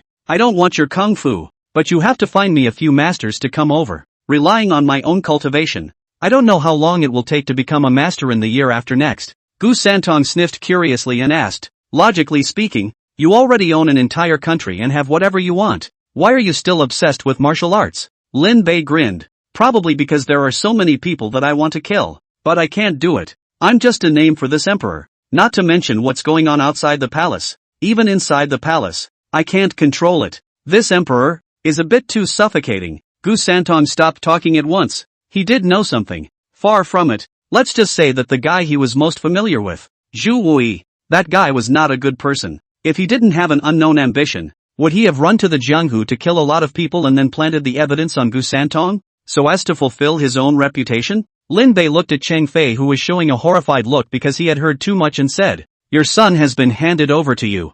I'll give you 3 days to take care of everything. After 3 days, I'll be waiting for you inside the palace. With your ability, I'm sure there's a way to get in." Gu Santong nodded. Although the palace was heavily guarded, it was only for ordinary people. For a superb expert like him, there were few places he couldn't go. The things that needed to be done had already been done, so naturally Lin Bei had no reason to stay any longer. Although he didn't get Gu Santong's Kung Fu, but at least he got an extra super fighter. It's not a total loss. After leaving the hole in the ground, Lin Bei returned to the heavenly dungeon. At this time, this side remained calm, and no one noticed the changes underneath at all. After performing a light power to leave the heavenly prison, Lin Bei arrived outside the palace and was about to jump in when a voice suddenly came from behind him. "Stop!" As soon as the words left his mouth, Lin Bei felt that his backside was being pressed against a hard object. "You may not have to speak now, but everything you say will be used against you in the future. Early in the morning I saw you sneaking around under the palace walls. Say, what is your purpose?" Lin Bei felt that the voice was somewhat familiar, but he couldn't recall who it was for a moment. He sighed. "You've said that anything I do will be taken as evidence. So if I tell you the truth, won't I be sending evidence into your hands?" The man behind him immediately became embarrassed. Just now he only focused on being handsome, not realizing that he had dug a hole for himself. He lightly coughed a few times and said, "I'm not afraid to tell you. I'm a secret agent of the Great Inner Circle, specializing in arresting you hairy thieves. If you give up now, you can still suffer less, or else when you go into the prison, you can't help but be served in large sizes." A secret agent? Lin Bei huffed. He now remembered who the owner of this voice was. It should have been expected in the beginning. That nonsensical opening line. "Except for Zero Hair and the Polonia clan, I guess there is no other palace guard who can say such a thing." Lin Bei pulled a face and asked in a deep voice, "Fa, do you know what crime it is to hold a weapon against the emperor?" Zero Hair laughed out loud on the spot as if he had heard an unbelievable joke. "Ha ha ha ha ha ha ha, ha, emperor, emperor?" Within a few laughs, Zero Hair was like a duck with its neck stuck, unable to laugh anymore. He looked at Lin Bei with a face full of panic, his mind recalling the laws of damning and pondering what offense it was to threaten the emperor. "When you think about it, it seems like you can't escape from being copied and destroyed." Zero Hair snapped to his knees and said, "Spare your life, your majesty." Lin Bei looked at Zero Hair with a smirk, finally resting his eyes on the oddly shaped object in his hand. "What's that in your hand?" Zero Hair sniffed. His face showed a fawning smile, handed the thing in his hand up and said, "Your Majesty, this is my latest invention. I gave it a name, called the 5-4 style, which is able to load 6 rounds of steel balls at one time, and utilizing the properties of gunpowder. It will explode in a flash with a powerful impact, and then the steel balls. Wait, Lin Bei interrupted Zero Hair and asked, what did you just say this thing was called? Zero Hair returned with an innocent face. Back to the Emperor. It is called 5-4 style. I just happened to be throwing dice with my wife on that day, throwing the losing one to wash the bowl. It was originally 3 dice, but as a result, the other one didn't know where to throw it, and the remaining 2 1 is 5, 1 is 4, so I gave it this name. When Lin Bei heard this, he felt like he had a stomach full of grooves, but he didn't know where to spit them out. This naming style is very Zero Hair. No problem. After inquiring with Zero Hair about how to use the 5-4 style, Lin Bei directly took possession of it. As a member of the Baolong clan, Zero Hair's martial arts skills belonged to the bottom of the pile, and he had failed to practice even the simplest basic internal arts. It has been hailed as the shame of the Baolong clan, but the guy was good at getting inventive, often coming up with weird and wacky stuff, most of which was crap, but occasionally 1 or 2 were useful. Lin Bei's hands on this 5-4 style perhaps cannot deal with masters, but it is also not a means of emergency. If utilized properly, there may be unexpected gains. This thing is confiscated. The next time you don't turn in something good like this, I'll arrange for you to guard the imperial tomb. Don't, Your Majesty. You know me. Before Zero Hair could finish, Lin Bei had already disappeared. Zero Hair still realized it after a while. He scratched his head and murmured in a voice only he could hear. Strange. When did His Majesty's lightness become so good? Chapter 62, You Two Have a Fight. Lin Bei had a dream in which he had a harem of 3,000 beauties. If all of them are given to Jiang Yuyan's kind of heavenly beauty, he will also admit it. After all, the greater the ability, the greater the responsibility. As the Emperor of the Great Ming Kingdom, he had the obligation to help those beautiful women solve the problem of singleness. These harem beauties do have flower-like beauty. Note that this is literally true, really. They all look just like Rahana. And one more look will give you nightmares for days. He only ran into Zero Hair last night and ended up having such a dream that Lin Bei wondered if it was some sort of omen. If that kind of situation really occurred, he felt that it would be better not to be this emperor. After thinking about it, Lin Bei asked the eunuchs waiting on the side to summon Zero Hair into the palace. As a great inner guard, Zero Hair would have had the freedom to go in and out of the palace, and today happened to be his day off from his shift. Otherwise he would have been able to meet him if he had just shouted outside. The little eunuch had just gone out to deliver the message when Lu Shi, one of the 3 imperial eunuchs, came for an audience. Lin Bei didn't have much goodwill towards this guy, excluding the fact that this guy was the villain in Little Fish and Flowerless. The most important reason was because he was clearly a eunuch who relied on the emperor for survival, but ended up colluding with foreign ministers, and when Lin Bei acted slightly out of character, this guy would join forces with the foreign ministers to advise him. It's said to be persuasion, but it's really no different than pointing your nose. Before crossing the line, he was a cow and horse, and was scolded every day. After crossing the line, he became an emperor, and was still scolded. So he didn't cross the line for nothing? Lin Bei directly wrote Lu Shi's name on his blacklist, just waiting for a chance to get this bastard killed. Now that he heard him ask for an audience, Lin Bei was going to refuse without even thinking about it. Just as he was about to order it down, a thought popped into his head and he pointed at a small eunuch. Go, call Chao Zhengchun over here for me. Be quick. Yes, slave. After the little eunuch answered, he immediately ran to inform Chao Zhengchun. In this martial arts world, which synthesizes many works, there are many more traitors and thieves, both inside and outside the palace, than in normal history. Normal history of Zhu Hozhao around 8 favored eunuchs, known as the 8 tigers, but now you have to add Lu Shi and Chao Zhengchun to the list, and even beyond the 2 of them, there are more villains hidden in the eunuch community that have yet to bubble up. Lin Bei does not care how these people behave in movies and television, as long as they do as they are told. If they don't listen, they'll just have to be made the sustenance in the shift. Soon, Chao Zhengchun arrived outside the imperial study room, and after seeing Lu Shi waiting outside, he froze. The 2 exchanged glances and both looked confused, not knowing what Lin Bei was planning. Just as the 2 of them were about to whisper something, a small eunuch walked out and declared the 2 to go in. When they arrived at the imperial study room, Lu Shi and Chao Zhengchun saw Lin Bei, who was slumped in a chair without any image. At a glance, the 2 men huffed, both feeling a sense of intolerance. Luckily, Lin Bei, the emperor, had done many ridiculous things, and the 2 of them didn't think there was anything wrong. Without waiting for them to salute, Lin Bei spoke. Lu Shi, Chao Zhengchun, I heard that both of you are top masters. One is good at sucking power technique. One practiced the Big Dipper's child's kung fu. It just so happens that I'm idle and bored. I haven't seen any masters fight yet. Why don't the two of you fight? And I'll have a reward if you win. Lu Shi and Xiao Zhengchun were both shocked in their hearts when they heard this. Although they were considered infamous out there, the martial arts they practiced were no secret. But the only thing this matter shouldn't let Lin Bei know is that the people serving around this little emperor are their eyes and ears. There shouldn't be any who don't know how to die and talk nonsense in front of him. There was only one possibility left. Lin Bei had secretly contacted someone they didn't know about. Xiao Zhengchun and Lu Shi looked at each other and both frowned. Lin Bei saw the two exchanging glances and laughed coldly in his heart.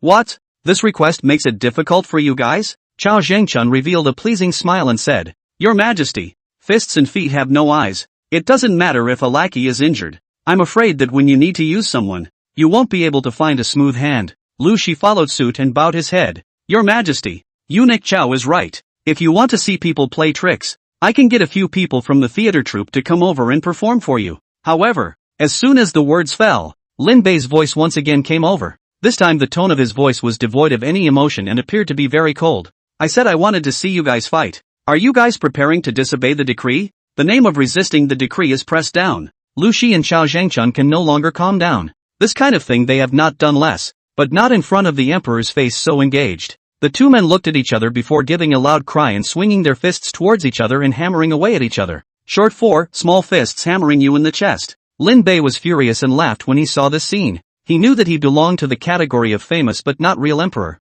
and even the words of the eunuchs around him were more useful than his. Still, this in-your-face perfidy enraged him. It was at this time that 00 Hair arrived. He took a look at Lu Shi and Xiao Zhengchun who were displaying their flowery fists, and couldn't help but burst out laughing. These two big eunuchs who claimed to be under one person and above 10,000 people even had such a day. It is really congratulatory. Lu Shi and Xiao Zhengchun both turned their heads to look after hearing the laughter and couldn't help but glare at him after realizing that the person laughing was 0-30. Instead of restraining himself, 0 Hair laughed even louder. While others were afraid of Lu Shi and Xiao Zhengchun, 0 Hair was not. They, the Paolong clan, were handpicked by the great ancestor and belonged to the iron rice bowl that could be passed on. 0 Hair's kung fu is so useless, but he can still become one of the 4 secret agents in the palace because of this reason. If Xiao Zhengchun and Lu Shi wanted to move him, they had to consider whether they could afford the consequences. Lin Bei waved at 0 Hair after hearing him laugh. 00 Hair immediately farted forward and said, Greetings,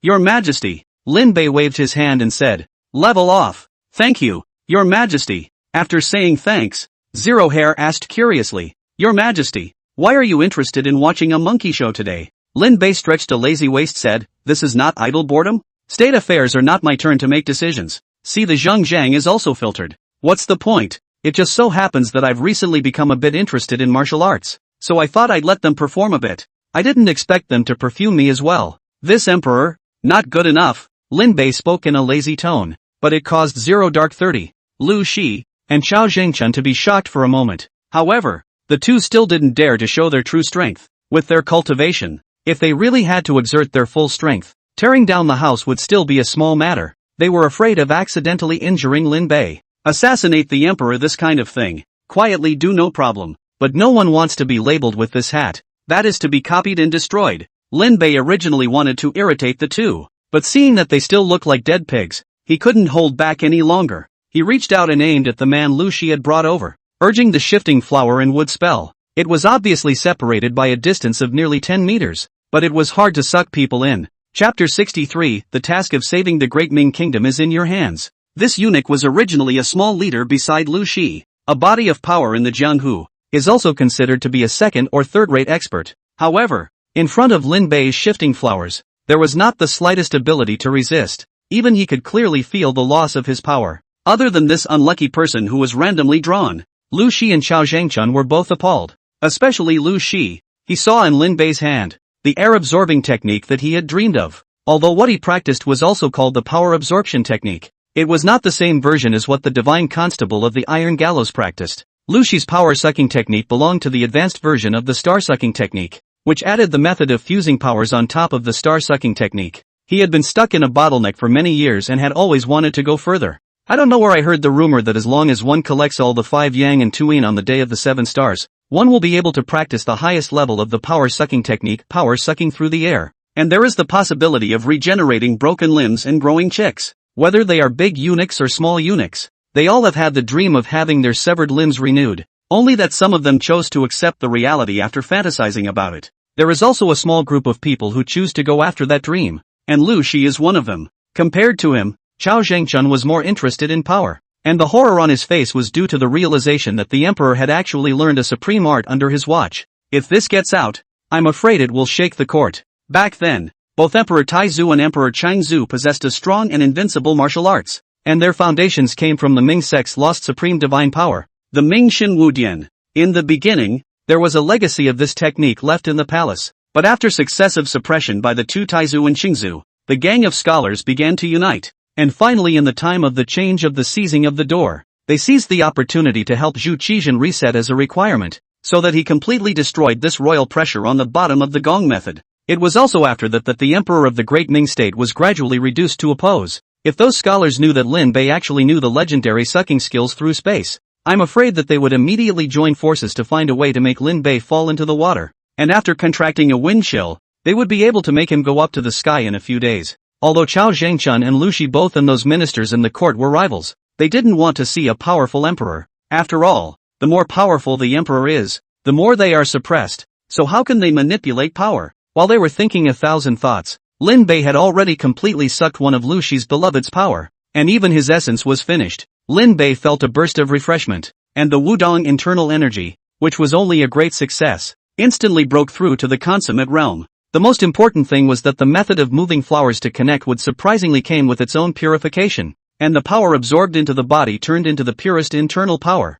freeing Lin Bei from some of his worries. He was worried before about whether sucking in someone else's power would leave hidden dangers, but now it seemed that there were none for the time being. Of course, it's also possible that he's still sucking so little that he doesn't notice. Throwing the eunuch, who had already turned into a lump of mud, to the ground, Lin Bei looked at Lu Shi and Chao Zhengchun with a smile on his face and said, "First time I used this kind of kung fu. I didn't confiscate it, but as the emperor, I have no problem killing 1 or 2 people, right?" Chao and Lu didn't dare to say anything. Lin Bei was clearly warning them that even if they wanted to do something, they would have to wait until they left before planning. Seeing them play dead, Lin Bei waved his hand and said, "Just now, you guys perfumed me and it already counts as a crime of deceiving the king, but it's fine, seeing as you've served me for so many years, I can let it go, but on one condition. Every 3 days, you have to find an expert to come here, whose kung fu can't be worse than the guy just now. There are so many scum in the Jianghu. It shouldn't be hard for you to find a few with a rotten reputation. What happened here today? If someone spreads out, Chao Zhengchun, Lu Shi, although I am young, but I am also able to kill. But if you do it beautifully, I won't be stingy, and it's up to you to decide how to choose." After saying this, Lin Bei turned his head towards Zero Hair and said, "Ah fat, accompany me for a walk." Zero Hair, who was still shocked that Lin Bei was killing people at the drop of a hat, would finally come back to his senses. After hurriedly answering yes, he followed Lin Bei out, only left Lu Shi and Chao Zhengchun 2 people in the imperial study room. Face uncertain, seems to be doing the last tangled. In the imperial garden, Zero Hair carefully followed behind Lin Bei. After that incident just now, he finally understood what it meant to accompany a king like a tiger. Originally excited about his sudden attention from the emperor, Zero Hair was now itching to continue his old days of being a little transparent, or at least not having to be on the edge of his seat. Just as he was thinking about whether Lin Bei would arrange a difficult task for him, a sigh suddenly came from his ears. Raising his head, he saw Lin Bei looking out of his mind at the wigwam in front of him and said, "Ah fa, do you also think that I'm indiscriminately killing innocents?" Zero Hair hastily lowered his head again and said, "I don't dare." Lin Bei let out a light laugh. "Just not daring to, not agreeing. I know it's hard for you to accept it for a while, but there are some things that I have to do, or it won't be long before I, the emperor, am afraid that I will have to die in an accident." Zero Hair stared blankly. Was this something he could listen to? Without waiting for him to speak, Lin Bei had already turned around and put his hands on his shoulders, saying with a serious face, "Ah fa, can I trust you?" Zero Hair had a jolt and nodded his head like a chicken pecking at rice. Lin Bei's face showed a smile and said, "Nowadays, the whole dynasty, including the eunuchs in the palace, all want me to be a puppet. If they can manage this world well, even if I continue to eat and wait for death, but also happy to be idle. But now the situation is grim. Internal and external problems, not to mention the strong troops and horses of the Great Tang and the Qing dynasty, just the internal problems. Once the outbreak of the outbreak, I am afraid that the capitulation of all within a thought. Ah fat, I know you are a talented person, only that they are blind and have not realized your excellence. The daunting task of saving my great Ming kingdom is in your hands." Zero Hair laughed harder than he cried when he heard this. Your Majesty, I'm just a waste who doesn't know martial arts. Why don't I introduce you to a few masters? I just happened to catch a few hairy thieves on the top of the Taiha temple last night. They brag that they're the best masters in the Daming Jianghu. Your mission to them is definitely more reliable than to me. Lin Bei's eyes instantly lit up as he asked, what are the names of those people? Zero Hair scratched his head and thought for a while before replying. It seems to be called something like Lu Chicken. Shiman Kidney Hollow? I can't remember. Why don't I get them for you? Lin Bei huffed. He was curious how Lu Xiaofeng and Simon the Snowblower would react if they knew that Zero Hair pronounced their names like this. Chapter 64, Another Messed Up. In the mysterious space, many Lin Bei gathered together once again. Upon receiving the memories of the synthesized martial world, everyone had a strange expression on their faces. There's no way around it. The scene in The Great Intriguer Zero Hair where the harem beauties all show up to cry out for the emperor is so scary that once you've seen it once, it's hard to forget. On top of that, there's that misogynist who, because he practiced the undifferentiated divine power, lost his face, thus allowing him to pinch his face at will. When you think about it, the biggest problem with the King of No Faces is his male body. If this were a female, wouldn't it be a martial arts version of the demon lady? Thinking of this, all the Lin Bei unanimously looked towards the synthesized Wu Lin Bei. I'll leave this arduous task to you. Make sure to get your hands on the Phaseless King's version of the Phaseless Divine Skill. Variety. Wu Lin Bei rolled his eyes when he heard this. According to the performance of the Phaseless King in the movie, his strength was afraid that he was not even a step above the Iron Guts Divine Waiter. But it's not a big problem. He, the Emperor, can die in all kinds of accidents, but only not at the hands of a foreigner. There was no need for him to command. The civil servants and military generals underneath him would try their best to intercept them. If you can't, pull Lu Shi, Zhao Zhengchun and Zhu Wui out to block the knife. Not long after befriending Zero Dark 30 that day, Gu Santong quietly entered the palace and brought with him 4 nourishments for him to draw on his power. It is said to be a famous lecher in the Jiangnan area, called what the East Lechery and the West, the South Salty and the North Wet. After synthesizing Wu Lin Bei's knowledge of the names of these 4 people, he subconsciously asked if Tong Pak Fu of the 4 great talents of Jiangnan would know how to use the Overlord gun. Gu Santong's face was odd when he heard this question. When he captured the 4 major lecherous thieves of Jiangnan, he captured them at the residence of the Hua Taisher. Hua Taisher, surname Hua, first name Cha, character Taisher. It's a famous rich family in the south of the river, and it's said to be backed by a certain big shot in the capital. The people outside are used to shouting together with the last name. Not that he has really been a great master. Just like Tang Pak Fu's real name is called Tang Yin, Pak Fu is just his word. When Gu Santong caught the lecherous thief, the 4 of them were preparing to lay hands on Xiao Xiang, the most favored and pretty maid in Hua Fu. Only just before they landed, the 4 of them were knocked on their asses by a little bookworm. If it wasn't for Gu Santong showing up in time and snatching the man away, the scholar would probably have already reported it to the police. Although the Jiangnan 4 sex thieves are not supreme masters, they are considered to be rare and good when placed in the Jianghu.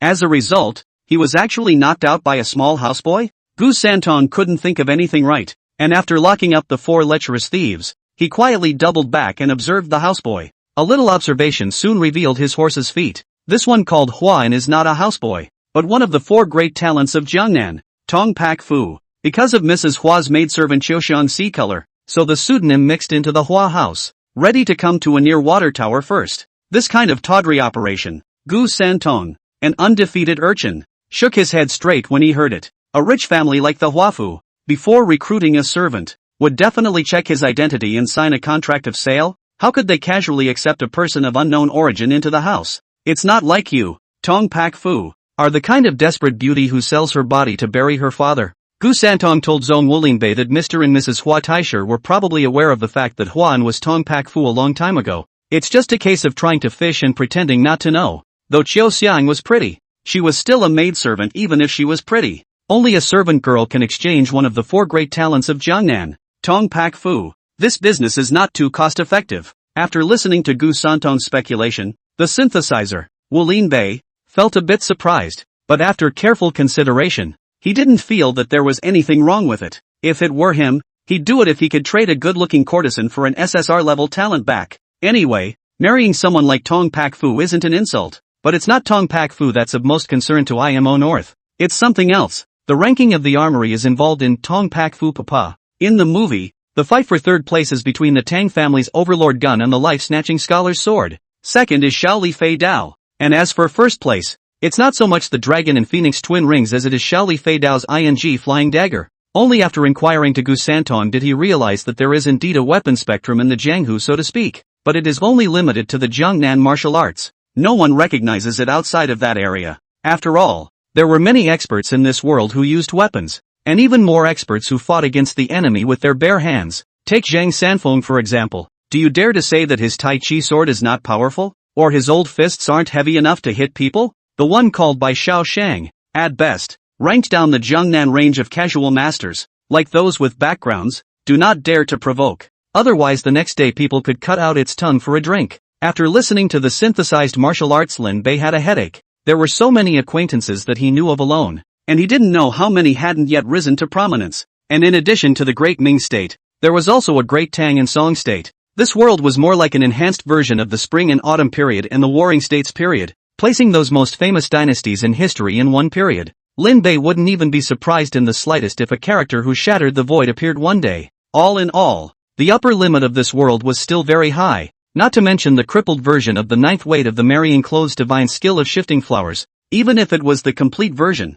practiced to the complete realm, it might not be able to become one of the top handful of people. After accepting this reality, Zong Wu Lin Bei began to cultivate the Vajra unbreakable divine power taught by Gu Santong. This technique requires strong internal force as a foundation, even for a martial arts wizard like Gu Santong. It was only after he trapped himself in the ninth floor of the heavenly prison and absorbed the internal force of the experts of the 8 sects, that he practiced this technique to its great completion and possessed the ability to transform into a small golden man. According to what Gu Santong had said, if Lin Bei wanted to make the Vajra undying divine skill come to fruition, he would have to suck in 1 or 2 top-tier experts in any case. If a top expert like Chao Zhangchun, who had practiced the Heavenly Dipper's child's kung fu since he was a child and had pure true qi, he might be able to achieve great success after sucking him up. This makes the synthesized martial arts north again look at Chao Zhangchun. Always feel that this goods like Tao super tonic. As for the kind of Lu Shi that had absorbed too much refuted power, it would be good to have half left after purification. It is also because of the concern of the comprehensive martial arts north, so that these 2 eunuchs do things more and more cautious. As for what happened that day, neither of them said anything to the outside world. After all, both of them had suffered a loss. There was no reason to say it to make their opponents look at them funny. It would be best to let them take a run at Lin Bei as well. After digesting the memories of Hyung Mu Lin Bei, while worrying about the situation of a harem of 3,000 flowers on his side, the crowded Lin Bei was shocked by another thing. It wasn't uncommon for the Hong Kong comprehensive world to be able to use breathing techniques in ninjutsu, and even though this world was in the end of the Dharma period, no matter if it was the mana needed to activate Daojitsu or the power of the Pango clan's bloodline, it was all properly high-ranking power. But there are only 2 explanations for the fact that the synthesized world can also use ninjutsu. Either the synthesized world belongs to the same high martial arts, except that the advanced maps haven't been opened yet. Either Lin Bei's existence was too special and could break through the limits of the world. After discussing it for a while, the Lin Bei still felt that the latter was more likely. After all, according to Ghost Destroyer Lin Bei, the performance of the breathing method in his world was not comparable to the Hong Kong comprehensive world. Unfinished business.